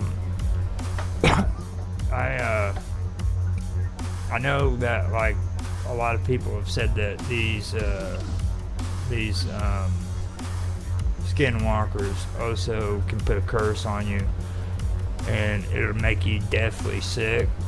And the only way for you to get away from that curse is you have to have a Navajo shaman come and do rituals on you to help you, because, like, after 2 or 3 days, you'll end up freaking breaking up out into fevers and stuff, and you'll die eventually.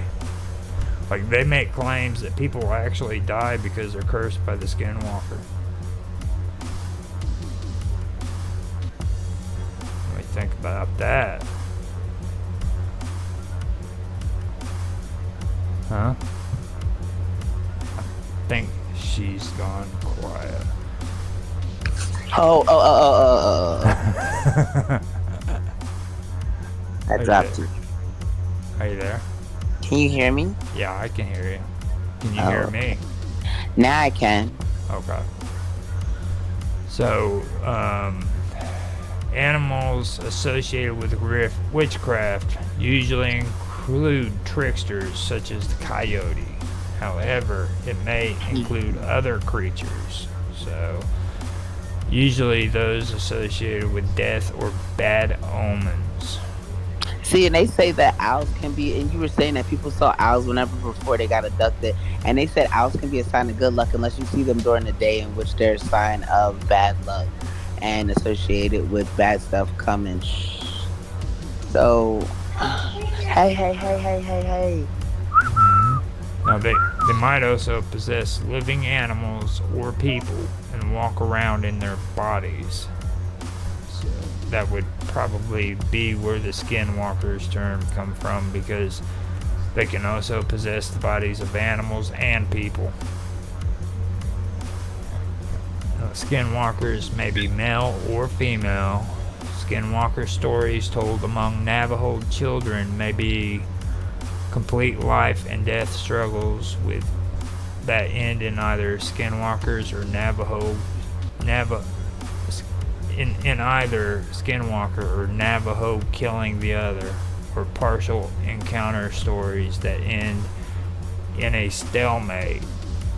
Encounter stories may be composed as Navajo victory stories with the skinwalkers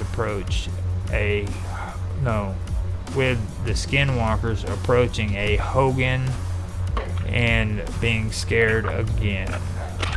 And a Hogan is the primary traditional dwelling of the Navajo people. A Hogan? Yeah. And I want to see one of these. I don't know what a Hogan is. I can pull it up for you. Here we Never go. heard of Hogan. Oh, okay. There you go. Oh, they're like little hut thingies. Oh, you know what they look like? Huh. Those little cabins that... Oh, no. They didn't. Those were made out of stone. These things are different. I thought they looked like those things we were looking at in Turkey that one time. No, I did learn something else about these structures, and all structures when it comes to the Indians.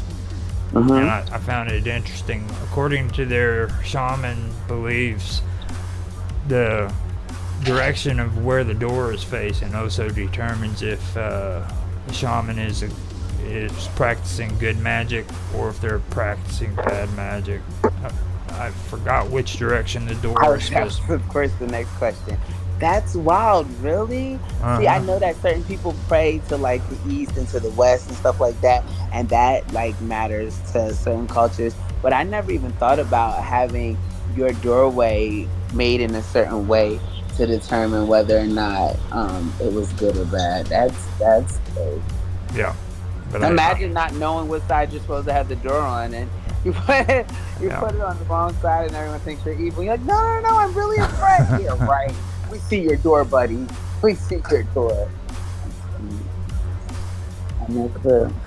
So, now, non-native interpretations of skinwalker stories typically take the form of partial encounter stories on the road, where the protagonist is temporarily vulnerable, but then escapes from the skinwalker in a way traditionally seen in Navajo stories. Sometimes Navajo children take European folk stories and substitute skinwalkers for generic killers like the Hook. The Hook?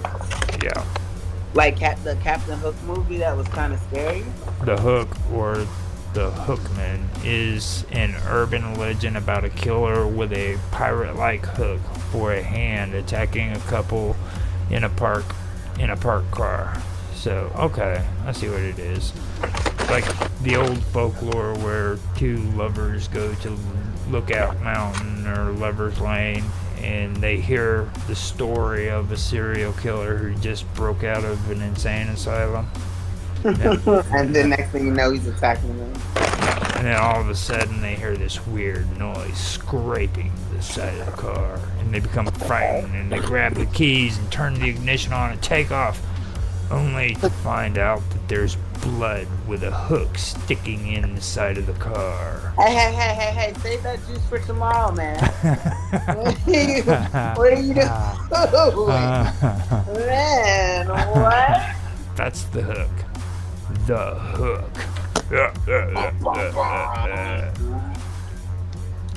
But yeah.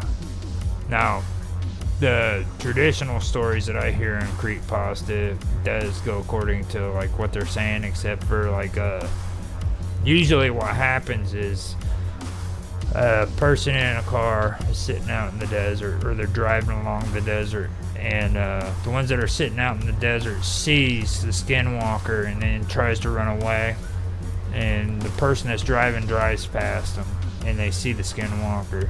Then they start noticing in their rear view mirror that the skinwalker is running fast and catching up to their vehicle. I mean, I'm just picturing it. Do you see it when they ride by the guy? Like, no, there's a skinwalker, and he just keeps going like, who cares? And the next thing you know, you see the skinwalker, and you're like slow motion looking at it, like, what is that? And you keep driving, and the next thing you know, it's like coming right for you. That's insane. I don't know. I probably grab Now, it too. sometimes they incorporate the red eyes, which is a part of the freaking dogman, which I believe you should do that one. You should read this one. So that Okay, I can, give me 30 seconds. I have to wash my hands. Okay. So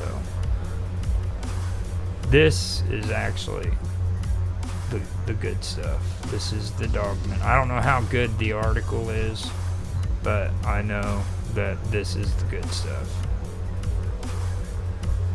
We're saying that the dogmen incorporate the red eyes because they would usually. Well, the dogmen are the red eyes. This is like, imagine werewolves, except for when you get bit, you don't turn into a werewolf. You just keep yourself, and then you have like kind of crazy looking features. I don't want to give away. Okay, all right, I'm going. I'm throwing creamer in this coffee that sat down here, and I've got to run to the bathroom too, so I'll be right back. Oh, good. We got a good time. Hey, at least you tell me. I just kind of go to the bathroom with you on mute.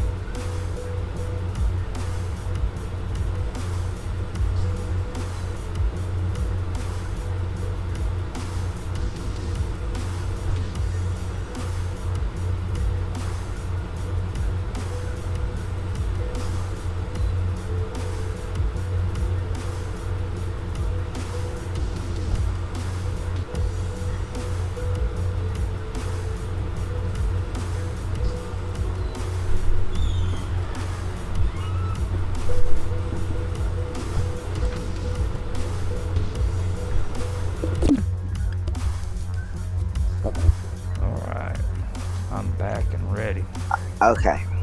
The Dogman is one of the most popular cryptoids today, and I can't blame people for liking it.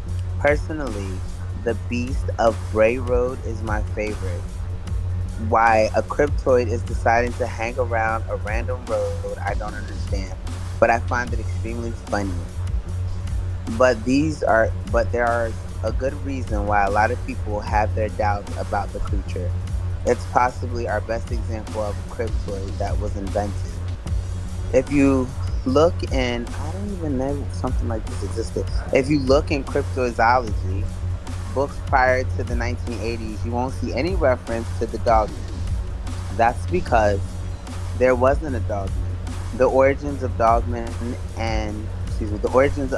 as a legend really traces back to 1987. Oh wow, that's interesting. I just think it's funny. It's like, so when did they come? Really? Oh, okay.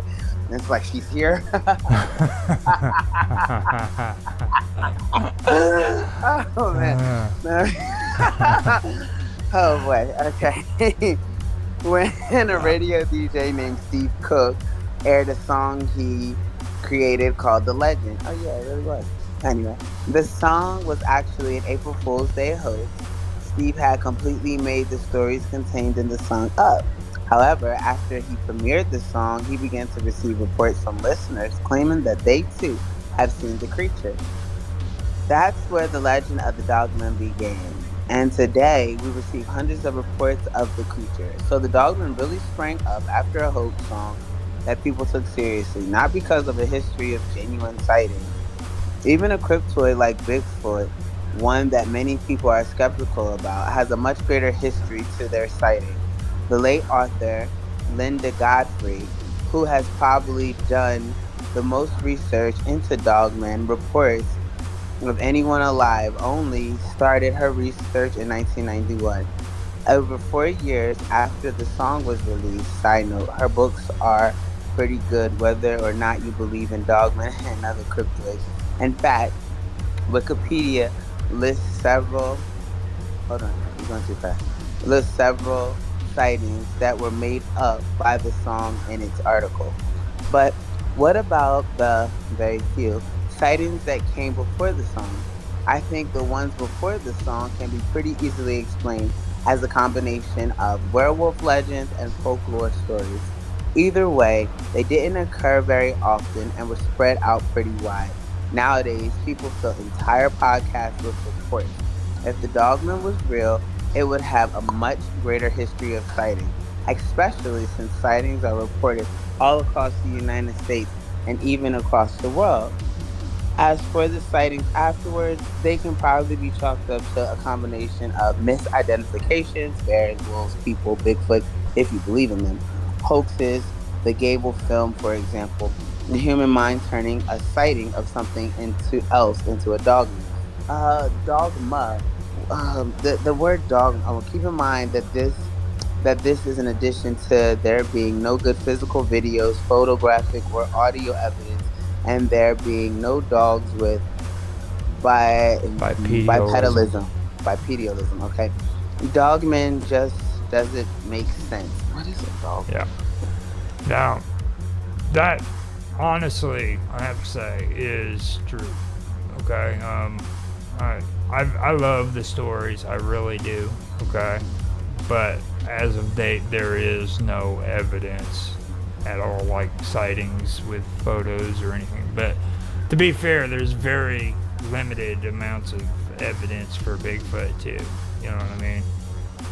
But I even checked that out too, and he was right about it. Other than creepy pastas and legitimate claims that they've seen them, it didn't start long ago. Like this, I think Slender Man is the next thing that came along after freaking the Dogmen. But the Dogmen, they're really creepy stories, and I love listening to them. That's all I gotta say. You know what I mean? So if you ask me again if the Dogmen exist, I'm like, hell yeah, they do. They exist. But you see how the word dogma and dogman sound so similar? Yeah. And then I was just looking up about dogma and something considered as an established opinion. I think that's probably where they get the name from. Probably. Hmm. And the story that he was referring to, I can probably run out quick. The Beast of Bray Road movie is what they're talking. And this is Tailing Wisconsin's Werewolf. It's a book by Linda Godfrey.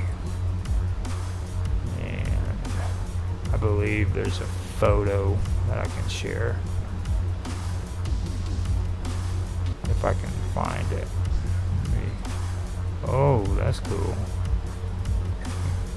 And he spelled cat with two T's. I apologize. My thing might be here right now. And she's so hot. She's so dope. And she has vampire teeth. It's your fault you started when you got me hooked. He just sent it, and I was like, "Oh, wow, that's cool." He said he'll do some more later when he can, but I just took a glimpse at it. But yeah, this is the 14 facts about the Beast of Bray Road. Wait a minute, hold on. This is the same thing we just This is, read. Oh, you're this, going to Google that. It's just not on the screen. I got you. I'll put the post up real quick. That way. No, they're probably extinct.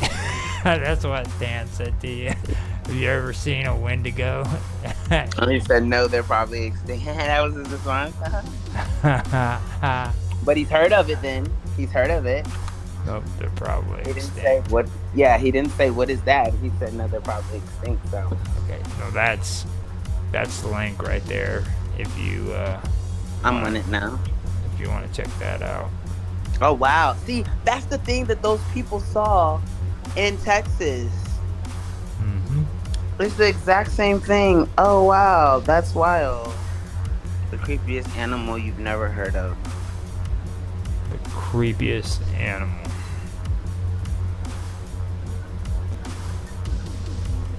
The Beast of Braywood is a big. Go ahead. Go ahead. The Beast of Braywood is a Bigfoot-like cryptid. It stands on two legs and could resemble a bear, or in some cases, a wolf. It is very large, intelligent, and brown-gray in color. See, there's too much description for it to be a myth. But Braywood is a country road in Elkhorn, Wisconsin, where the beast was first seen. The local reporter Linda Godfrey, who first covered the story, was so convinced of the eyewitness's account that she wrote the book, The Beast of Braywood, Tailing Wisconsin's Werewolf. She believes the beast is real, but has never had a first-hand experience with it. Many locals consider the Beast of Braywood to be a werewolf. Some cryptozoologists consider it only another series of Bigfoot sightings. Eyewitness accounts date back to the these stupid ads. Hold on. Yeah. There it is. Eyewitness accounts date back to the formation of the state, but most sightings of the Beast of Braywood occurred between 1989 and 1991. Here is one woman's first-hand account from 1999. The beast may go all the way back to the very first settlers in Wisconsin who described canine features, who would attack and then vanish without a trace. Here is someone's first-hand experience with the Beast of Braywood. I lived in the town of Franklin, Wisconsin. This was about 1997 to 98. We had just moved into a brand new subdivision and were currently the only house that was built. The rest of the area for a long distance was empty. Lots on what used to be the adjoining farm's old land. Our backyard had a running creek. On the other side of the creek was some bushes and a single lane road with an old wooden street light that gave off an orange hue about 30 yards or so away. It was a warm summer night and I was having a sleepover with one of my friends. We had all the lights off and were playing hide and seek in the dark. I went back into our sunroom and saw something crouched over, illuminated through the bush and the orange streetlight. I'm not sure how to describe his body posture. You know how when you're ready to throw up and you hunch over on your knees and palms? It says I was similar to, but I guess it was similar to that. Its breaths were so deep and heavy that you could see its chest heaving from the distance. We had a 140-pound Akita who stood 6 feet on his hind legs. I could easily tell that whatever this was dwarfed my Akita. I also knew that it wasn't any type of dog or wolf. Its hind legs were thick and muscular like a man's, but its body tapered at the abdomen and head like a wolf or canine. I called out to my friend who came over and just said, "What the fuck is that?" to me, trying not to make much noise. What the beep? We said, you're gonna have to get a beep button.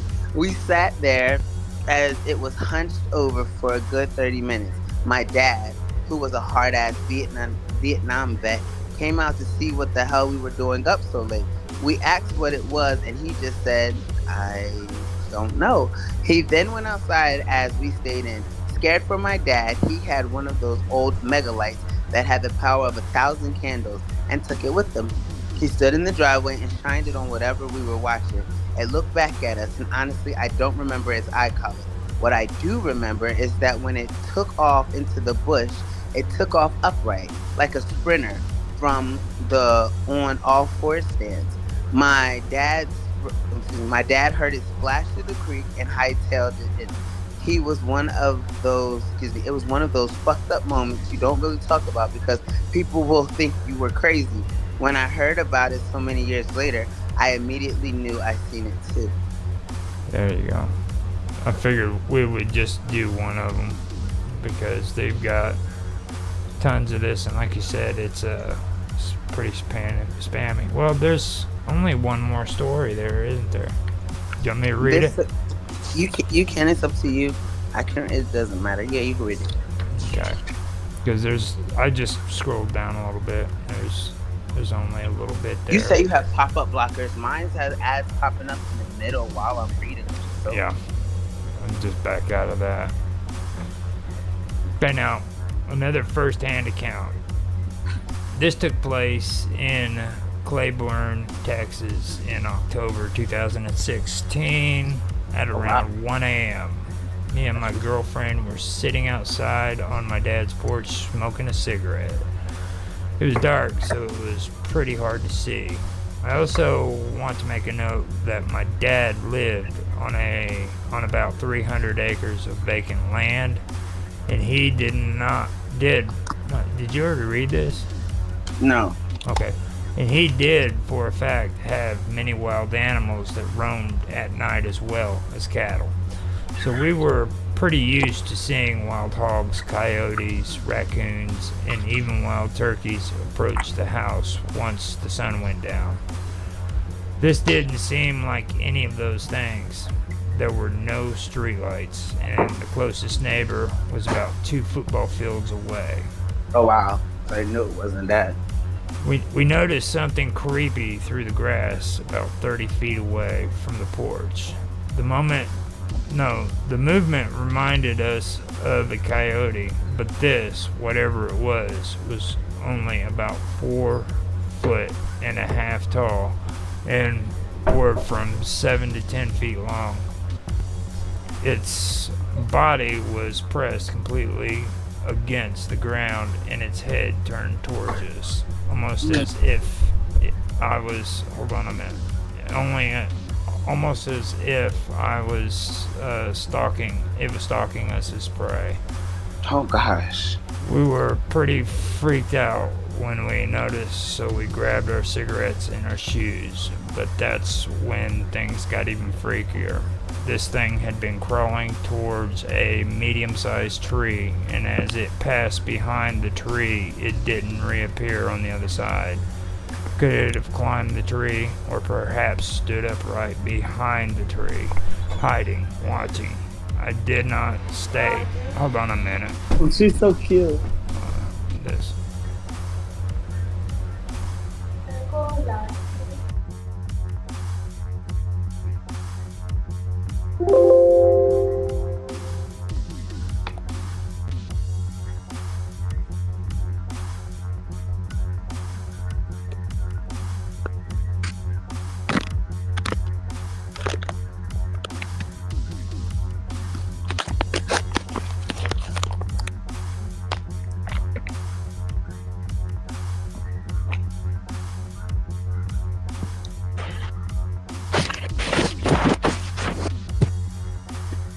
I know your people have to be super grateful for you. They have to be though. Are you there? Yeah, I'm here. Okay. I Now, this thing happened, had been crawling towards a medium-sized tree, and it passed behind the tree. It didn't reappear on the other side. Could have climbed the tree, or perhaps stood upright behind the tree, hiding, watching. I did not stay around to find out. All I know is that the footstep stops, so it wasn't running away out of view. My girlfriend suggested we go get a flashlight and try to scare it off, to which I responded, "Are you fucking crazy? Get inside now." After searching Wikipedia, I thought it might have been the beast of Bray Road, or maybe a werewolf. Sean Hannity. Oh wait, no, hold up. I've spent some time on Bray Road. A good friend of mine has too. You hear things in the woods, maybe see shadows in the fields, but I've never had a true sighting of anything. Just a creepy being watch feeling. But that could simply be nerves, as you're expecting, hoping for something to happen. My friend has experienced quite a bit and has some expressive EVPs from different areas. I had something on two legs running in front of me on the northern side of Madison, Middleton, in Wisconsin, but it happened so fast it's hard to say what it was, or could have been deer, wolf, coyote, lunging. It seemed pretty big. Skeptics believe the beast of Bray Road is actually a wild dog, and eyewitness accounts are skewed by mass hysteria. And that's really not that can walk on two legs. Yeah. So that's pretty interesting. Yeah, sorry about the interruption and everything about that. No, your mom's so cute. You know I love her. Yeah. Oh, when she keeps doing it because she wants to bang on the door and asks just for me to go get potato chips. It gets kind of annoying. How cute is that though? Like, Yeah. I don't know. It's just cute. Okay, Mom, just hold on. Wait a second. Roger. I love how she says your name. Roger. Like, hold on. It's just so funny. She's so cute to me. But anyhow, we did put some scary stories into the Dogman, and that at least we did. But I did want to do the first one so that everybody understood that, yeah, these stories are pretty cool, and I do like them.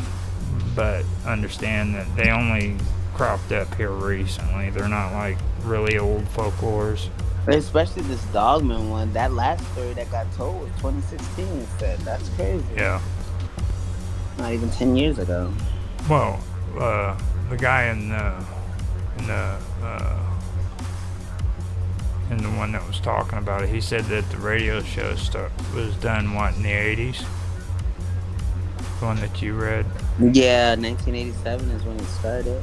Yeah, so it's actually got a pretty good history there. That's 97, 2017.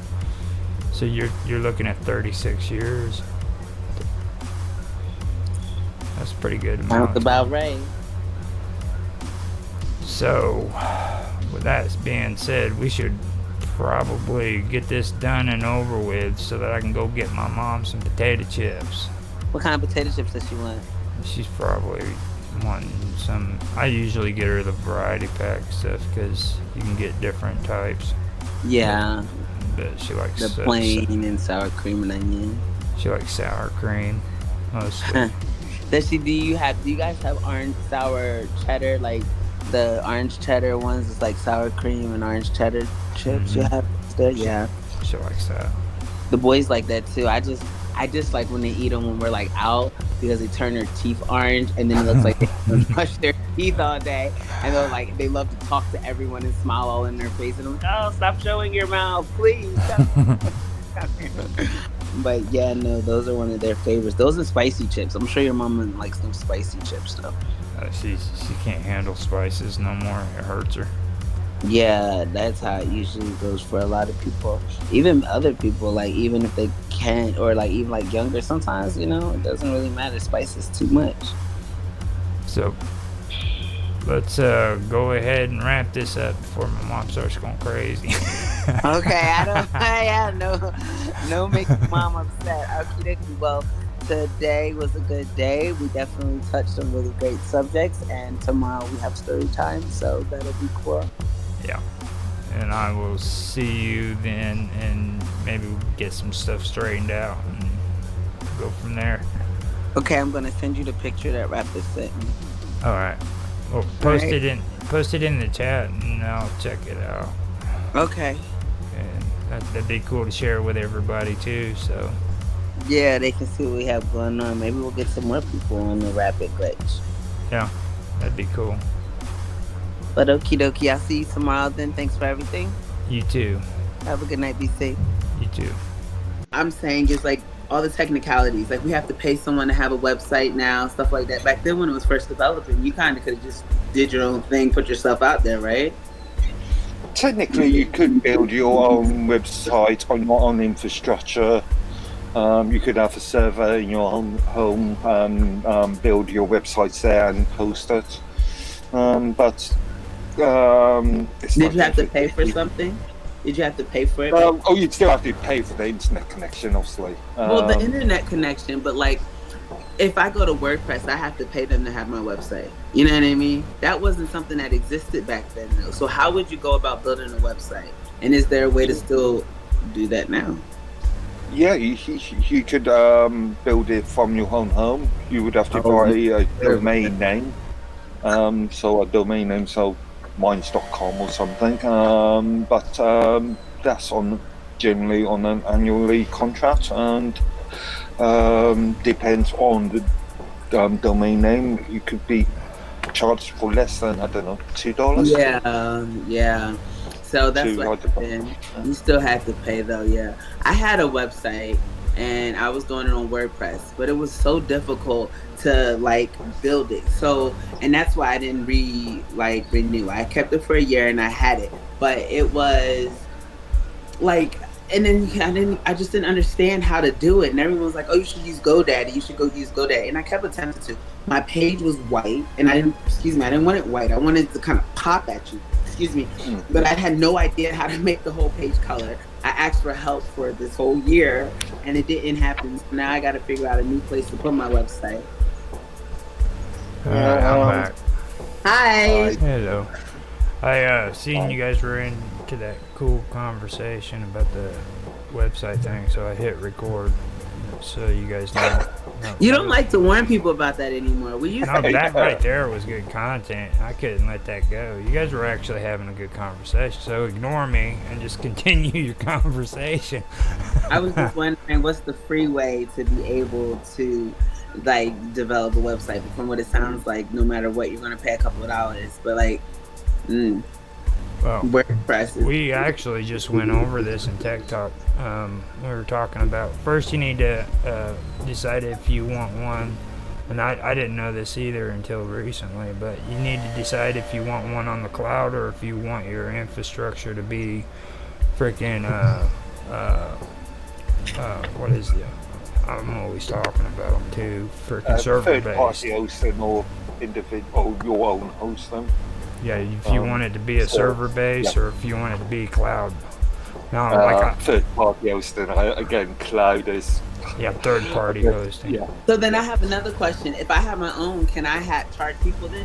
I can charge people to be able to host their website from my page, right? Yeah, depending on contract, but yeah, in theory. That's good enough. Oh, Yeah. that's See, good something to know.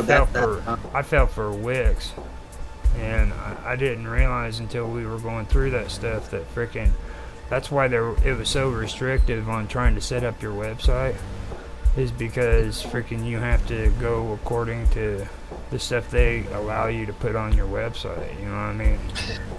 That's again, if you self-hosting, then the only contract you are answerable to is yourself.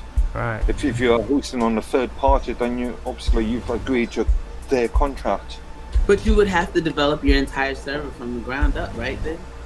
Yeah. Yeah, you can get pre-packaged sort of operating systems with the server already built into it, or you could like I've done, just build your own server from scratch. Okay, but like not a Minecraft server because I have servers with Minecraft, but I can never use a Minecraft server to host. No, Minecraft is easy. Don't worry about the server thing. You Go No, I can was build saying your I own can't use a server. Minecraft server to host internet. go on Minecraft and they'll set you up with your own server. You can go in there and build your world up, and then you can have people come in and like be on that platform Yeah, but we're only doing that on Minecraft though, right? Like on that's Minecraft. Minecraft. Yeah, see, that's what I'm saying. No, and I wanted to tell you. Remember, I told you me and my baby got into it, and then I told you we'll apologize to each other later, and it'll be all better. It's so funny because when we were on our little break, I walked in the room to see what was going on, and he's in there making me a Minecraft video, so I'll learn how to not get killed by zombies, and I'll be able to build stuff. That's my apology video, and it's just cute because he's just like, oh, and I'm making your video where you can play Minecraft. I'm like, oh, okay, it's an apology. Like, yeah. Because they'll make me cards. I think it's cool. It wasn't even an hour. And he's just like, You wanna even be cooler to him? Accept me on my offer, freaking to play Pokemon Second Gen. yeah, I never played Pokemon. Let him know. Before. You can be I my never- partner because me and Rapids got this horrible. got this competition starting next year where we're doing what they call a Nuzlocke. I heard y'all talking about that in our interview. What is it? Can you explain it more? Well, there's certain things that you can and can't do. And with a Nuzlocke, like when you start out, if you go into an area, you can only capture one Pokemon, and that has to be your first capture. So before you decide to fight another wild Pokemon, you have to decide which one it is that you want. And if you don't want that one with Rapids rules, you can back out and run away. But if you fight them, you have to capture them. You gotta stay with the same one the whole time. So if that one's not safe, choose life. You don't have to stay with the same one. Like when you go into the second area, you can capture another Pokemon. So can you interchange the two once you reach to the second area? So like you have one, you fight it out. Okay. So that's cool then. All right. I mean, I'll make the attempt, but hey, I will not be held responsible for any losses that we endure. And this is my first time. Like, what do I have to do? Pokemon? I was hesitant at first, and I'm no big Pokemon fan when it comes to like the cards and stuff. But when I finally played the game, I was like, man, this is actually a good game. It's I like Pokemon better than I played the games, except for the cards. Yeah. Now, that was the first generation of Pokemon, though. That was the Pokemon that I remember when I was younger. The cards, right? No, the video game. I still refuse to touch the card game. So I never even knew there was a video game. I thought the card game came first. You're saying the video game came first? It came first. Oh, you're just saying that the one you indulged with was the video game first. Yeah. The card game. See, and that's where the weirdos are. Like, the card game is... What? Yeah. You have some nerve. I say I played seriously, the there's Pokemon weirdos, man. But I just got finished calling us people on Minds weirdos. I was like, yeah, but we're good weirdos. I said, I don't think we're really weirdos. It's like you go, we all have our weird concepts. I said, but all of our concepts kind of like parallel to some extent. Now, granted, we'll have some extremities, but for the most part, it's just different from the norm. Like, and that's kind of, I guess, what weird is supposed to be. And that's why I was saying, like, Minds is a great place for the weirdos. Yeah. Pokemon has like Mark, he's like, thanks a lot. I'm leaving the platform right now. Mark's the freaking only normal one. Not all of us are weirdos. Not all of us are weirdos. He's the only normal person in the middle of a freaking ocean of weirdos. It's like you sit and you just watch his face when he's around us and stuff, and he's like, "Oh my god, I can't believe that was Dexter's response." That was Dexter's response. He's the only normal one. You know what I mean? You remember Dexter? I know you guys see Dexter. Look at him. He's looking like, oh, she's blowing my cover. I'm watching you. You see? You're attempting to keep your composure. And you would like to maintain that I'm the normal one, guys. But we know better, Mike. We know better. fish pies and your right? It's Well, so funny though. I mean, fish pie is like almost a everyday meal in England, though. Like Now you know what it Actually, is. not often. Not often. Wasn't concerned.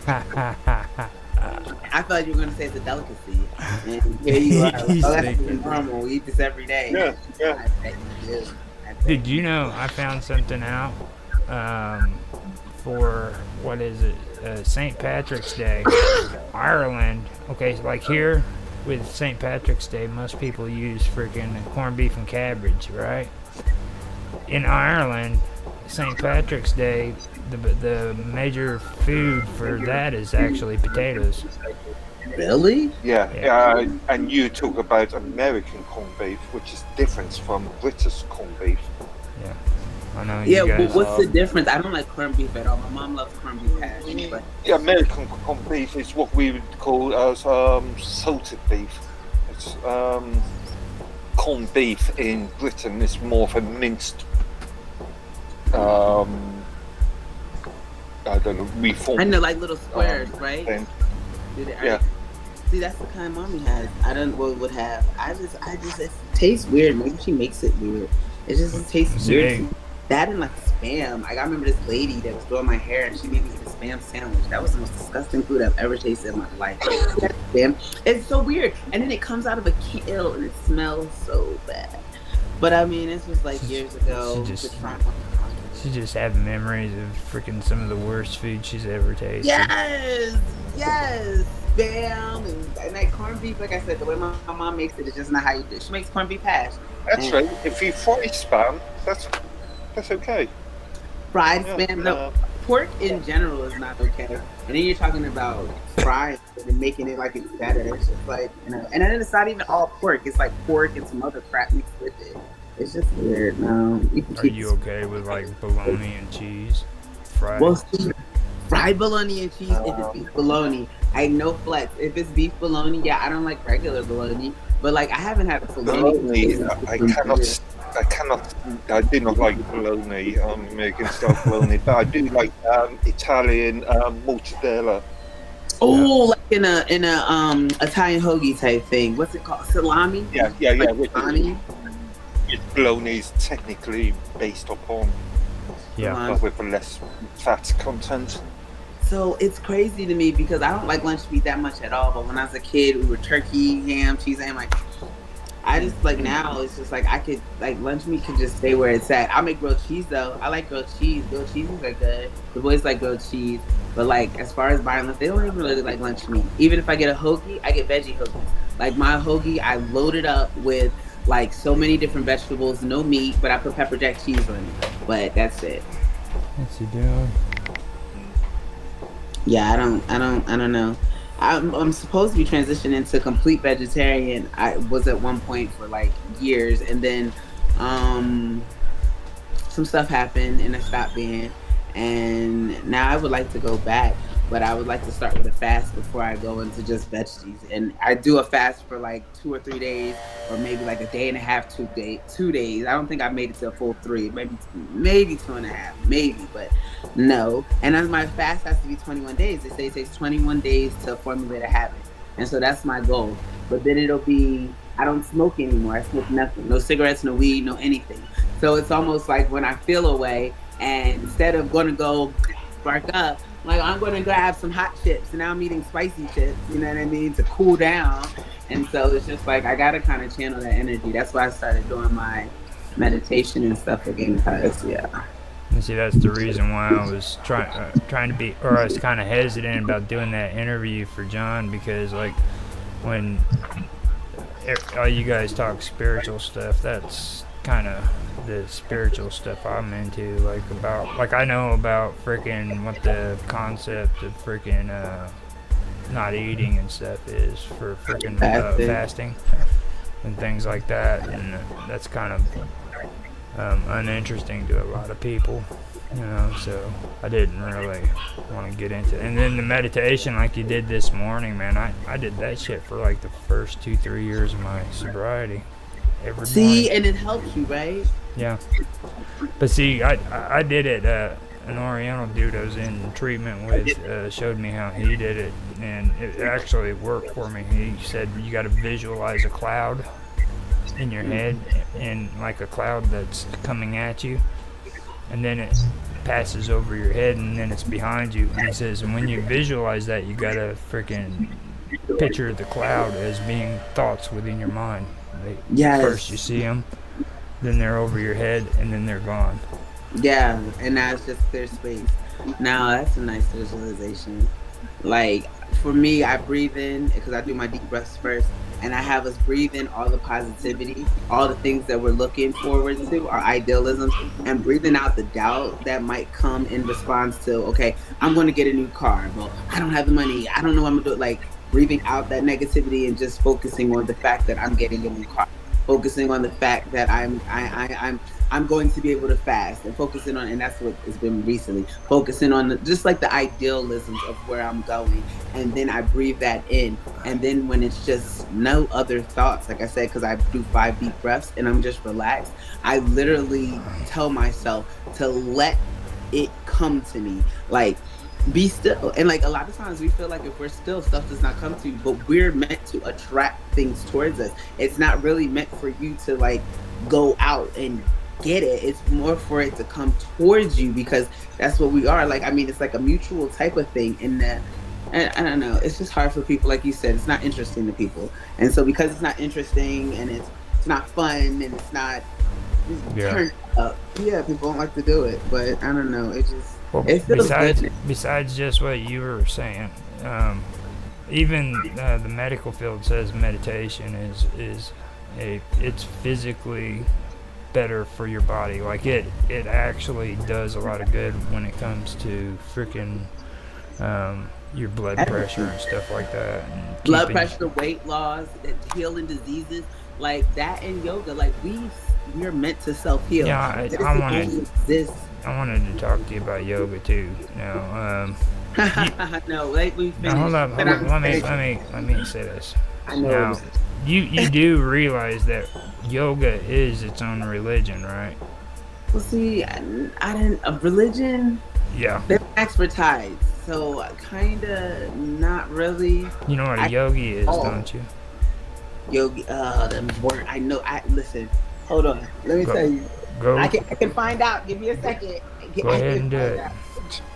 I have my yoga book. Hold on, wait a minute. So, in the beginning, talking about this lady who. Oh, and I just dropped all my books. Hold on. Let me see. I should have been taking notes in here, but I don't take. Here it is. No, that's not it. Yoga, self-care. It's not giving me the definition of yoga right up, but I know it's in one of these pages. I just don't remember which page it is. Go ahead and tell me what it is. I'll just Google it. Yeah, if you want to, go ahead and Google it.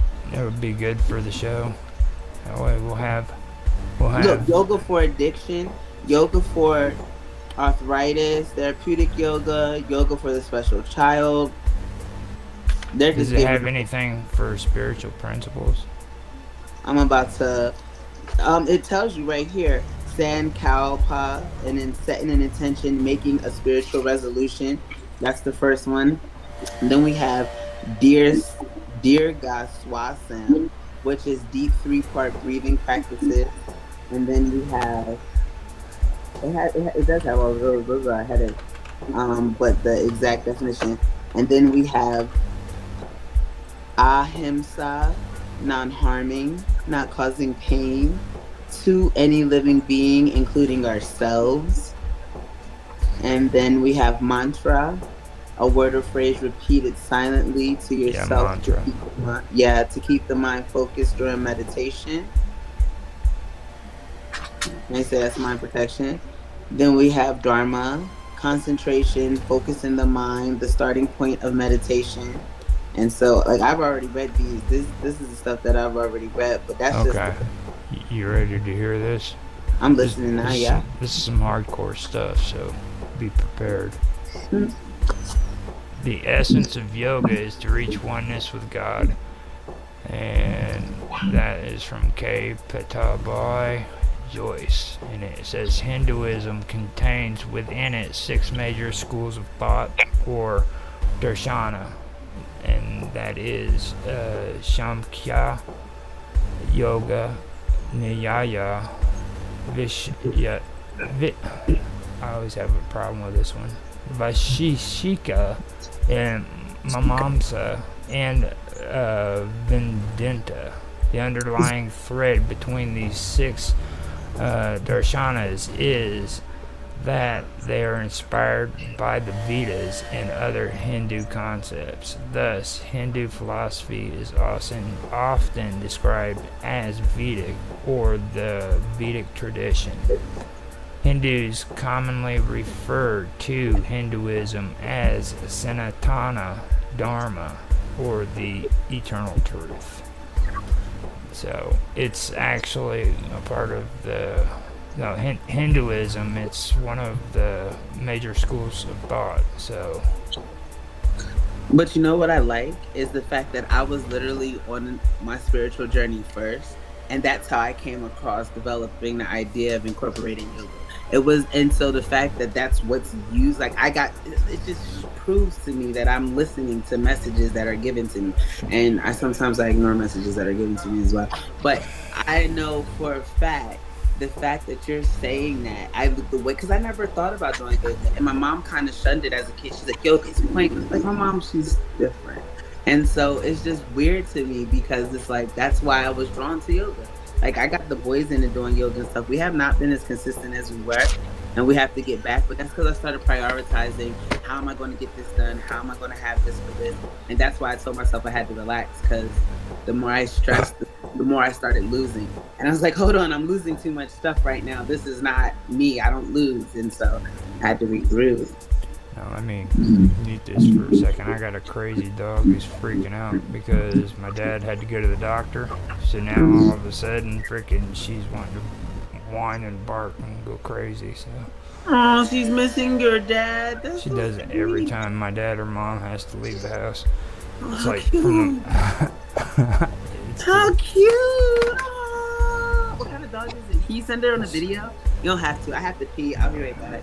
Alright. Yeah, I'll be right back too. I'm gonna put her out on the chain. Let the neighbors put up with her. Okay. I'll be right back.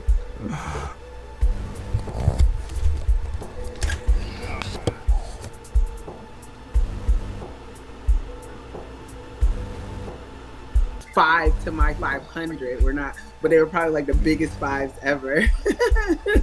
Yeah, look. Generally, if it is getting too stressful, I'll just disappear. What? That's your coping escapism? Well, it depends on the circumstances. Escapism and avoidance. Okay, nice. If it doesn't, if it doesn't affect me directly, then why should I put myself in a position? Oh my gosh. I guess. I don't know. For me, I feel like it's going to come back. If it crossed my path once, it'll cross it again if I don't do something about it. That's kind of the whole like deciphering or repeating the same cipher type thing. And problems tend to be bigger when they run back around. So I tend to kind of nip it in the bud right then and there. Like now I've been kind of clearing out my circle, like get rid of anything. Roger's back. Hi, Roger. I know. I'm listening in. You know, there's a lot of times on this thing right here where I wanted to escape too, but the only problem is I'm the one doing the recording, so I'm stuck. Yeah. So I can relate to that. If you got a chance to go, you better go, man. Things Just get out of run hand. for the hills. Run for the hills. It's a good song. Don't run, Karma. I was just joking. She bailed. She's like, I'm out of here then. No, I didn't. No, I know, right? You said run. That was Just perfect. timing was perfect. Yeah, no, it's got the charge. It has to charge. And then I was reading something, so when it did it, I wasn't really catching that was happening at the same time. That crazy dog. She, I went out on the back porch. She started sniffing at the freaking door and everything, and then she did a little wine, I guess you could call it. So I'm sitting there and I'm smoking my cigarette. And I was like, try to behave, and she just shuts up. She's something else. She's like a psychic too, cause like she's on the other side of the door, but she knows that I'm getting ready to come in, and she'll leave the freaking front of the door and make it to the front room and sit right in the Like she middle of knows the front what's room about to floor, happen. cause she knows I'm coming in. She's a weird little dog. Hmm. So yeah, I was checking out a lot of that stuff on yoga and stuff because I actually, be honest, I accidentally fell into it because they have these people over in India who believe that some of these yogi can freaking actually float, levitate.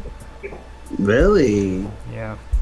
I heard about that, but I thought that was just like dope special effects. No, well, some people use they use freaking gimmicks and props. But there's some of them. There's entire schools where they hop. They'll like hop from one side of the room all the way to the other with their legs crossed. Really? Mm-hmm. Oh, I know what you're talking about. And it's like been crossed in front of each other, or yeah, like that, and they're kind of squatting. Yeah, I know what you mean. Yeah. They believe that if their mind is right, they'll actually levitate. Mm. Just interesting stuff like that. See, that's the crazy part, because like I would like to be able to get to that point, like not just levitation, but like I said, like all things medical and scientific come from studying of us, like studying of the human nature, our capabilities. Like that's why we understand, we use the DNA in order to create and mirror our healing abilities and put and find stuff throughout nature with the same type of compositories that'll be able to incorporate in order for us to be able to, like I said, we'll take these pills instead of resort into just a righteous mindset. Like when I tell people that we can teleport and we can like that telekinesis to move stuff with our minds and stuff, they think I'm crazy, but it's just like that's a prime example. Like we're moving ourselves with our mind in the process of levitation. So I could only imagine that we'd be able to move more, and I know this, and that's why I'm so focused on I don't want to get. I feel like we lose sight of that when we start focusing on the materialistic aspects of the world, and like I'm not knocking people that do that. People often, like I told you, think that I just so anti-money, but it's not that. It's more like I'd love to be able to float across the freaking room, and I'm pretty sure that'd bring me some money. You know, people would pay great dollars to see me float my ass from this side of the stage to that side of the stage. And it's like, now I have the skill set. The money's always going to be there. It's like, I'd like to develop myself in a way to where no matter what the situation or circumstances, I'm able to get it. Like, I don't know. People don't think like that. They just take whatever's thrown to them. And then people like me come around, and I just enjoy being broke allegedly. So I don't know. I posted last week's TikTok because I forgot to upload it on Odyssey. So I did last week's and this week's. What's up with Odyssey? Can you go live on there? You can go live on there, but you don't do that. Why not? Well, I do it. It's just you guys don't. You guys, you see, there's things that are on content that I have on here that I don't want to be live because they're uploads. So I take and I freaking, well, I can't download live anyhow, so it's not really an issue. But let me finish my way of thinking. Just like if I got something uploading up and scheduled for YouTube, I'm not gonna live stream it on YouTube. You know what I mean? So I go to Odyssey and I live stream on Odyssey what I'm wanting to edit. So it gets the live stream, then YouTube gets the upload. The good one, yeah. I see what you're saying. And then the same goes for like Odyssey. If I want something on Odyssey, I don't live stream it on Odyssey. I live stream it on YouTube or on or something, right? and then I edit it.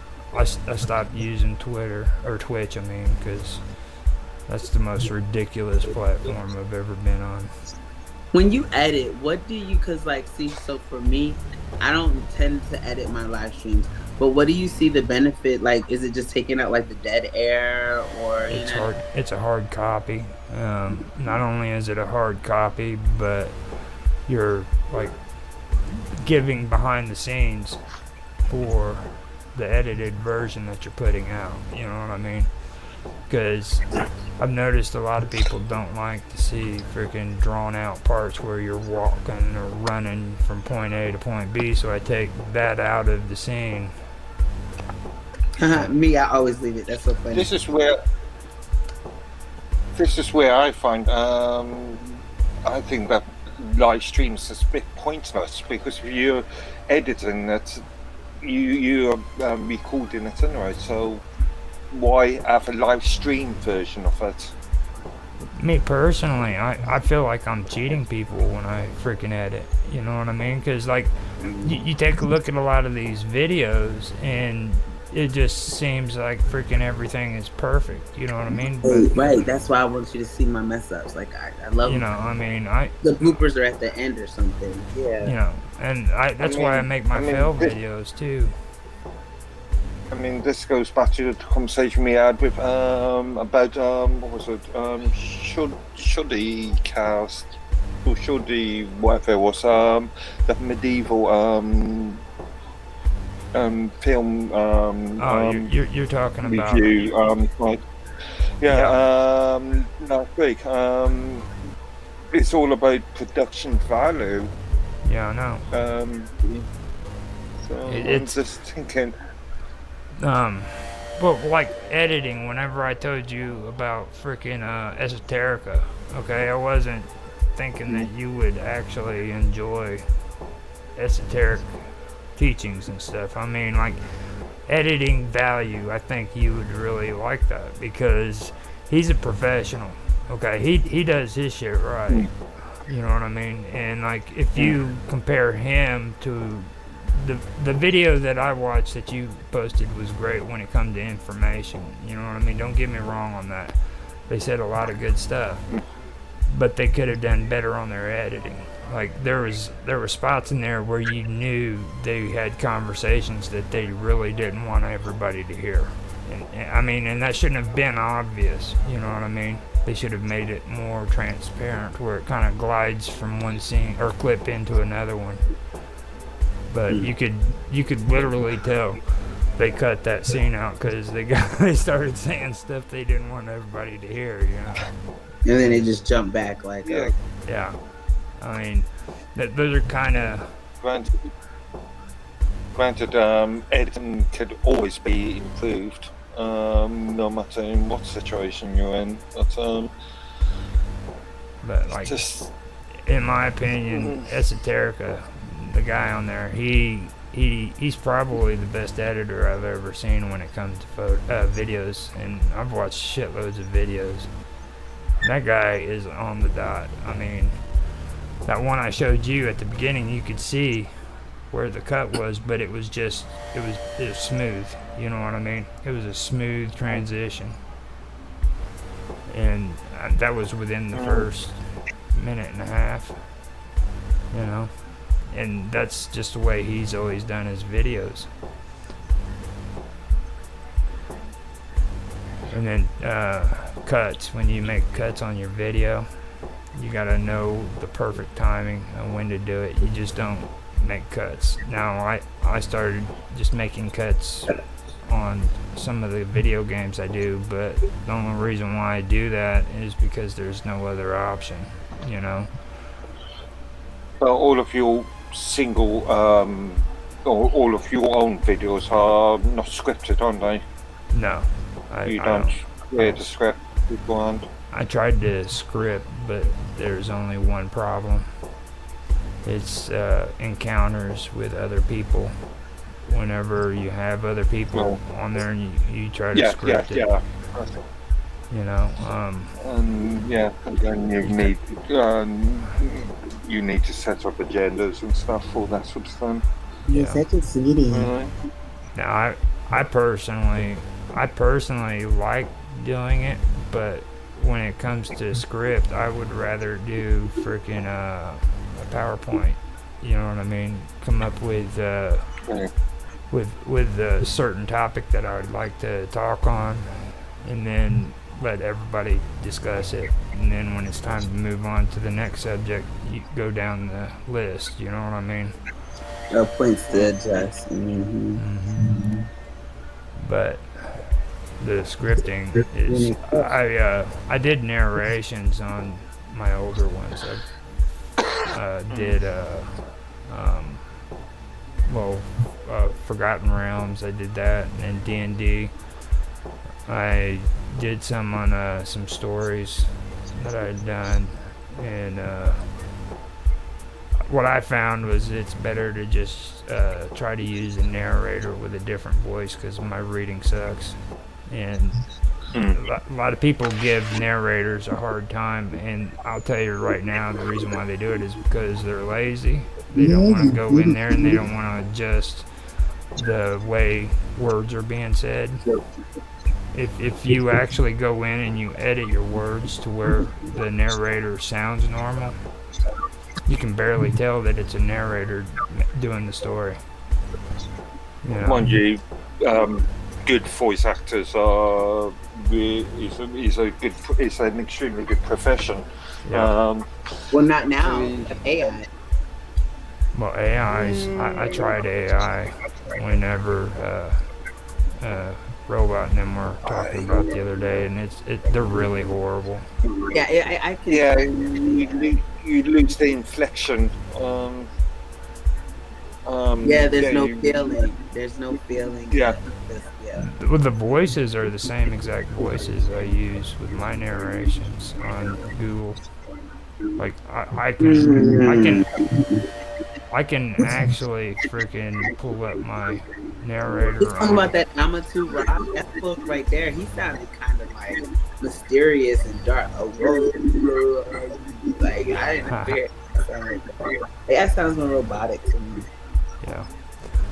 I've got Read Aloud, and Read Aloud has like shitloads of freaking voices that I can match up to the stuff that I'm writing, and all I gotta do is go into the words and I gotta edit it to where the voice matches with the words, you know. So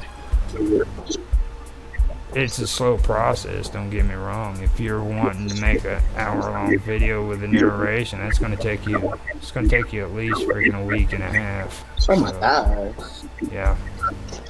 But it's worth it because then you can change up voices. Like if you're trying to do a story and you want it to sound like 3 or 4 different people talking, telling the story together, you can switch up voices in between each page.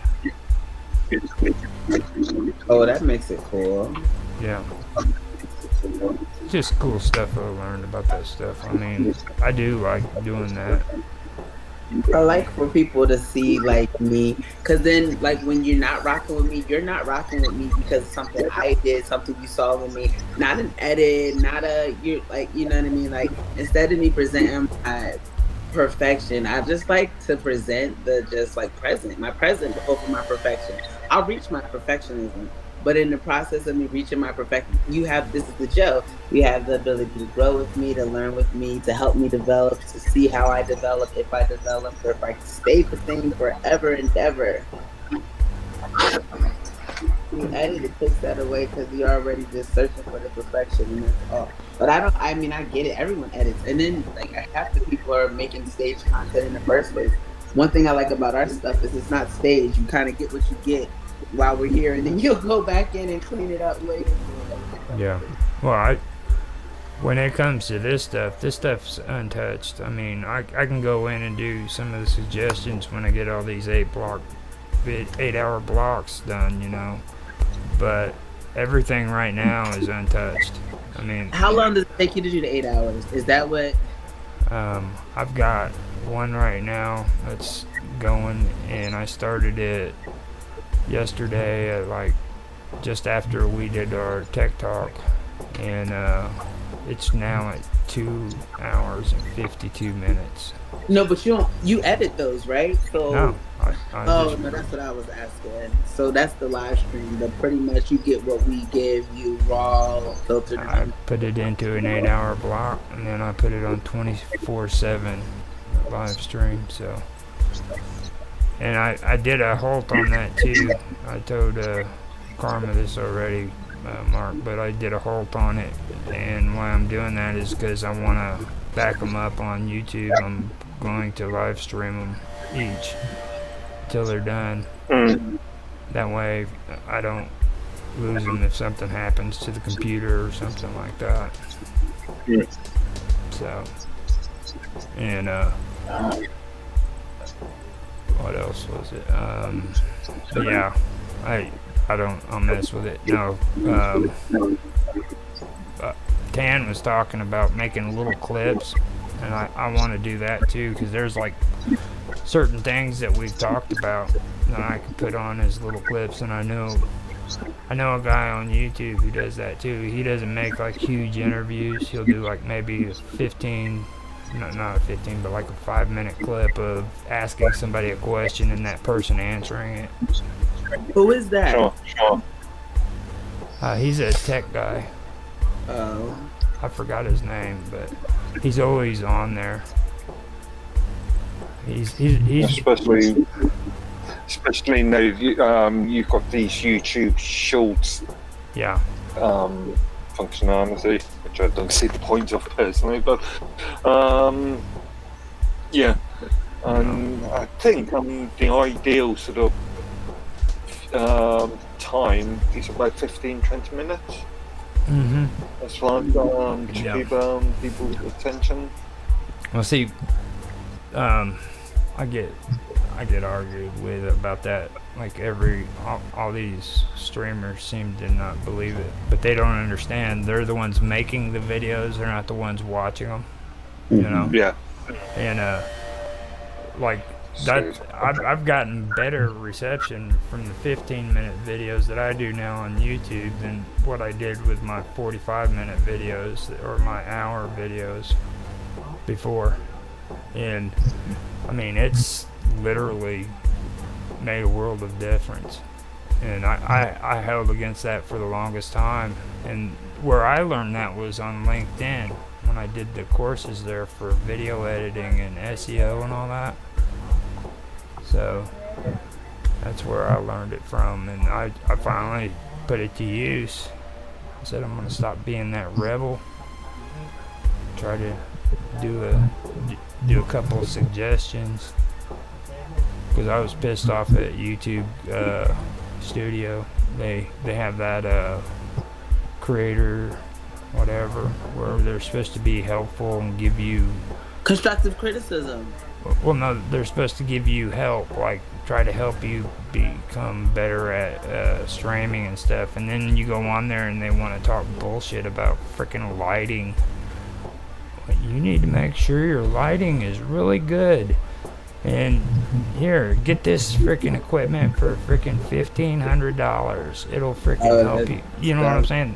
All they're doing is trying to push freaking a product. That's with this Donald Trump room I joined, and they keep talking about this active vitamin, like it's some vitamin that's supposed to reverse all the effects of COVID. It's like, can you tell me some dirt? I'm looking for some scoop, man. I thought you were going to talk. You know what I mean? It's telling me about this bullcrap vitamin. Who cares? Like, someone probably cares, but it's like every post was about that. It'd be like one scoop post and then 10 posts of this vitamin, and it's like I had to leave. It's like, I don't hear this stuff. But then that got on my nerves. And you know, like whenever I got on there, what I wanted to learn is how do you freaking properly set up an OBS, you know, and what's the freaking preferred freaking frames per second on a good video, you know what I mean? Does OBS not, because when I did OBS, it did that for me and told me what my settings were. Is that well, OBS does now? But when I started, they didn't have all that cool stuff. Like we didn't have the freaking setup wizard. You guys have it now. I had to do that shit manually. Oh man, see, I'd been lost in the sauce. I was intimidated when you first were telling me about OBS just because I didn't know how much I'd be able to do. The brightness is so low in here. I want to kind of show you, excuse me, because oh man, the mouse keeps going over there because it's out. Why can't it go all the way over there? Since when? That's not too far. Hold on, my dog's freaking out. My dad got back in, so let me mute. Keep talking, but let me mute. Okay, well, I'm just gonna go ahead and pull up this OBS while I'm waiting because I was hoping we could figure out why I cannot stream live on Rumble and why it comes out black. So OBS, see, there's me. I can see me, and let's see if I start streaming. Cat hair, I don't know. So yeah, video capture device, start virtual camera. I wonder if that's the virtual camera. Internal program output. Okay. Start virtual camera. OBS wants to make changes. Never mind. That's too much. Start streaming. Oh, because the stream is over. I have to find a different one. I just want to see why I cannot.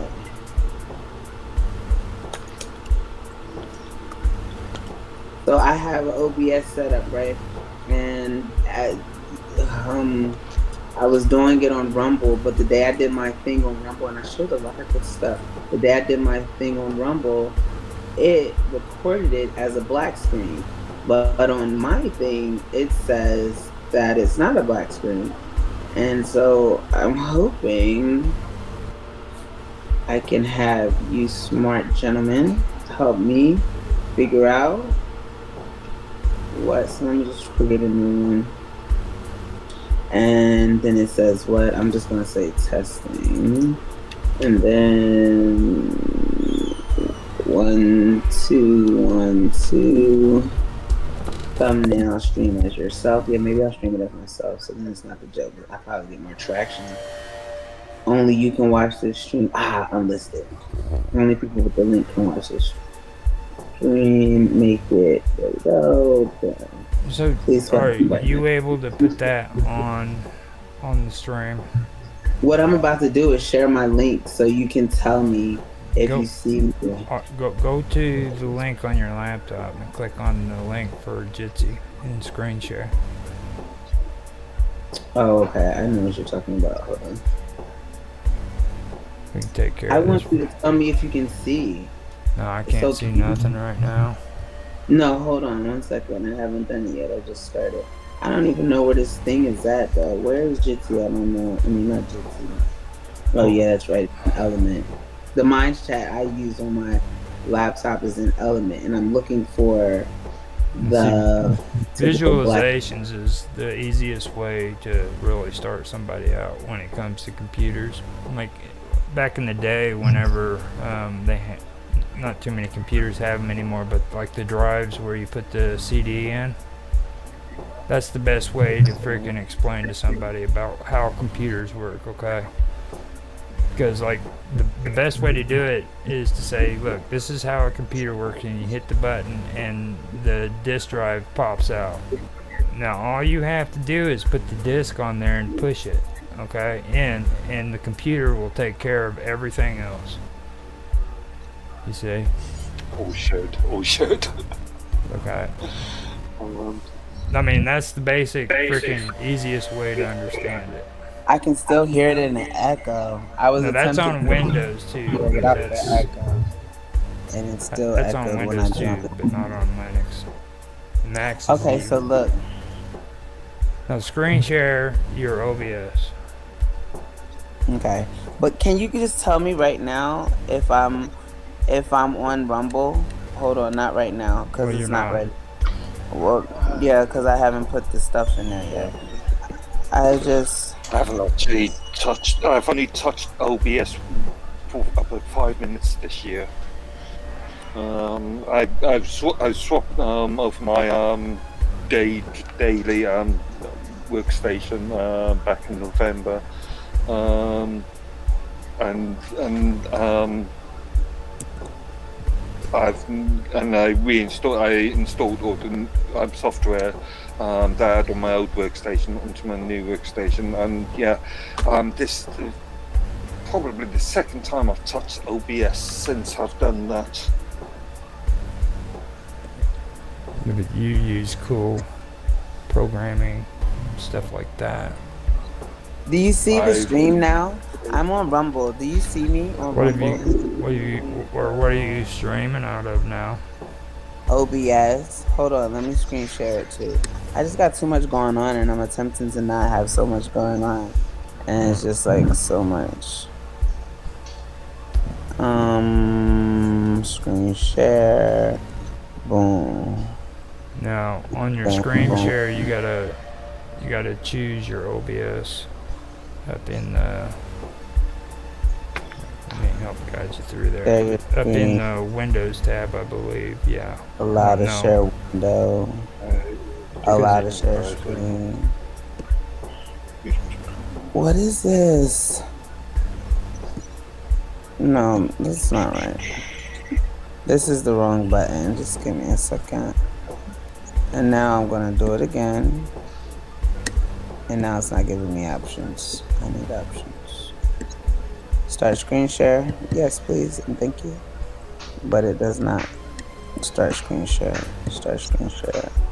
I assume you're using Safari. You are Mac OS use, aren't you? I'm going to exit and I'll come right back. Okay, hold on a minute. Stay right there. I'm gonna show I have you to what. pee. I can't stay. Oh, go use the bathroom and come back. Yeah, but I'm coming. I'm going to exit out of Jitsi too because Jitsi's buttons are not responding. I'll come right back. All right. That was weird. I'm guessing she's a user. That's. I mean, I don't know how to say it other than I just don't like Mac. I mean. Yeah, I don't know. I don't like Mac speak. I don't like. Well, there's reasons I don't like Mac these days. But saying that, I remember the old 9-inch classics of the 90s and late 80s. So the C range and stuff. The all-in-one box 9-inch screen devices, and I absolutely love that form factor. Yeah. When up to some like, and Apple has been quite clever, quite ingenious when it comes to sort of the design language of their cases over the last 2 decades, 3 decades. The thing that held them out above freaking Windows was the fact that, like, for the longest time you couldn't freaking infect them with viruses and stuff, That's not totally true. Well, I mean, not unless you really wanted to freaking make a big effort of doing it just to prove them wrong. You didn't do that, did you, Mark? Did you? As far as I can remember, last time I actually touched a Macintosh last time I actually used a Macintosh to Mac for any real work was back in OS X or iOS. Mac OS 8? See, 9? I think that's That's quite a few years ago now. Yeah. See, that's how they use, or that's the program they use Hacintoshes for now. Like when they want to merge Macintosh with freaking Windows, that's the ones they use. Isn't that the mobile version?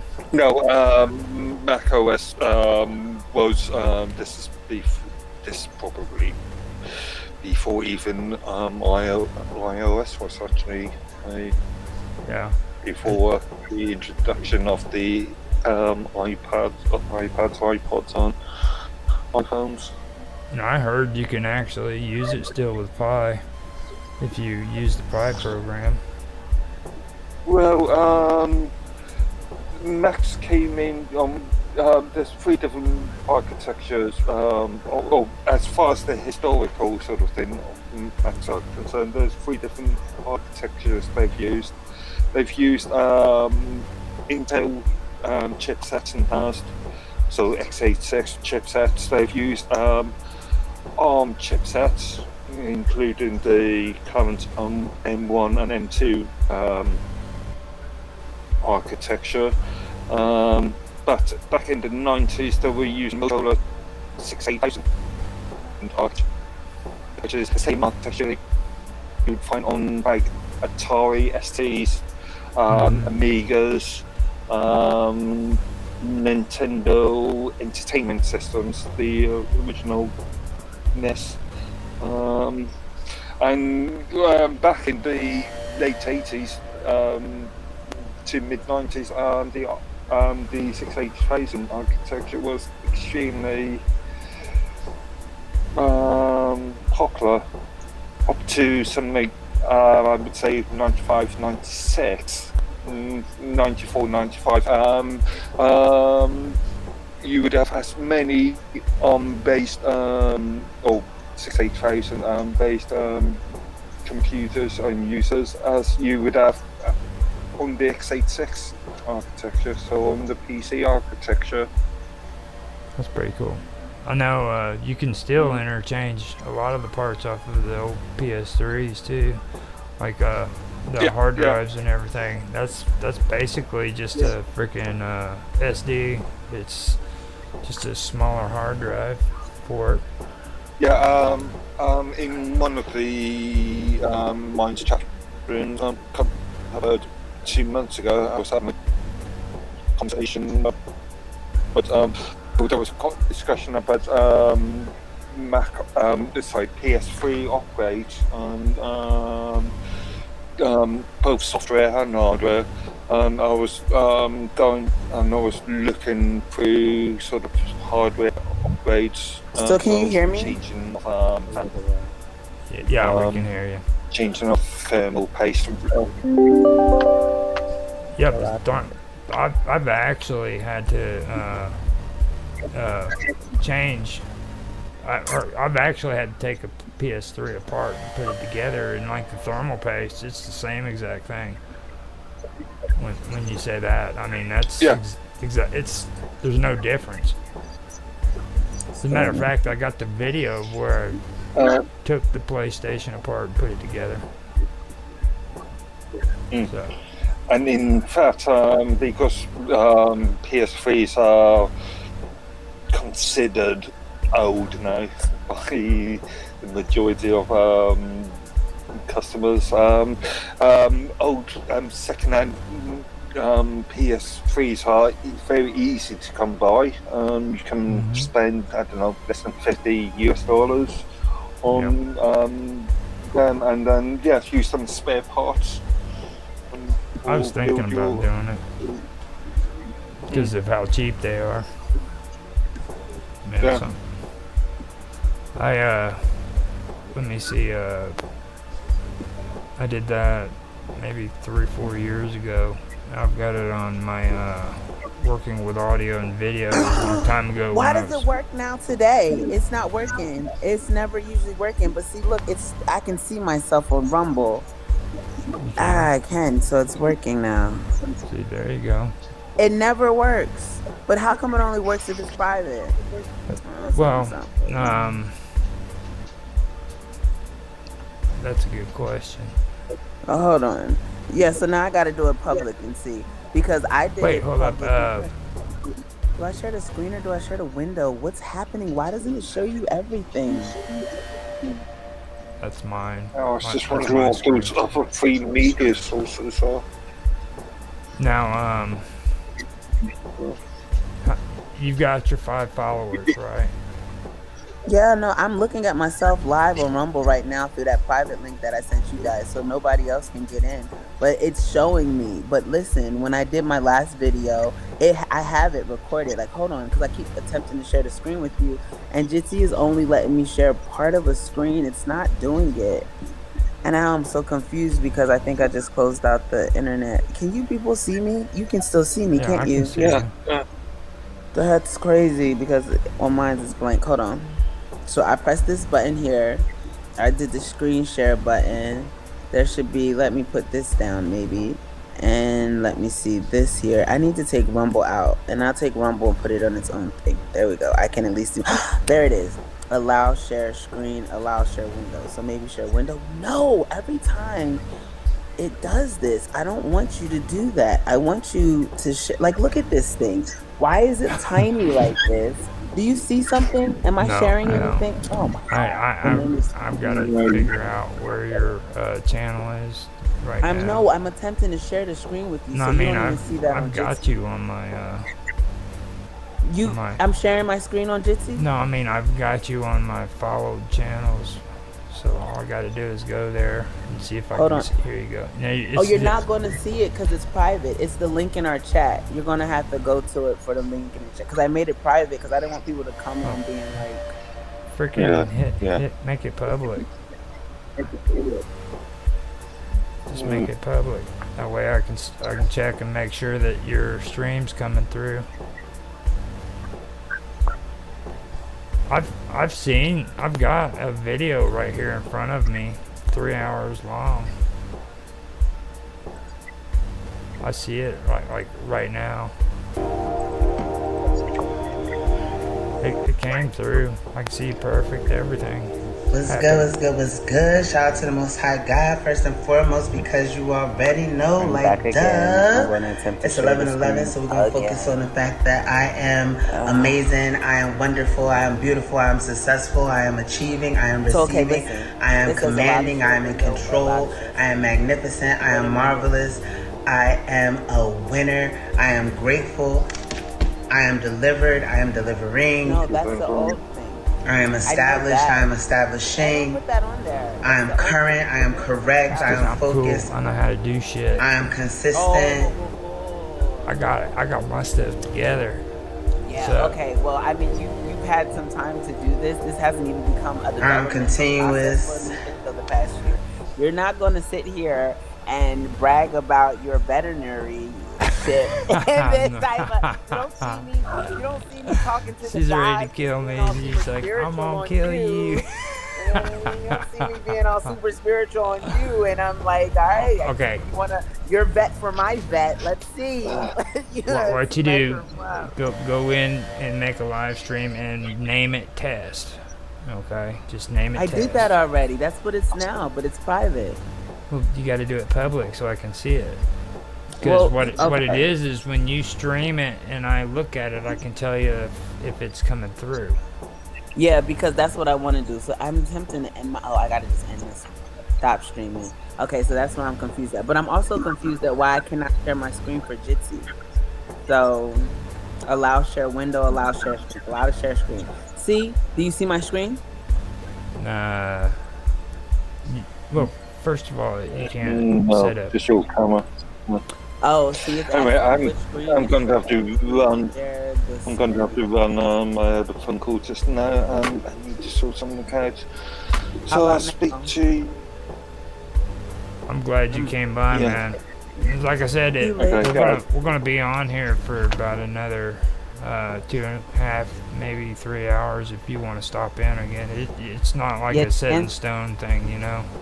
So it's just I'm going to be away from my desktop. I can use my laptop or my phone, but sound and video quality is going to be less than adequate. It's up to you. It's just so yeah, I'm gonna be. You know, I mean, it's like I said, it's just a time to chill out, hang out, stuff like that. So. Okay.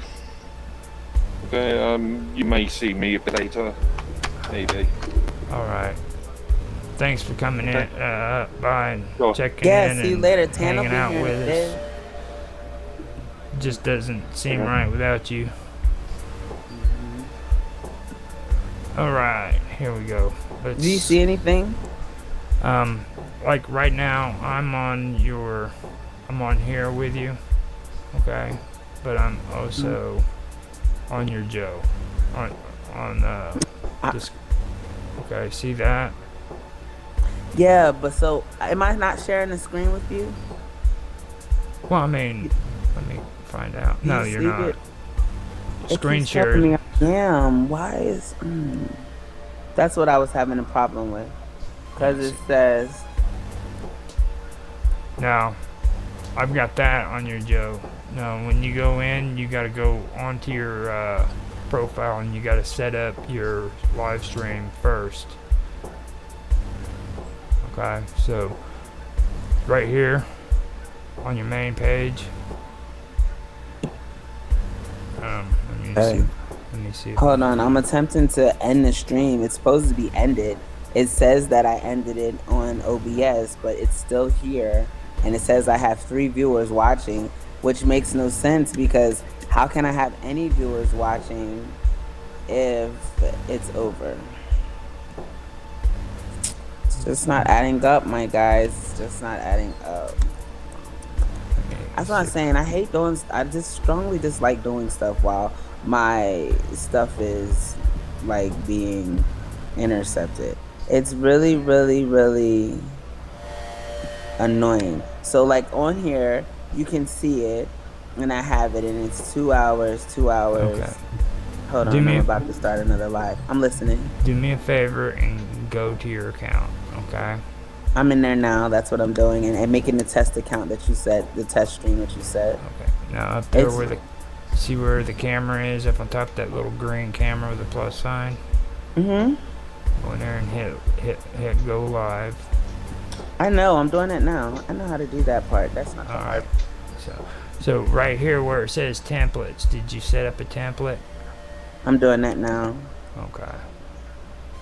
And then it's just stream right now.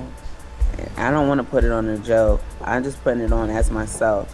And then make pre-record in private after it ends. Yes, please. No. I don't want to save it. Yeah, I do want it private. Oh, after. Yeah, While after. it's going, make sure that it's live though, so I can see it. Yeah, it's public now, and it should be coming on now. And no, it's not. Hold on, I gotta enter the configurations into OBS first, which I learned how to do by myself. You'd be so happy because remember the other day I was like, I don't know why it wasn't working. That was why. Hold on. So I had to get my coffee. I had a coffee in the microwave waiting for me because I ordered it from Wawa. It's so good. Wawa is the jump. If they ask you what I'm addicted to, it's definitely Wawa. Man, please. I need coffee too. Coffee makes the world go round. You sound like you're sad today. What's the matter? I'm just waking up. I only woke up like at 1 o'clock. I just had enough time to come in here and frickin' get all this stuff set up. So I'm like, it's live it's now. more Do you sluggish. see me? Yeah, it's live streaming right now. So you can see me? All right, well then I'll do a live one the right way since it did it. Now it's working. Okay, are you sure you want to end? Yes, I'm sure. Because the other one was all black and there was no... Well, hold on a minute. Hold on. Don't I end just it. ended it. What's up, G? Nah. Go ahead. Excuse me, I already ended it, so I can go back on? Yeah. It says stop streaming, but it says that it's still streaming. It's still got a process too. Yeah, let's see. Ready to share and monetize. See, please wait till your video is done processing. So, I mean, yeah, but it's only like 2 seconds. See, and you can see me. That sucks because I did a really good show, which means I'm going to do a show tonight. Because I did a really good show and none of the content saved. And now here it is. So now I have to like redo what I've already done because... No, are they in your list? Like, does it show up on your list? Like, go down on your avatar right here.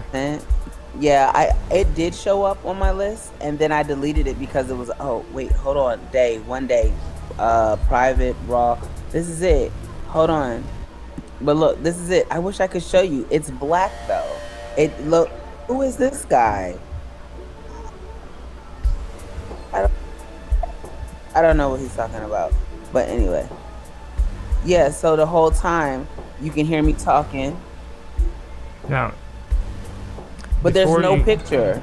before you delete that though, I mean, with what you're doing, does it need visuals? Is audio the more important thing? Because if it is, leave it.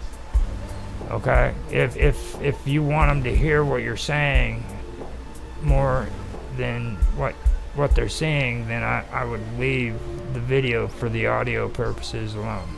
You know what Like I I mean? would like. I do, and that's why I kept it. Still, I thought I deleted it, but I mean, like, not only that, it's a lot of stuff that I did share for once, which I usually don't share, that were visuals though, and I think that might be the reason why it's not there, because I had a lot of decent visuals, and like it's an all black screen, which you can see me right now, because like I'm not getting why it would be like that, because OBS is working properly. I see myself like you showed me to make sure I could see myself. I don't have the eye hidden. Put the eye on, it goes away. And then look at this. This thing says program scene. And now for this, I wish I could share my screen. There's two of me. There's not just one of me. Because before when we did it, there was, oh, is that because it's in studio mode? Oh, Yeah. let me take, yeah, it is. So studio mode makes it two. See, I'm just learning this. Literally, the day that I asked you for help was the day I downloaded it. And I got kind of like a little discouraged when I realized that No, it didn't. later, I wasn't thinking you was already up to using studio mode. Later I can show you some tricks with studio mode, but like right now the single screen is really a good thing to have. That way you can kind of learn the basics, like you know how to fade in and fade out, right, and stuff like that. I mean, like with the Power Direct, I know how to do it with that, but no. And then, so do you see my screen right now? I can see you, I can't see your screen. Yeah, I keep sharing my screen. I just would like to know why it's not working, because I was hoping you could better guide Now, me. are you trying to share it on Jitsi? Mm-hmm. And it's the little TV screen right there on the bottom? Yeah, it's giving me the option. It's telling me, would you like to share the screen or would you like to share the window? I've done both things and nothing happens. And That could be a Jitsi issue. It is. It says that your connection is poor. Your bit rate is 29 kilobytes per second. maybe that's what it is. Do I sound different? No, you sound fine. Your resolution is 1280 by 720.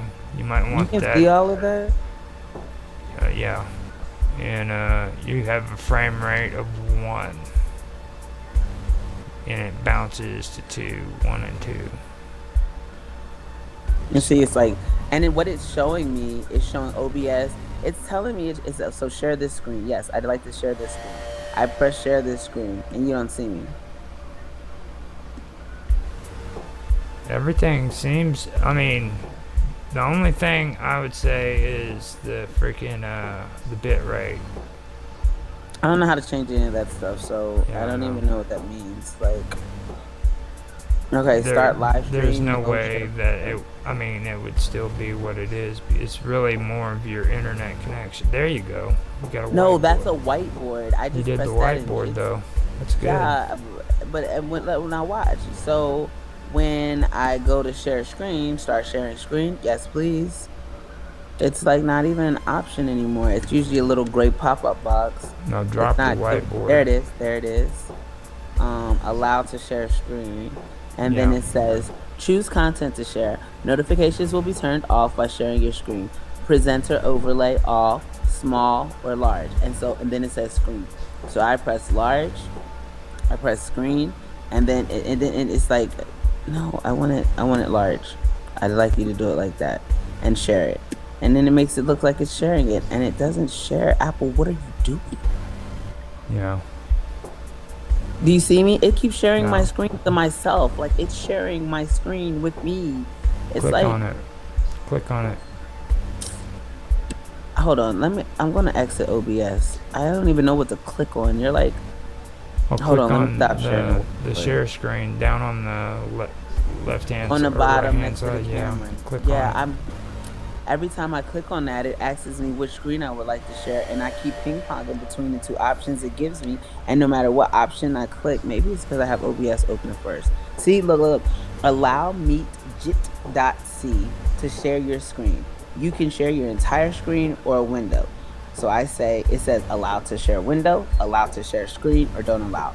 I click Window. on, yeah, no. I want the whole screen. If you do window, it'll be the window that you have open right now. Okay, so I'll do that because I've done both. But all right, let's just do it.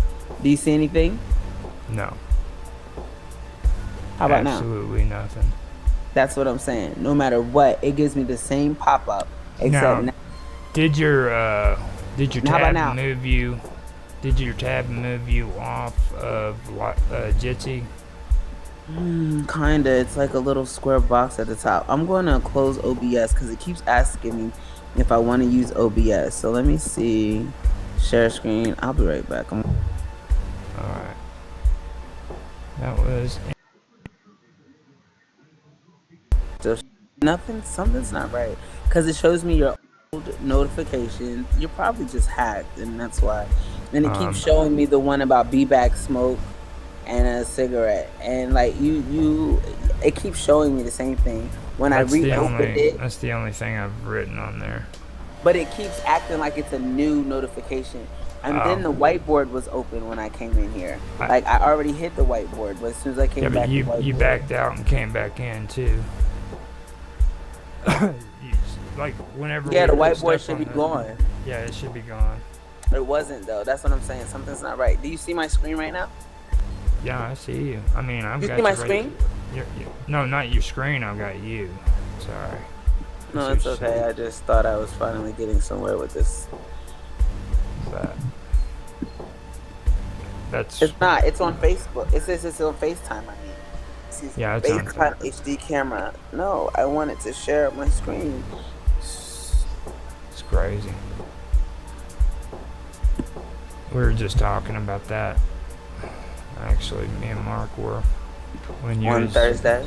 No, it was just a little while ago when you was getting on the laptop. I was talking about how freaking they used to have a reputation for freaking no viruses and shit, and now it's just gone to shit.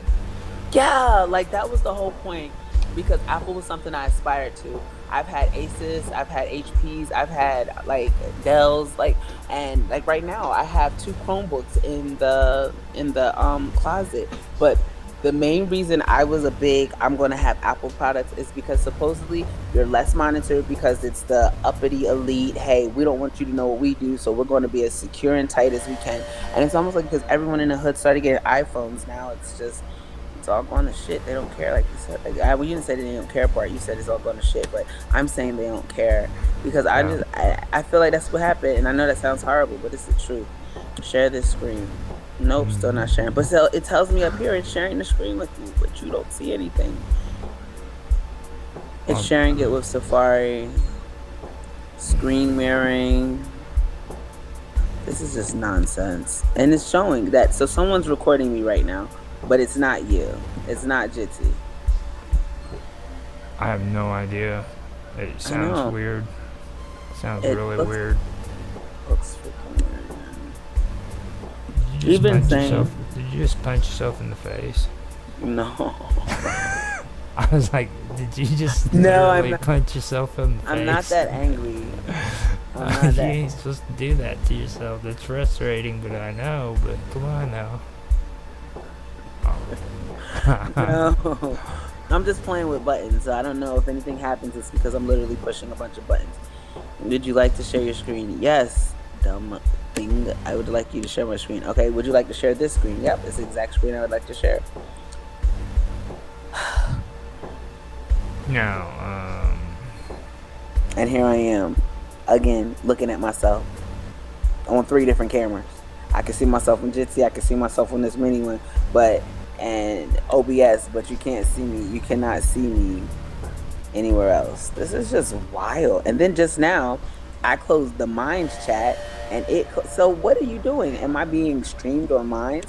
I closed the Minds chat. It ended up closing the supposedly allegedly screen share. My likeliness is not allowed to be used for anything that I'm not getting paid for. It says Period, the point the blank. the link you just posted said video is not found. Error Oh yeah, because I 410. deleted it. I just posted. That's the old one. When you told me to go public, that I went public. That was the private one. Yeah. Hopefully I'll figure it out. OBS is cool though. I'm glad I figured that out. And I didn't know how to stream the first night, but now I know how to stream. So No. okay, here we go. What is this button? Why is my thing hopping? It's hopping. Allow just to share your screen. Yes. It keeps asking me if I want you to do this. I press yes. Here I am looking at myself again. Share this screen. Yep, share this screen. Do you see it? Let me check. Well, it's sharing your screen. It is? Not you. It's. I mean, okay. Are you? You can You see see where OBS? the camera? No. Oh. It's not. I keep saying that, and I freaking. You mean I'm on video? Yeah, I know I'm on video. Now see, like your screen is like what I'm seeing right now. Okay, like what's in the center, and looking at yourself. Now, Yeah. what they should do is they should give you an option: Chrome tab, window, or entire screen. That's what it gives me, and then I've pressed both. I pressed window. I've pressed. Now, if you go to window, your windows will give you Mind Chat, it'll give you a live stream, or it will give you blend. Well, like me, I've got Blender and I've got OBS open. Now, if I go to Chrome tab, it'll give me Minds Live with Roger, Rumble, and then my main account, and then my Odysseys. So I have to choose between Chrome tab or Windows. If I do the entire screen, it'll just show what I'm looking at the moment. See what I mean? OBS and Safari are two totally different things. So Yeah. like I see OBS right here at the top, and I can click on it, and then it's a picture of me, and then I can say Safari, and it says FaceTime HD camera, and that's the only option I have for the drop down: portrait, studio light, or reactions. Okay, so does it have anything for tabs, like browser tabs? Like mine says Chrome tab. Yeah, it says choose content to share. Notifications will be turned Now off by sharing. click your on screen. that real quick and tell me what's in that list. Well, now it's gone. It said presenter overlay, and now it's gone. Oh my gosh, I'm just over. Yeah. Now they look. I feel like somebody's messing in my computer. Like that's exactly what it feels like. I mean, just because I'm watching the jump. Okay, now So. over where your tab is, or where your browser is, down on the bottom. Okay, click on that real quick and see if it pops up in that list for you. I'm in the browser now because Jitsy's on the browser.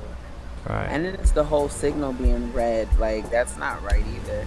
Hide self view.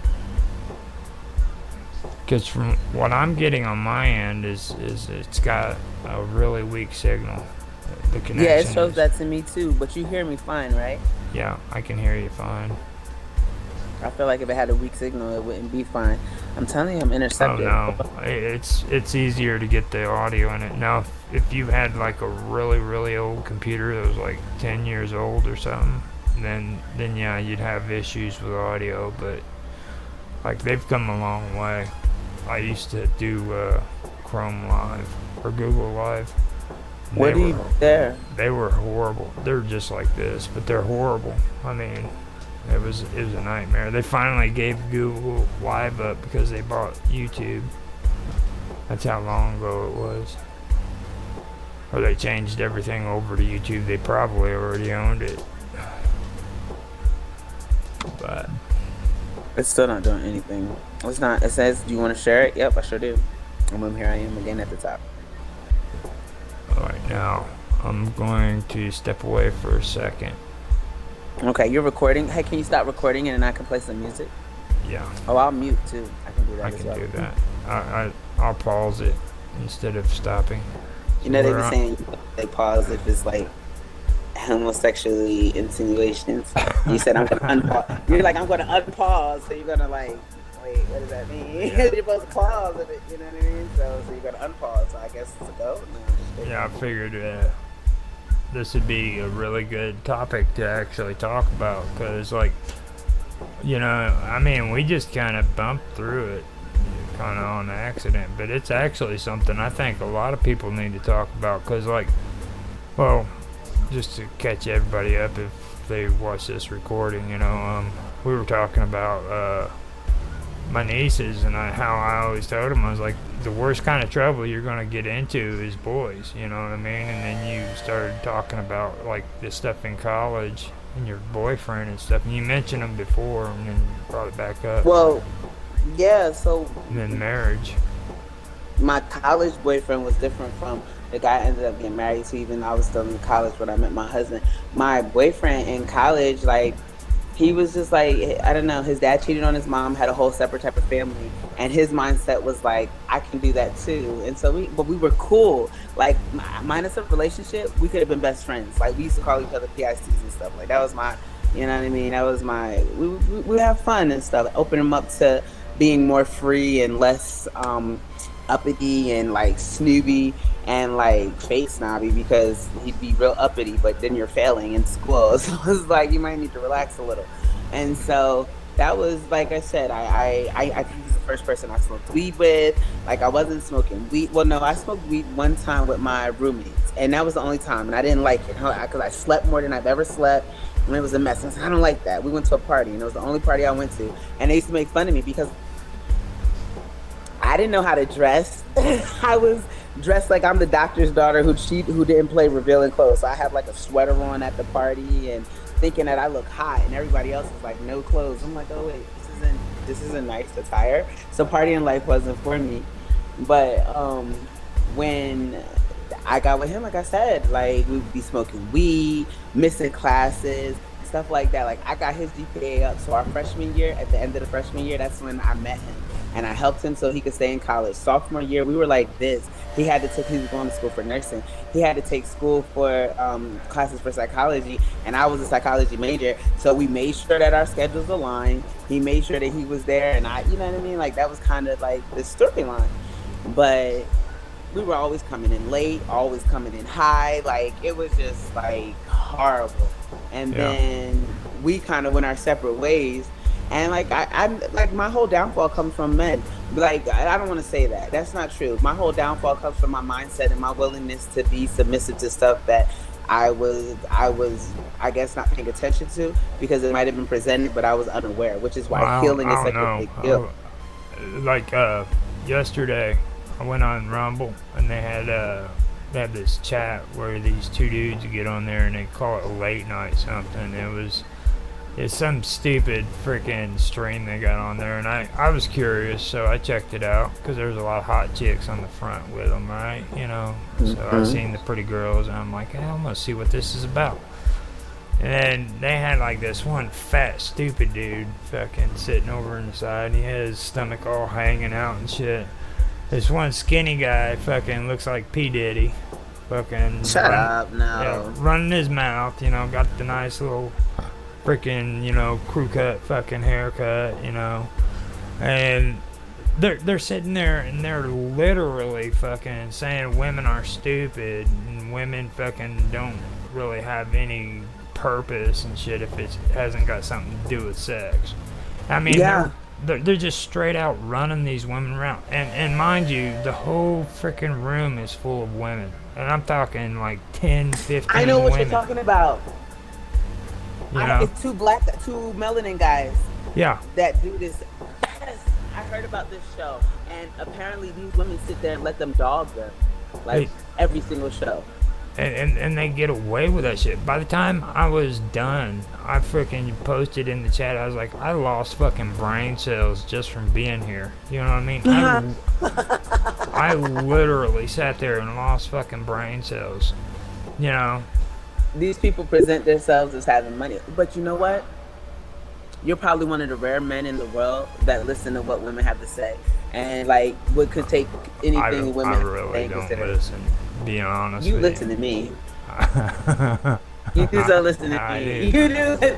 You listen to me. You let me talk. Like I'll be talking for like hours, and you'll let me talk. And it's just like, no, I'm telling you, guys really think that about us. And like people don't like me, especially when it comes to men. I told you, I've dealt with wealthy men to the extent to where we're communicating. But if they feel like I think I'm too smart for my britches, it's like, hey, I don't want to hear all of that. You're not allowed to be smart. You're not rich. You're not smart. And it's just like, it kind of makes you feel like you got to shut up. That's why there's such a separation between men and women now. Like it's almost like we're battling each other. You know what's the difference between me and those guys though? Is freaking sex is the problem. Okay, they make it out like a woman has no purpose unless it has something to do with sex. Sex is the problem. The reason why freaking men think like that is because everything to them has to be about sex. You know what Physical. I mean? And like you see that's why these. you have to be attractive towards a man. He has to be able to like you the way you look. And usually when it comes to all that crap, if you freaking watch any TV commercials and you see those GNC commercials with those ED commercials with guys that got limp dicks, it's erectile dysfunction. Mark would have your head right now. I'm sorry. That's Mark what the ED stands for. I apologize. But, you know, I'm a 50-year-old man. I've never had a problem with using my penis, dude, ever. Okay? And you know why I believe freaking that's true? Or why that's the case? It's because I've never been married. Okay? I never had to sit next to a freaking woman for freaking 20 or 30 years. The same woman for my entire freaking life. And then have to wonder why I can't get my pecker up. See, I think, and see, that's where men and women differ. Because the closer I am to a guy, the more I feel like we'll be committed and more locked in we are. The more sexually.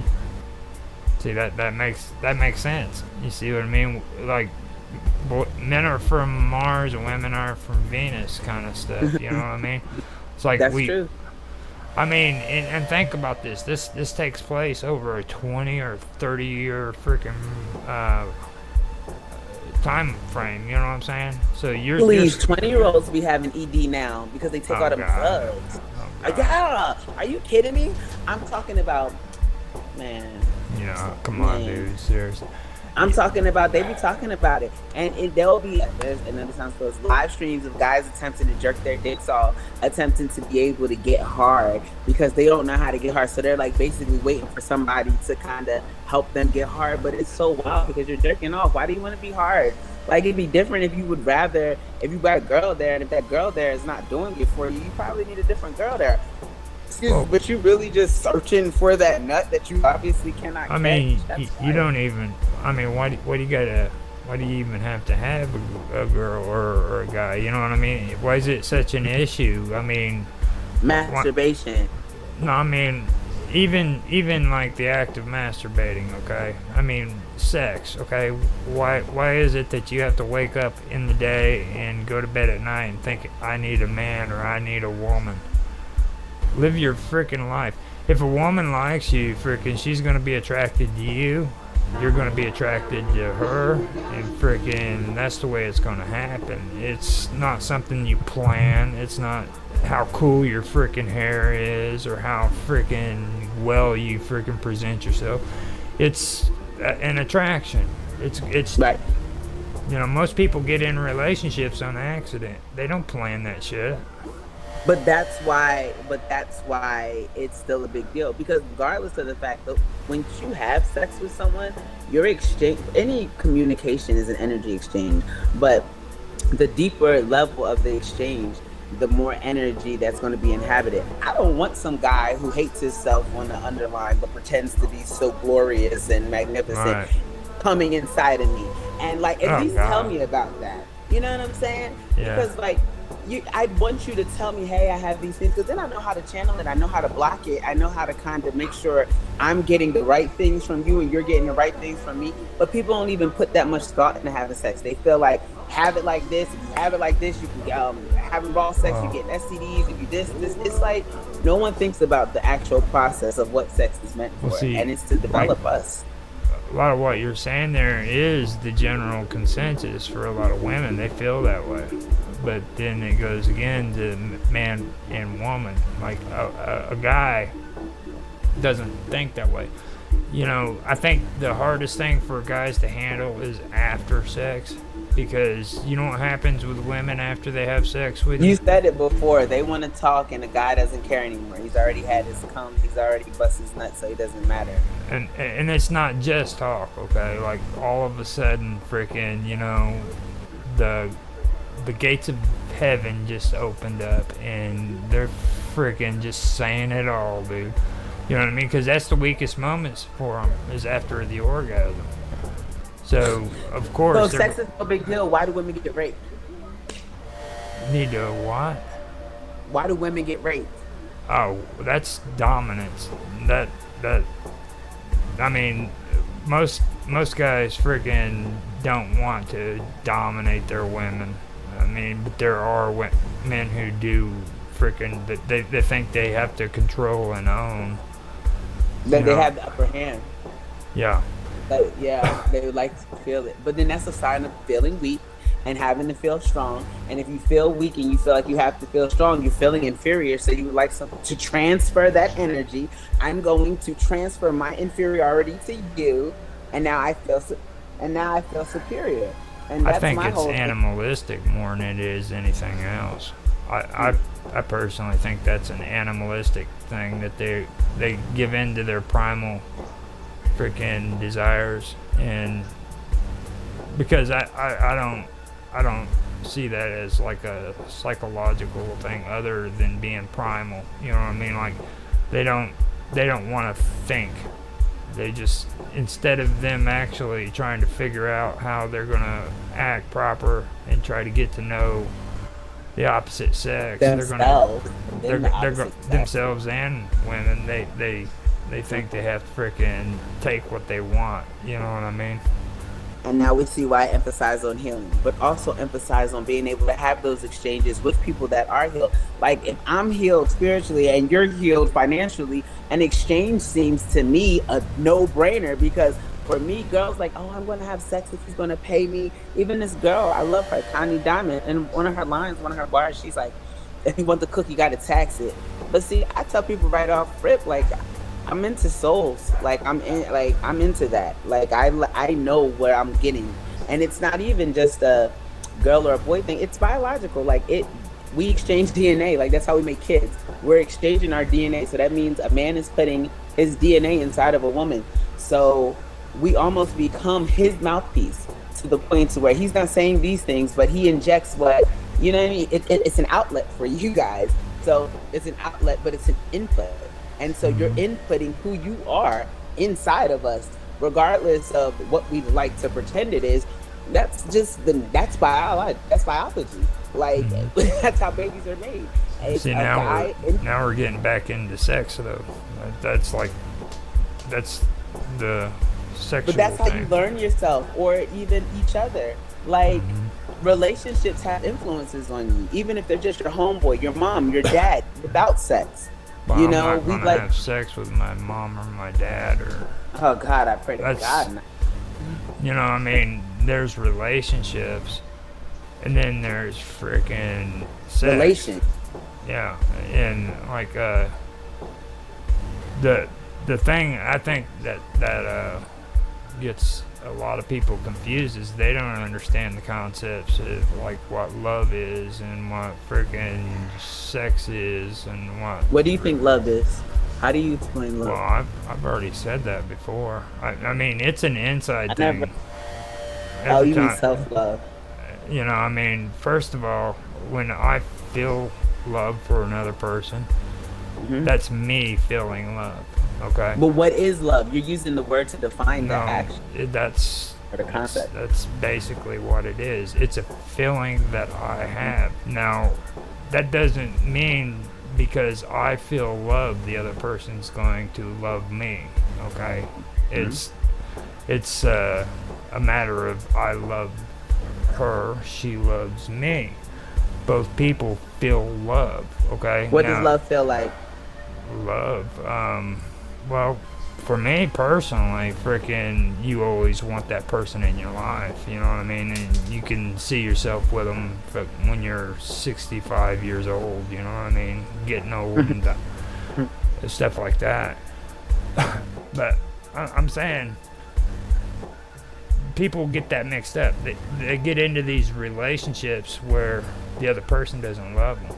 And the reason why they think that person loves them is because they think it's a two-way street, when in reality, that's not the case. You know what I mean? Like, why do you think we submit ourselves to relationships like that? I feel like I've been in a lot of those. It's because you're being fooled by your own emotions. See, people don't understand that. You lie to yourself. You got to be careful because you're your worst enemy. I'm my worst enemy. I can lie to myself 10 times a day so that I can justify the things I do. See what I mean, Abraham? Yeah. I was seeing how I look as a boy. I'm actually a handsome man. I can pull all the shirts. Hey girl, how you doing? You know what I'm saying? Like, never mind. Oh my goodness. The bandana doesn't go well. That like makes you an old 70s freaking gangster.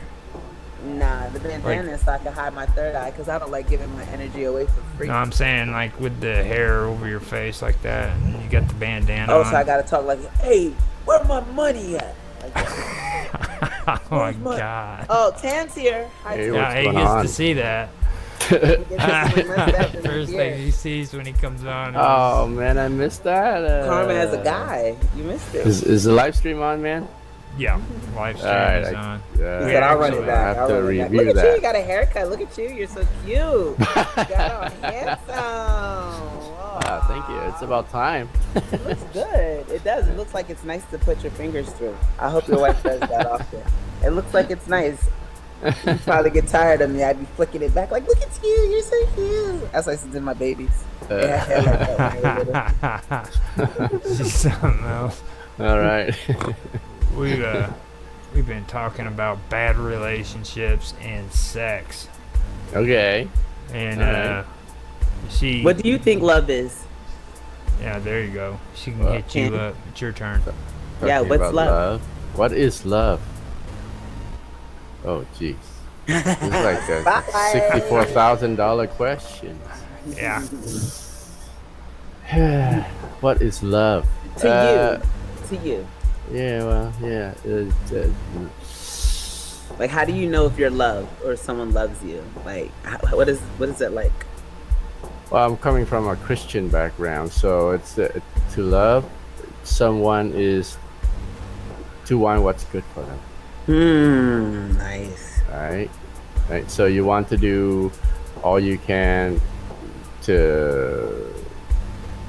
for the person that you love. You want to do everything that you can to make sure that the one that you love is happy, is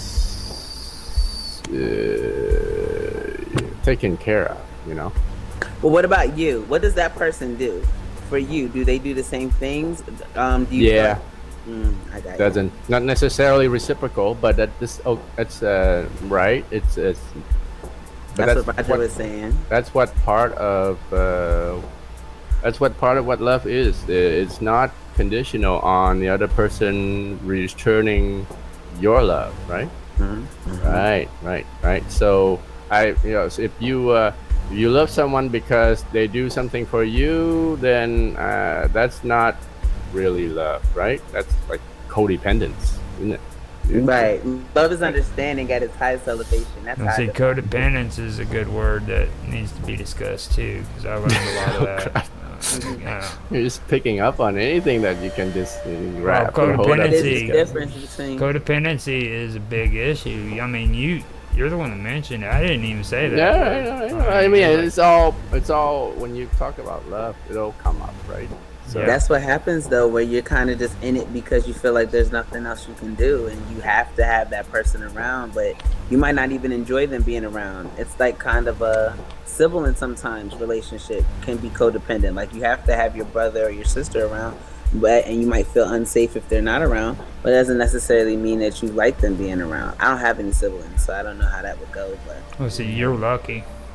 I mean, you're lucky. I to be wish I honest. had like a sister. I have my best friend. We've been friends since 2002, but it's still like I wish I had a sister. Well, see, like with the family structure, the one good example that everybody always talks about is like, have you got a person in your family who portrays the superhero?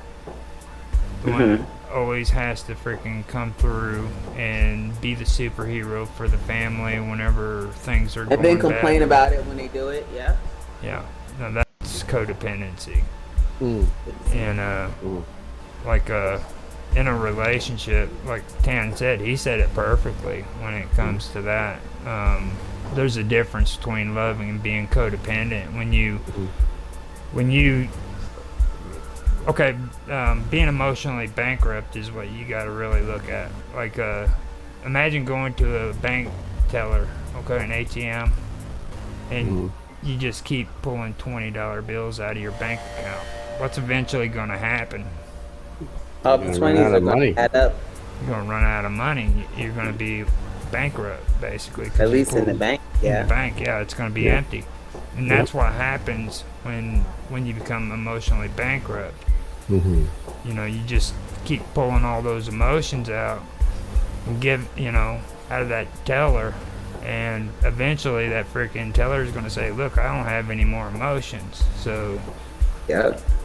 that's And then they what start happens. acting on not having emotions. That emotion that was there before is no longer, and sometimes it can be treacherous. I mean, like I've been guilty of that because like I wait for people to get it right, but myself is valid. Like I'm important to myself, so I allow you to treat me as if I'm not that important, but only for so long. And I always give warnings like, hey, this is going to happen if you keep acting like this towards me. And then you'll say something like, do whatever you want. Okay, I'm going to give you some time to think about that. You might not really feel that way if I give you time to think about it. And then it's just like, no, I don't care. Do whatever you want. You know what I mean? You do whatever you please. You do what you feel like is necessary. But what I feel is necessary is for you to stop these behaviors. I'm giving you fair warning to stop these behaviors. You're telling me you don't have to stop these behaviors. Well, if you're doing them to me, you're most likely doing them to weaker females, weaker emotionally in tune females, or individuals in general, which means now you're a bully. I don't like bullies.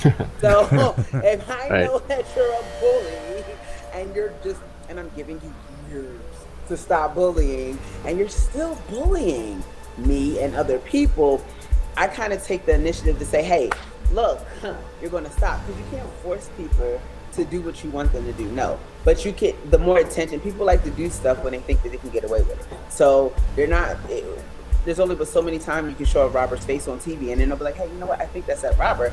And they keep robbing places, and it's just like, okay, we're going to stop. We're not just going to be like, oh, I know that that's the robber. No big deal. Oh, he's going in the bank. We've actually had this conversation before in chat. It was a while back whenever freaking Rhea and what's his name, Hector, was on there. If you remember, Tan, we were talking about freaking yeah, Hector was going on and on about yeah. What was it? If you go back to this chat archive, you'd probably be able to find it as well.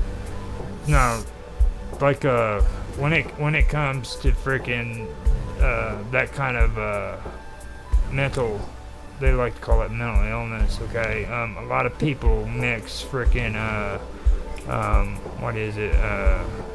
mental disabilities up, or mental illnesses up, like what is that one where it's freaking antisocial. Okay, now antisocials are freaking, it's a actual mental illness, and those people who want to control you, and freaking those people who freaking, you go out on one date and next thing you know they're talking about marriage and having a honeymoon and shit. Okay. Then when you freak out, they're banging on the door saying, "You said you love me," after going on one, maybe 2 dates with them. Those two freaking mental illnesses But fit if you together. said that you love them, if you Well, said that you love I'm them, why talking would you about say one, maybe 2 dates. I'm not talking about like maybe even a 6 months relationship or two. Right. I'm talking about like going out on one date and all of a sudden you're getting married. Well, so listen. What if that person said that they love that person, and that person's feelings are valid? Because you shouldn't be saying that if that's not how you really feel. No, and some people it was believe in love never- at first okay. sight. In How long this does Sleeping situation Beauty I'm know her talking husband? about, in this Where's the situation I'm wife? talking about, it was never mentioned. That was Oh, never. well, no. In that case, Oh, that's so trash. she was You're just reading. too Maybe emotionally she was involved in reading Yeah. more into it codependence. than. Yeah, exactly. I never had a guy treat me this nicely, so here I See. am. Can you be the guy forever? You know, Yeah. that's You have antisocial behaviors, and then you have codependence. Now, see, antisocial behavior, people with antisocial behaviors, they freaking love freaking codependent people because that's like freaking the birthday cake, you know what I mean? It's like the icing on the fucking cake, basically. Like, if they can find a person with that kind of a problem, then they can freaking manipulate them and make them to where they'll do whatever they want them to. Yep, See. especially if they like feel like they're isolated from the rest of the world, and then no one's paying them any attention, and that they're not going to ever. Yep. I was targeted in such a way because people thought, you know what I mean. We don't talk to many people, yeah, but I mean the people I do talk to listen, so you might be careful with them. But anyway, I had to learn that in rehab. See, that's what they teach us people from rehab. We're so smart. They teach you that stuff whenever you're trying to sober up because you get into freaking a lot of bad behaviors, and criminal behavior is another one, like always justifying your actions. People just think they have to come up with a justification for the shit they do. Right. You know, and it's a criminal mentality. That's basically where it all comes from, and it's being taught to people. Like, there's no reason why you have to justify anything you do in your life. If you have to justify something, then there's probably something bad that's behind it. You know what I mean? So, I don't know. I seem to disagree because justice is justice. It's like that's why we have a court of law. That's why they have trials. Of, you know, I mean, they used to cut people's hands off if they robbed people. Like, you get your hand chopped off, and it didn't really matter why you did it. It was kind of the action. So I think they offer justification and for a lesser punishment because we went from like, we don't care why you did what you did. We're gonna chop your hand off. You have the whole family to feed. We don't care. You robbed me. Now you have to get your hand chopped off. So it's kind of like saying we're giving you an opportunity to justify yourself, so that way I don't just chop your hand off, because you're gonna be dealt with regardless. You know, you have to get dealt with regardless. That's karma. That's just the way the universe works. But if you have a good reason for why you did what you did, or if there is a seeming justifiable reason, you should never have to justify your actions. Is all No, I'm you saying. don't. I mean, but you wouldn't have to justify it yourself, but based on your circumstances, right? It kind of should explain itself, right? But so in criminal laws, we're talking about. Karma was just talking about what doesn't matter what you did, you're gonna get your hand chopped off.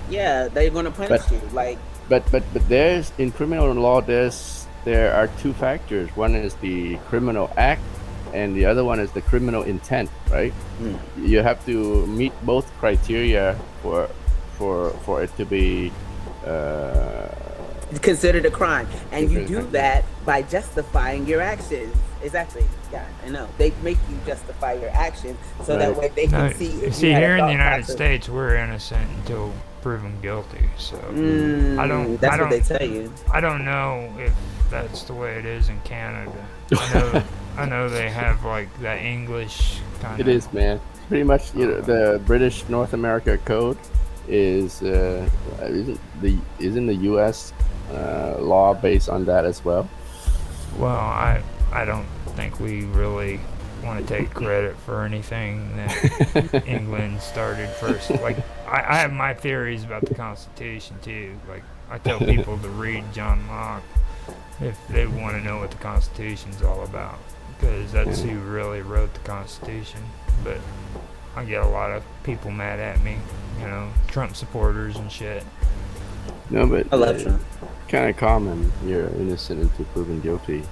Yeah, I but don't know what do you prove anywhere it? else. Isn't proof justification, justifying what you did? Like, No. No. If you're guilty, the best thing for you to do in a court system like that is just keep your mouth shut. Right? that's well- the Fifth Amendment. You have the right to remain silent. And then the second thing you need to do is when you go to court and you get a freaking somebody to defend you, they need to be crooked as hell. So, okay. Because and they're you going to committed, justify your actions. you committed a crime, so you need a criminal to be your lawyer. Okay. To justify your actions. To All the justify stuff that your you're saying you don't have Kind to. of, You just now, say you what don't have view to justify. That's what I'm saying. of criminal law there, right? If you didn't commit a crime, then you don't have to justify your actions. You freaking get a good lawyer who's going to freaking show the court, look, he was at this place.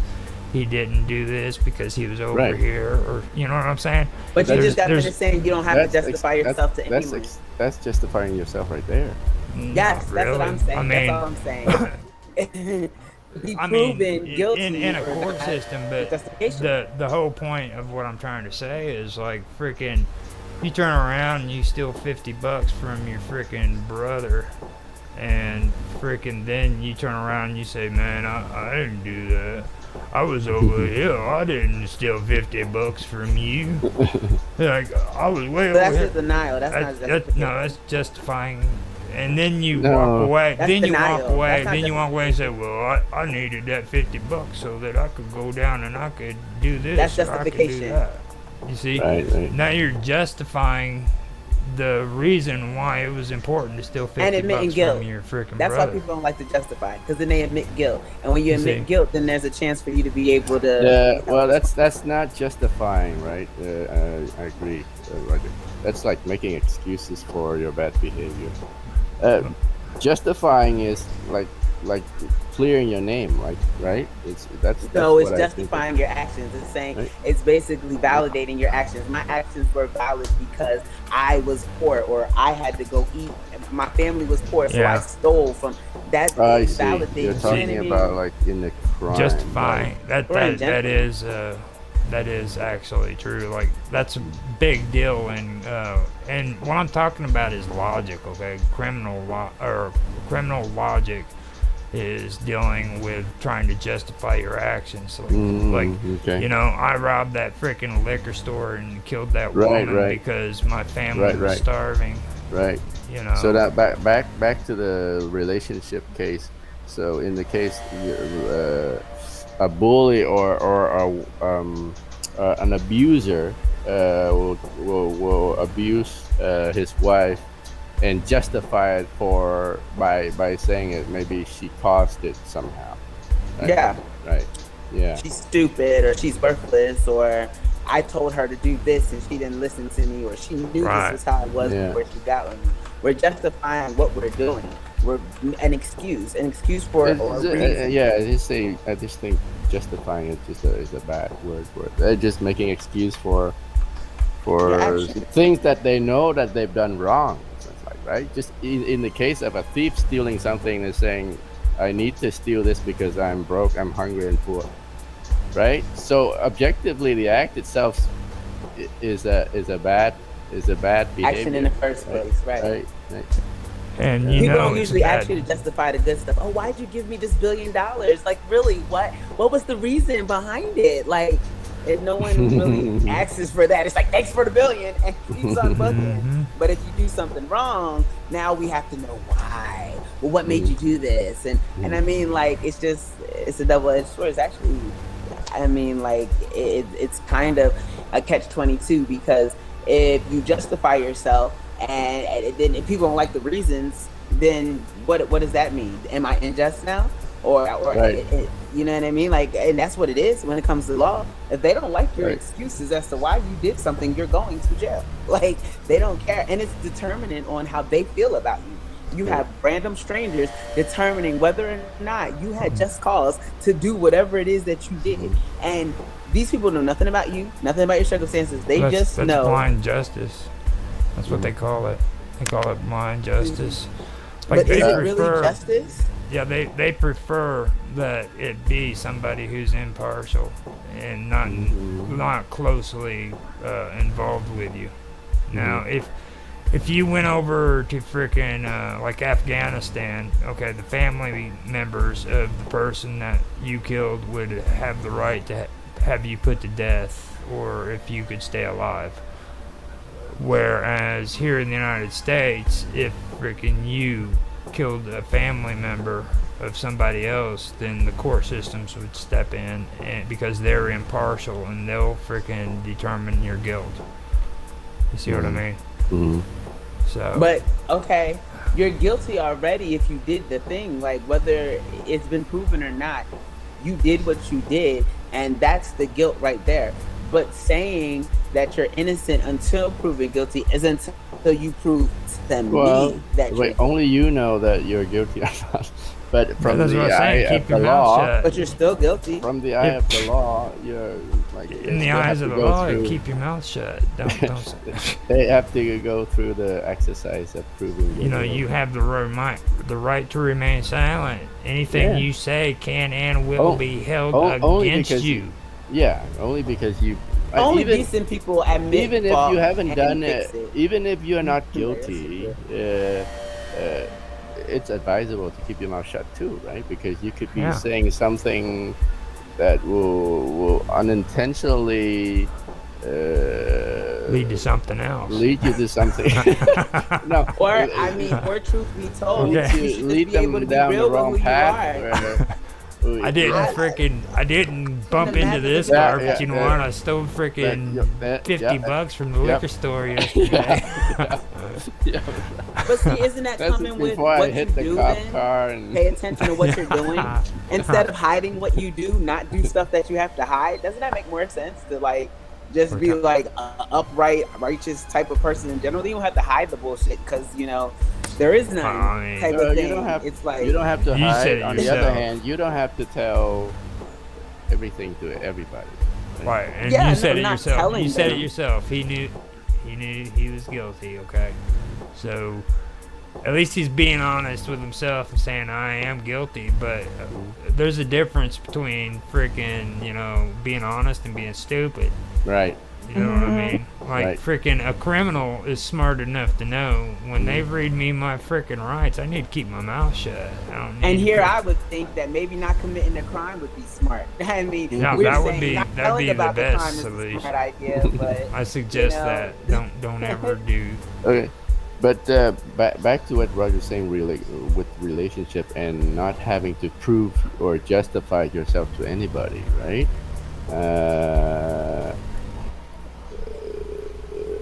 would you want to know if your you- partner cheated? Yeah, would you take that mindset with someone, with your loved one in relationship though, right? Because people can't read your mind, and they may misunderstand your intentions. They may misunderstand what you have done. You can say, all right, if we've been together for this long, you should know me. You should know why I did this and that. But then, okay, in some cases, but like they're still not you. They can't get into your mind. They cannot. That's a read form of your justification. Right. Like, that's a form of attempt. You should know me by now, so I'm just No. No, I well, don't think. I think that's a cop out. But if you want to work in a relationship, I don't think you can have that attitude, right? Right. You want Right. to. Right, you want. Okay, so somebody, so your loved one suddenly accuse you of something. You can see.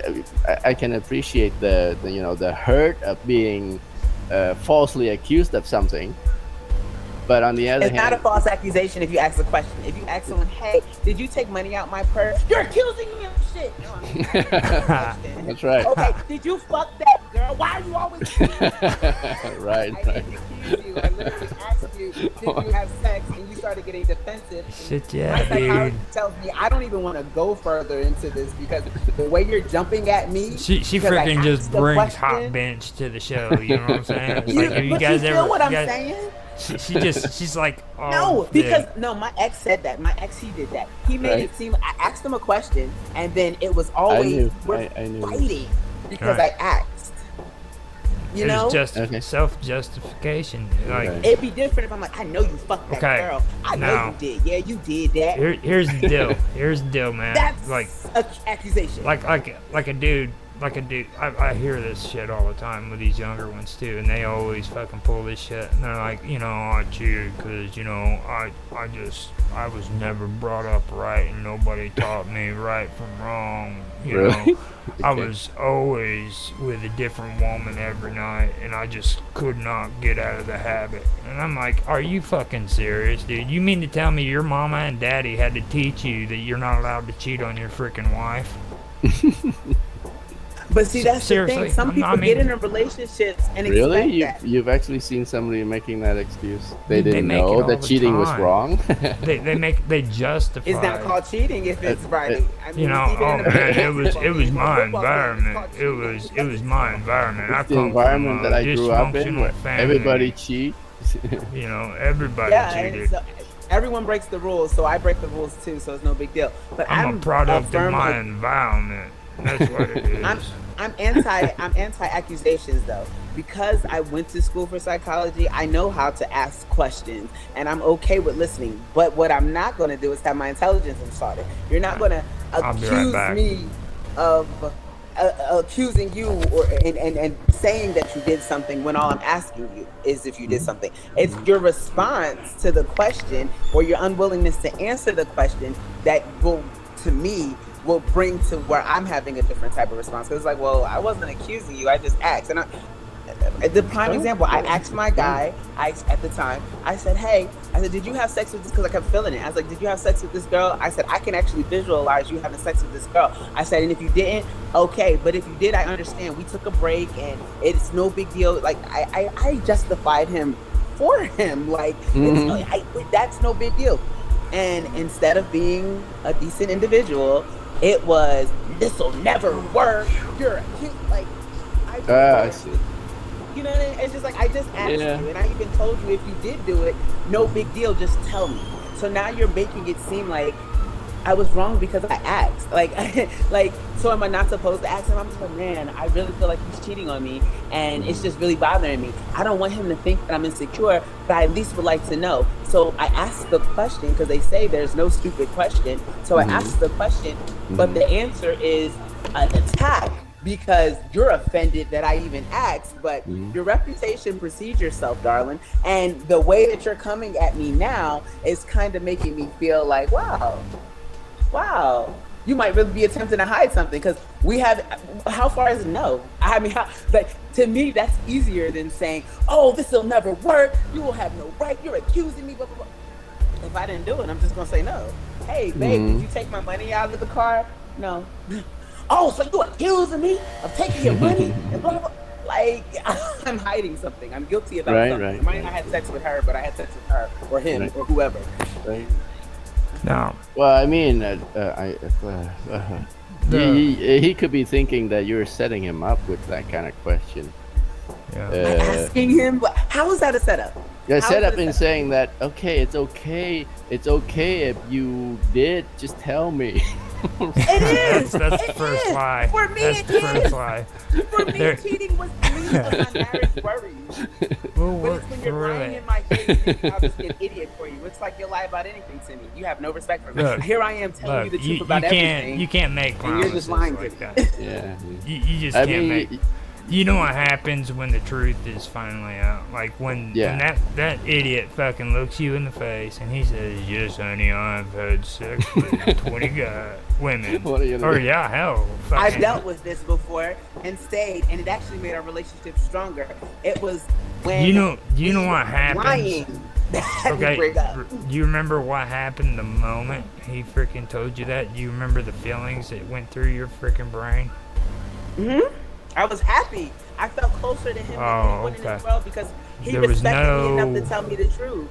There was no knew. negativity in your mind whatsoever. No I resentment. already knew he had done these things. So for him to have the courage, the gall, the respect for me to tell me and Did you- validate me, Did you I want to felt pick better. anything up and freaking hit him with it?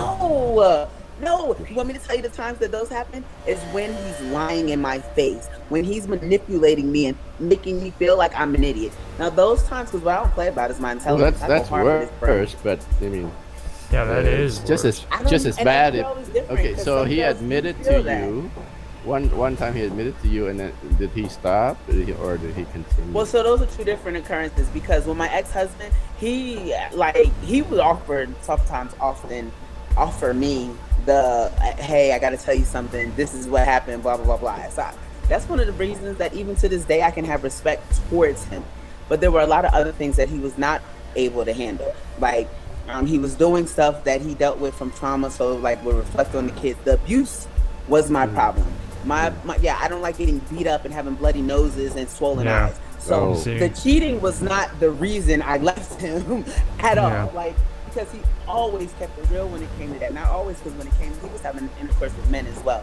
And when I would question him on those things, that was when I would end up getting beat up. But when it was the women, like I said, he would tell me. He even told me that I was not loyal to him if I did not have sex with other guys. And I was like, we're married. I don't feel like this is right. But in his mind, that's what I feel like you would do it anyway. Well, I'm That's just what telling Roger you, is saying. Maybe he grew up in that environment.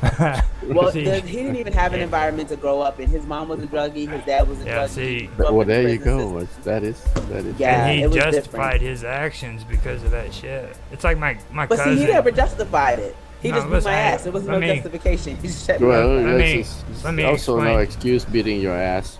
Yeah. No, that's why And we're divorced. let now.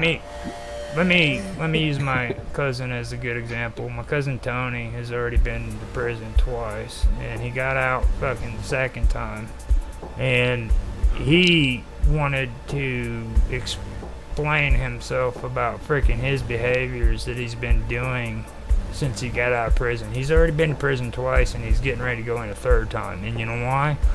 It's because he doesn't want to give up the old behaviors. So whenever me and him are talking to one another, he goes, well, Roger, you know what? You've been raised in a lot better family than what I've been in. And I'm like, look, dude, freaking, you can keep freaking living in that bullshit past, or you can start from scratch today and freaking try to live a different life. It's like, all you're doing is you're trying to freaking rationalize why you're behaving the way you are, and you're justifying it because you came from a bad upbringing. You know what I mean? You can change it anytime. I can change right now.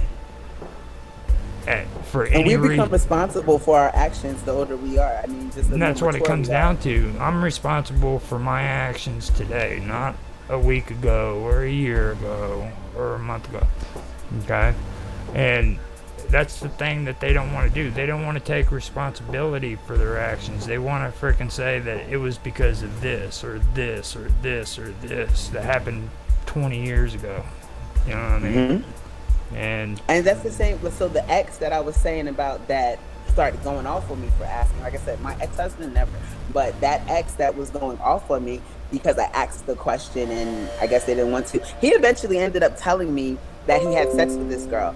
And now he'd like to use the excuse to where I was just saying that because I was mad and that's not the truth, or that was somebody from my team that said that wasn't really me. Whatever the excuse is, regardless of the fact, you still thought it was okay to project whatever you had going on onto me. So it's not, because I'm very understanding. Like I said, we make mistakes, but it's not going to have a negative effect on me. Your mistakes are not allowed to have a negative effect on me. And so when you're belittling me, now I'm dull and I'm a know nothing in the head because I asked you a question. Well, if I'm a know nothing, that's why I'm asking questions. Fill my head with stuff because I obviously do not know. But you fill my head with misconceptions of myself and have me questioning my worth and stuff like that. I cannot get down with that. And I'm a big person on communication. If I see a guy and I feel, I did this with my first love, Isaac, like, and I started talking to the other guy, me and Isaac were on a break, but I was telling him like, hey, yeah, I've been talking to this guy because Isaac was still expressing extreme love to me, but I don't think it's okay to play with people's feelings. I don't feel like it's okay to make people feel shitty.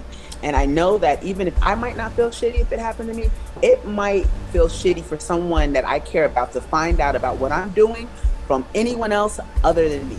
So for me, it's just an automatic, I'm a decent person. I'm going to let you know, hey, I've been kind of having feelings for this person, or I've been kind of interacting with this person, especially if we're in a committed relationship. Because how do you know I ain't been feeling somebody else, but I ain't been moving in accordance because I'm loyal to you? Oh, no, wait a minute. Your homie been trying to holler at me for a minute, so you really doing us. Oh, shoot. Dap it up. Let's go. Let's do us. But no, it's like I want to control you. So I want you to feel like you're wrong because you're addressing this issue, and I'm going to keep doing it and pretending that I'm not doing it and gaslighting you into feeling a way anytime you ask me about it. See, that's where I start. It goes right back to where we started the conversation, and you know, like when you was asking me what I think love is. You know, love is freaking. I feel love. That doesn't mean that because I feel love, you feel love. Okay, and I think that's where people have an issue because freaking like love isn't always a two-way street, and a lot of these marriages they have today consists of one person loving the other, but the other person doesn't love them. Being codependent, there's something that they need from them. Yes, exactly, and that's you know how they have different love languages. I think that's one of those things to where they say, well, I express my love by giving gifts, so I express my love by words of gratitude, or whatever, the disconnect or connected. Agape love.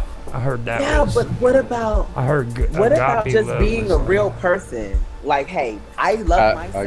Agape. So right, they're different. That's unconditional. There are different types of love, right? Agape is the unconditional love. Right. So philios, eros. Now, eros is freaking. Eros is romantic love, isn't it? Yeah. Mm-hmm. Now that's romantic love, and that's the physical. That's the good stuff. That's what everybody likes. You see. Agape love is sacrificial love, isn't it? Where you're willing it's unconditional to where I feel the same and I would do the same regardless of like how you're treating me. I do this because this is the type of person I am. Well, you sacrifice things too. See, it's a matter of you're in love with one another, so all of a sudden, you know, Sunday night football isn't as important anymore. See what I mean? But agape doesn't have to be like when you're in a relationship with like a girl or a boy, or a girl and a girl and a boy and a boy. It could be like your parents and the love you feel for your children is supposed to be an agape type of love. Like, I mean, we put conditions on our kids, or we've had conditions put on us as kids type of thing. You also sacrifice for the sake of your children. Supposed to. Yeah. You know what I mean? It's like, it'd be cool to freaking get that really nice, expensive freaking sports car, you know what I mean? But you know that freaking, you know that it only seats freaking 2 people and you got 3 kids. So you get the station wagon. Ugh. Yeah. Couldn't have picked anything besides a station wagon. We got nice SUVs. That's usually what it is. It's that or the Astro vans. Minivan or SUV. That's what they told me when I started having kids. They're, you're gonna have to buy the minivan. The closest I got to a minivan was a Chrysler Pacifica, and now they actually look like minivans. Back then, they were still kind of hot. They were the crossover version. You know, But all of a sudden you're not sipping on gin and juice no more. You're freaking letting your kids sip on the fucking bottle. You know what I mean? It's like, it's like, dude, some parents just have Yeah, other man. people do it for them. That's Yeah. one thing I learned. Especially the richer you are, the less time you're spending with your kids. And I mean, I don't know, not necessarily all the time, but that's usually what it is. And the justification is, I have to get more money. But and that's why the kids grow up emotionally detached, because they never had that connection. They never had that shoulder to cry on, because dad's at the office, mom's at the office, or that was more important. And I mean, like, I guess that's why it's supposed to be a husband and a wife, a mom and a dad in the household, so there can be that balance. So that way there is someone who is there present, even if dad has to work. But I feel like we're supposed to balance everything in our life, even our children, even if we're super rich and work a lot. Our kids matter. They're our future. They're our legacy. And if their memories of you is you were never around and you never did anything for them, like, they're going to tell that to their grandkids. And because that's how my mom was with her mom. And the whole time, me and my grandmom's relationship is like this. I love my grandmom. My grandmom is the best thing in the world to me. Her kids can't stand her. Can't stand her. And the story was passed down. She's the worst mom in the world. Blah, blah, blah, blah, blah, blah. But that's just because she was unable to explain herself to them and justify herself to them. Like, hey, I'm working so you can have a decent life.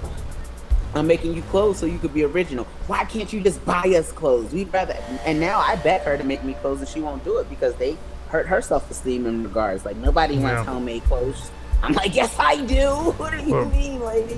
Also, you gotta understand, there's a difference in relationships between grandkids and kids. You know, like my mom and dad, freaking, to them, freaking grandkids are everything. It's the universe, you know what I mean? But they never treated me as good as they did those grandkids. It gets to the point where freaking kids get jealous of their own kids because their parents treat them better. You know what I mean? They're like TikTok trends about that. And the moment kids start dropping babies, freaking, that's it. Okay, once they drop the babies, that's what they become. They become the producers. They're the ones that are bringing out the babies, and now they got these cute little freaking... That's all you're good for. Yeah. They got these cute little babies that grandma and grandpa can play with. And that's it. Yeah, the cuter version of you. You're old and played out now. Bring me my grandbabies. You know, and you do feel those feelings, and I'm not saying it's like freaking intentional either, you know what I mean? Like, they're not trying to be mean to their kids, but that's basically the kind of sense you get. Like, you become this freaking machine that freaking pops out the grandkids. I wish my mom was like that. My mom resented me for her having to become a grandparent. Like, still to this day, my mom and I, we might talk once a year, if we talk once a year. She disowned me after I got married because he was poor. He had no money, he had no status, and she's a doctor, and the way I was raised, she felt like I should have been with a certain type of person or not at all with anyone. And I got married for love, for care, because I cared about him. He treated me really, really good, and he was really nice, but I didn't know he had a whole bunch of secrets until after we got married. When we got married, I found out like he was in a gang. He had been submitted and subjected to a lot of other stuff, which I guess maybe he didn't feel comfortable enough to tell someone that type of stuff until after he got married. But then it started to become a point to where those were his justifications for treating me poorly. Like I said, the cheating, I guess the way I grew up, I know you're not supposed to cheat on me, but I'm not going to leave you because you have a moment of weakness. But you're not going to project that moment of weakness. I should not have to be weak, and i.e. punching on me, hitting on me. We're not going to fight me because you feel weak and you have to feel strong now. Like, that's not going to work for me. And I step away from situations like that, whether it's mentally or physically that you're abusing me. I'm not going to allow it. If I ask you a question and your first response is manipulation, I'm not going to be able to look at you the same, because when you ask me a question, my first response is clarification. Like, to me, you're asking me because you already are lacking understanding. I rock with you, and it's important to me that you rock with you and our relationship is solid, whether it's a friendship or whatever. So I'm going to go ahead and I'm going to explain. I'm going to give you that. And if I'm not giving you the answer that you're looking for, and you already come to me with a preconceived notion of what the answer should be, then I'm going to solicit you for what you're looking for, because I'm going to give you what I have the best. Like, I'm not going to assess your character. I'm going to ask questions and allow you to tell me who you are. My problem is what it is in the response to me asking questions. You're assessing my character. I'm accusing you of this. You don't trust me. You're talking about me. Hi. Here's a good example of the whole courtroom thing too. What you're saying right there. Okay. Now, I'm a single man, so I can't do this. Now, Tan's married. You're right, Tan? Mm-hmm. Okay. Now, as a judge, this is the kind of thing that you would freaking be responsible for. Now, Tan, tell us a little bit about your relationship and how you are with your wife, if you could. Just some of the stuff that you freaking know is like a good relationship. Just say it. Don't worry about anything that's been discussed here. You know, what makes you love your wife and your wife loves you?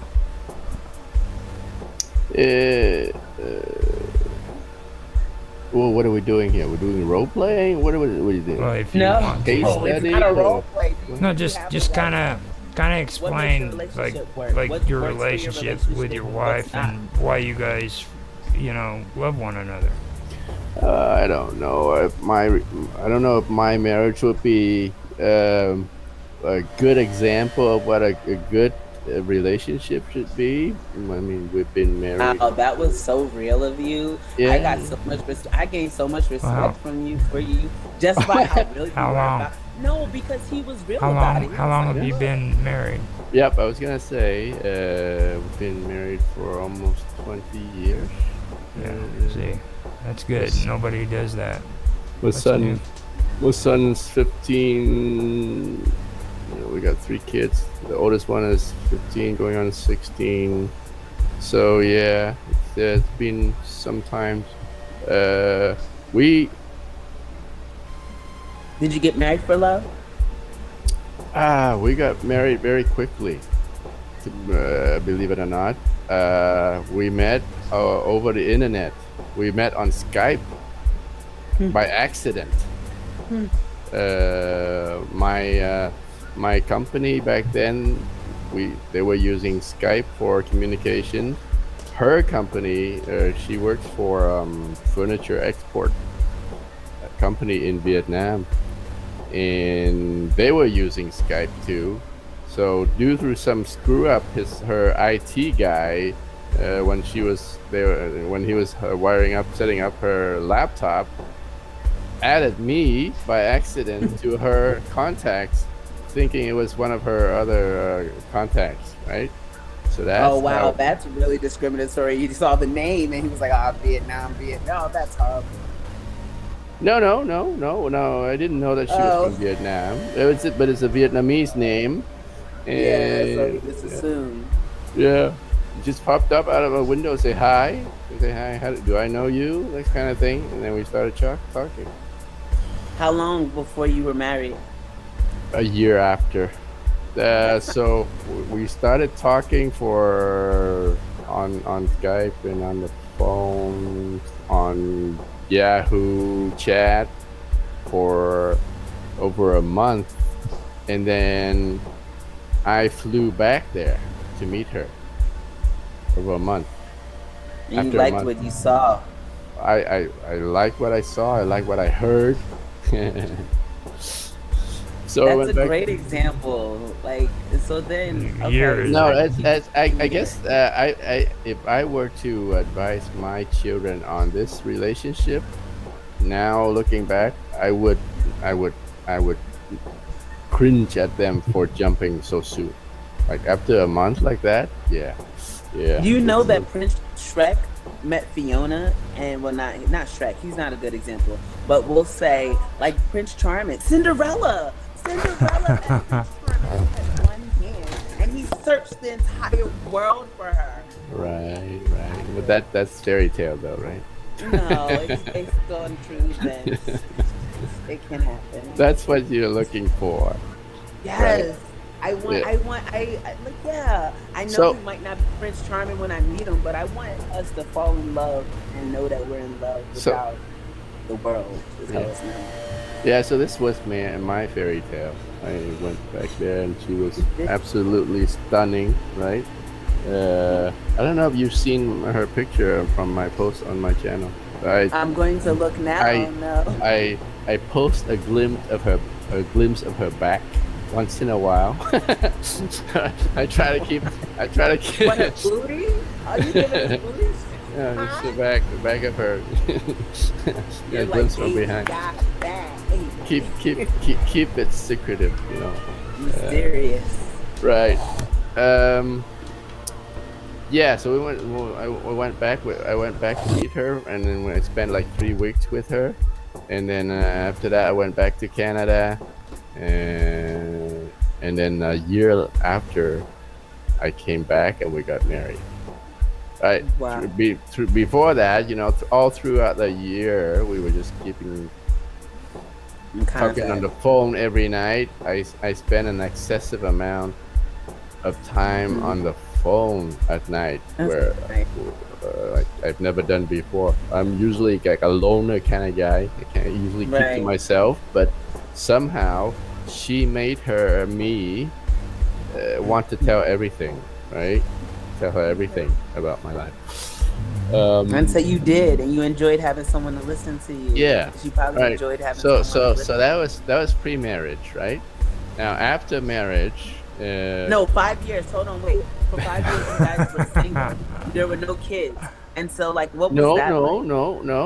no. We moved fairly quickly. Oh, we I got- thought you've been married for 20 years. Your baby's We've been married. supposed to- No, we've been married. So when I came back the year after, we got married, and then when I came back to Canada after the marriage, I get the sponsorship paperwork and everything, and it took her another year for her to get here, right? So that's another year until she gets here, and when she gets here, boom! The year after that, my first child was born. We know what was on your mind. It's time to Like catch rabbit. up. He's like, how you doing, baby? Whoa. Oh, see, that's love right there. That's 2 years. Yeah, it's just Yeah. like, You see. Yeah. I mean, it happened because you felt it. But do you feel like you learned stuff as you went along that if you would have known, you might have, like, not gotten married? Yes and no. Definitely in hindsight, there's stuff that could be avoided. If I had known all these things that we've experienced over the last 15, 20 years, I would not have jumped into it. Having said that, we got 3 beautiful children. Right? They're adorable, and they're smart. They're obedient. So, you know, out of some of these mistakes came these gifts, these miracles that I wouldn't have changed. Right? So if I going back, so I'm kind of conflicted now, right? You can see. If I go back there and I see the future of the troubles, of the problems that we're going through, would I have still gone through it? Initially, I say no, but then I look at these 3 children. Your babies. Yeah, Right. they're beautiful gifts, and Yeah. I can if I say no to that, then I'd be saying They no don't to this life, right? Even though it's hardship. So I guess the lesson is, you know, in every relationship, in every marriage, you're going to run into challenges. You're going to run into problems, right? So you just can't just wipe the slate clean. You got to just live with the experience and learn and move on from it. What keeps your marriage going? Nobody's gonna have a perfect marriage. Nobody's gonna have a perfect life. This is what the reality of this fallen universe, fallen world is, right? So we have to push through it, endure, learn the lesson from it.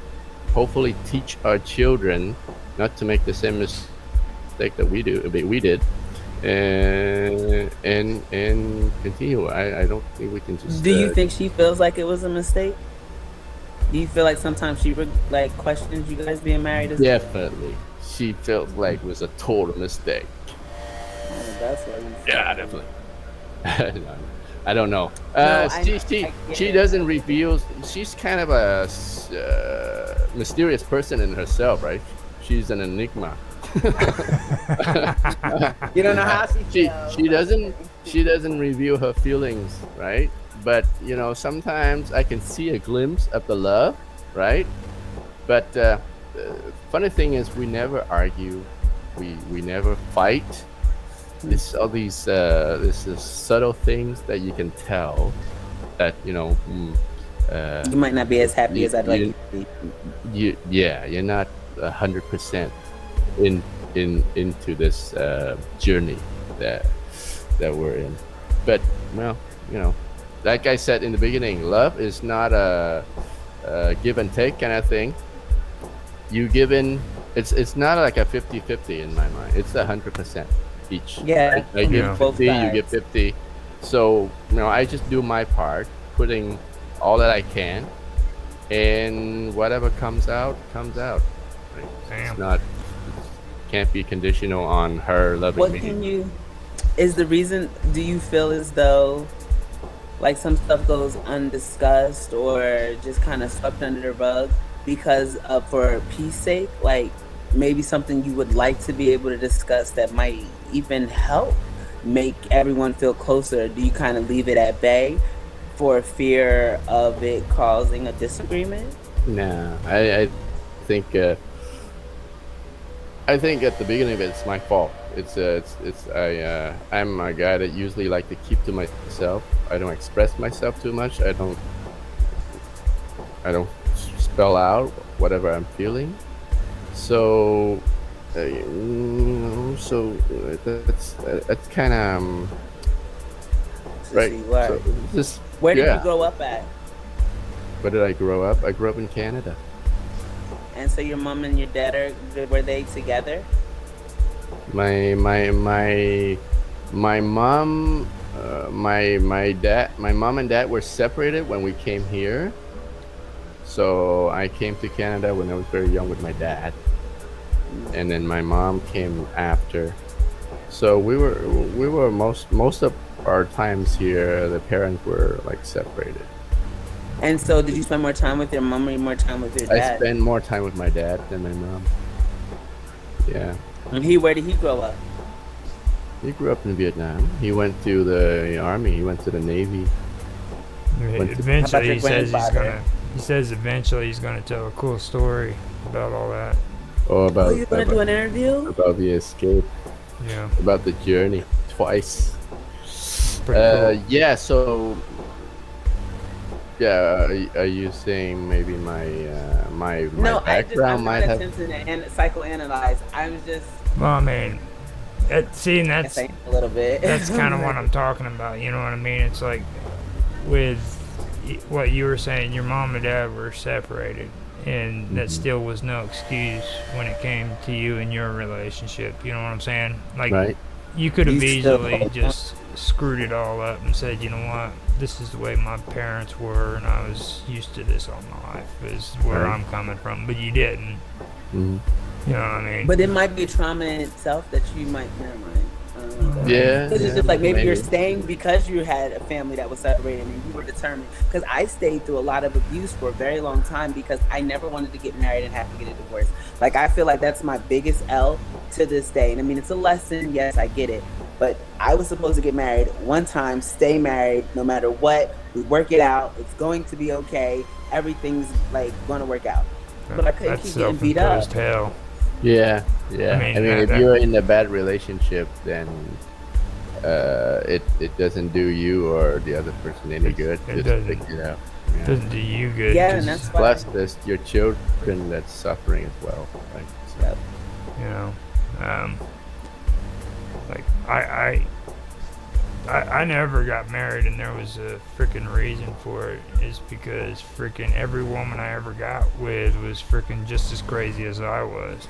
Okay, and I knew I had problems. So freaking if these women freaking were just as crazy as I was, and if not, like my youngest boy, his mom is freaking crazier than me. You know what I mean? And that just if you have the ability to freaking say, look, maybe freaking there's a problem here, you know, freaking, and then you can say, look, I don't want to do that. You know what I mean? I've chosen not to get freaking married. I came close with his mom, like I said, and I was glad it didn't work out because freaking, you know, and I've got 2 great kids. I got 2 beautiful boys. One's in his, just hit 30.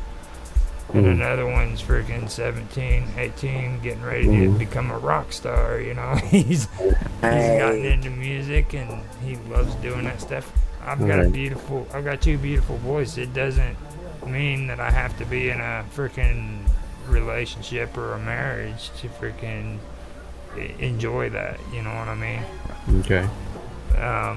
But I know from my past experiences, it was probably the best thing that I never did get married, because I would have put them through hell. They would have put me through hell, because I always choose the wrong women. So like I like the freaking women that are crazy and do crazy stuff. You know. You don't like the ones that'll sit you down, calm you down, and they might be doing some crocheting and reading and but you would now. You do history lessons. You would love a girl that. I don't know, man. I still like those crazy ones though. I mean, that's the messed up. I still like the crazy ones. So You gotta get one that does everything. Not to get married though. no, not to get married. And it's not like choosing. Like, you don't go out to choose which woman you are attracted to. You know what I mean? Like, You're just attracted. you're just like getting married to a good woman, and all of a sudden you're seeing this dirty girl over here to the side. You're like, oh yeah, that's what I'm talking about. You know, it's not healthy. People, Okay. That explains why you're not married. yeah. Right. My Oh, ex, yeah. You're in a good my relationship, ex-girlfriend, you see the one over we here were in the that's store train wreck. shopping, and we come walking around the freaking corner, and this freaking other woman had her freaking whole body except for her butt and her legs all the way down into the shopping cart with her butt sticking up, and I just walked right into it, dude, and I'm staring. My girlfriend looks up at me, and she's like, are you really fucking staring at her butt? And I'm like, dude, I just walked around the corner and bam, you know. It's like, I'm confused. This whole situation seems like it shouldn't be happening. I don't know if I'm on a pump episode or not. So yeah, I am a little stunned right now. You know. I think we all would be. most guys who are into their woman can look over at them and say something suave, you know, and get out of it. Not me, man. I'm just stunned. I'm like, oh my god, dude. You know, so. But like, I was just Is comparing that. I was just so happy that it was. Like, Well, I mean, yeah, like okay. that. But if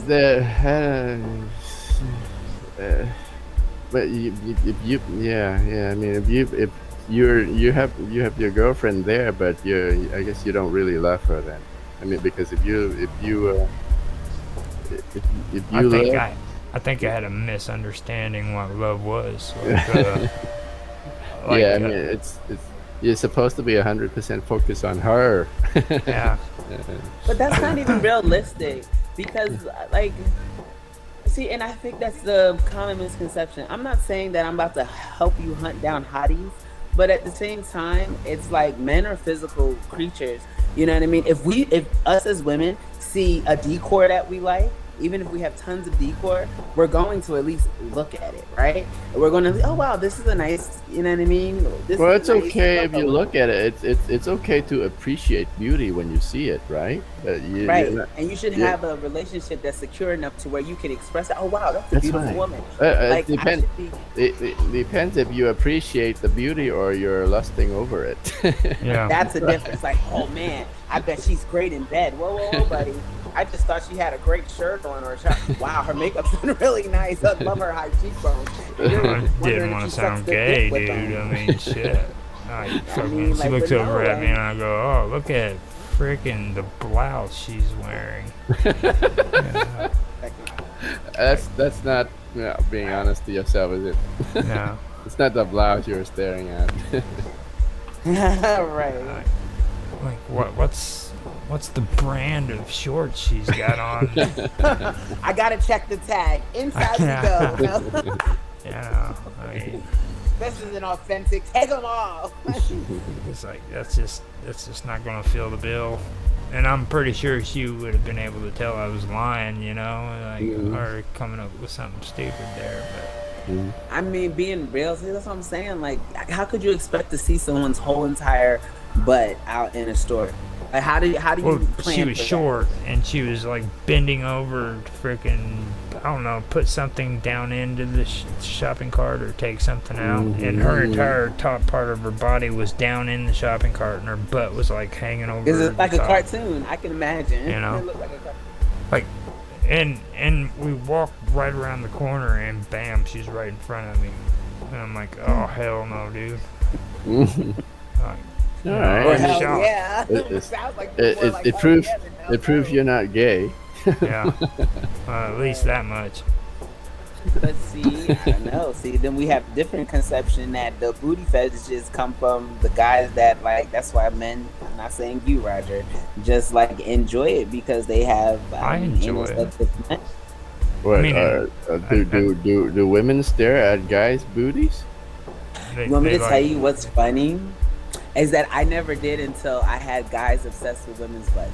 So then I started being obnoxiously obsessed with men's butt. But I am not gonna lie, a nice shaped butt on a man when he's naked, oh god, you know, and it's just like, oh, you want to bite it type of thing. But I don't go around thinking. I'm just my guy. But I don't go around thinking, oh wow, I want to bite his booty. I'd bite that booty. Ooh, I'd bite that booty. But a guy sees a butt and it's just like, oh wow, that's huge ass. It's weird. Yeah, and it's kind of weird because you know we do boo boo out of those things. I guess for that to be the main physical attraction, and for it to be where we expel waste from, it's just kind of. It says a lot about our training. I've also heard that women have like a week. They're the weakest at a certain time of the year where they become freaking amorous and they want to freaking have sex more than any other type of year. When is this? It's at a certain time of the month, man, not the year. It's not the year. Yeah, that's during ovulation. And Yeah. Right. And even while you're on your period, which is crazy because you're the horniest. Well, some people exhibit the cramps and they experience that type of stuff. Yeah, because they experience the cramps and stuff, so it could be difficult. But like right before your period and while you're on your period, especially if you can get the pain to subside, like it's treacherous because you're like begging for stuff that guys like. It gets pretty thick in here, man. It's practical. I mean, if you're in pain, then the pleasure will over. Sex is a natural endorphin. It's like acetaminophen. It might be messy. That's what I was thinking. It gets pretty thick in here. Might be messy. You gotta put the black towels down and you gotta keep the book and put them straight in the washer when you get done. I mean, like, I was just saying, like, if your man, like, if your man's about you feeling better, he's definitely gonna do it. There's some guys are into it. We used to call them freaking what was it? The red Red bandits? No. Red light runners? It's like a trophy, like a red badge or something like that, where you freaking have sex with a woman when she's on her period. Mm-hmm. What is that? Red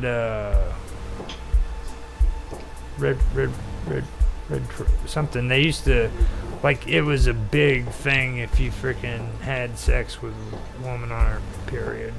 They say that's how you can put women can put voodoo on men too, because like you ever heard about women putting blood in spaghetti? My ex is the one who told me about that. That Oh, women would put God. their period blood inside of spaghetti in order to keep a guy infatuated with them or involved with them. Oh, And I remember the first time I never heard of this, so spaghetti is my specialty. I'm like, I'm gonna make you spaghetti. He looking at me like I'm crazy. I'm no. like, I'm good at spaghetti. And then he told me that that's the reason why. But I mean, like, I've never really got, I'm not saying I won't, or, I mean, just, I don't think I've been with a guy that was unwilling to have sex with me in the period. I mean, I might have been with him. He just didn't express his unwillingness to me. You know what I mean? Like, or it didn't come to, like, long-term relationship-wise. Do you- I'm not talking okay. about Red wings. Okay, that's a good term. Red wings. Yeah, Go ahead and Red, get red your wings. Right. Cool. Red wings. But come He on. said, cool. Do you have sex on your wife's period? Have you ever done that before? She does. I don't know. But she doesn't want to. I don't know. Do you? I don't think this is a common thing for women, right? It depends on the guy. Oh, okay. So then let me ask you: Yeah. Is this a common thing that women would want to have sex during their period?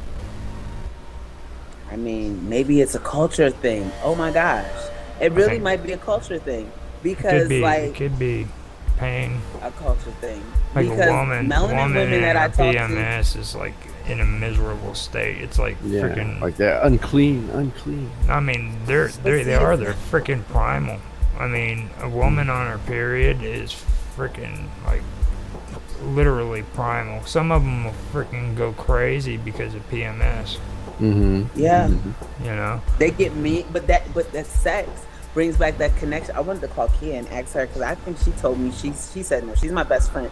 We've been best friends since 2002. That's who just called me. And like I think she's anti, but I remember I think it was this Jeff. She was in love with him though, like, and they had sex like on a period type thing. But like after you do it, you feel completely dirty. Like I do. I mean, I enjoy it while it's happening, but after it's done, I'm just like, oh, there's my blood all over you. Let's go take a shower type thing. Hey, like, oh, you're bleeding. It's not me, it's you. Like, oh.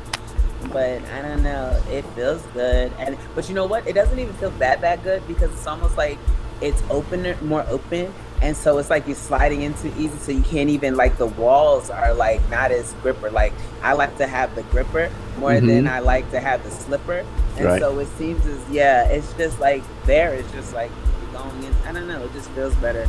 Not on it. Like I mean, in the heat of the moment when you're feeling some type of way, you're really like.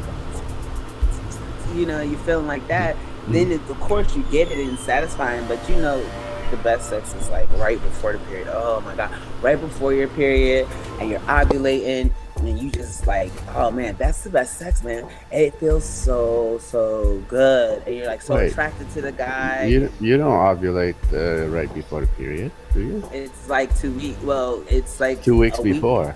Yeah, PMS is supposed to last the week before a period, but that's after ovulation, allegedly, because it's premenstrual. It's not during menstrual that we have PMS. PMS is premenstrual, but ovulation can last up to 7 days. I mean, it can last longer. 7. Right. But when ovulation is done, is that when your period? So ovulation start like 2 weeks before that. Yeah, exactly. But it goes on until your period starts, and then that's why you start. Like I said, you experience PMS to where you might get your cramps and stuff like that, but you're still horny. You still want to have some. You get a higher percentage of getting pregnant right before your period.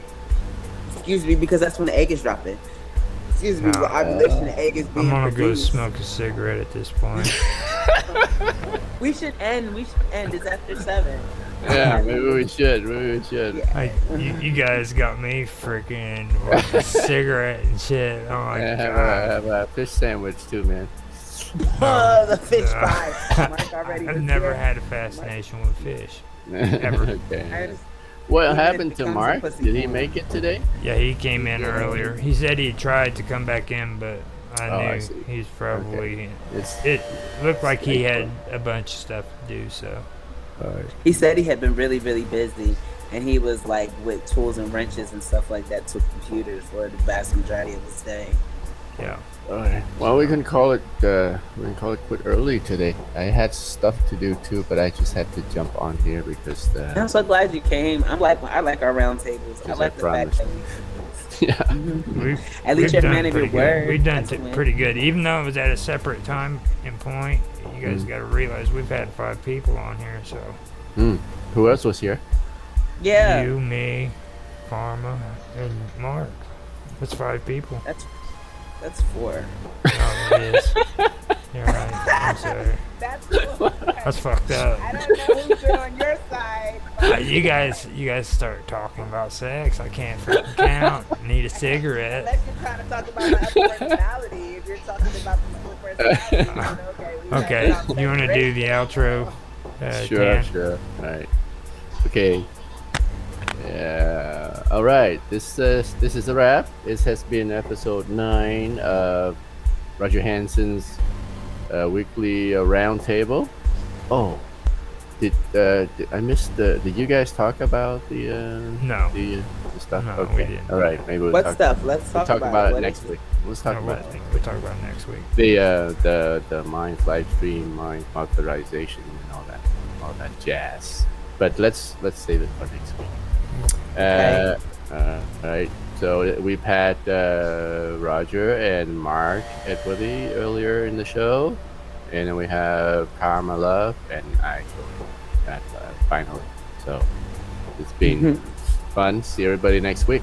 Thank you for joining. Alrighty. See you guys See you later. guys later. Have a good night. Bye. Bye-bye.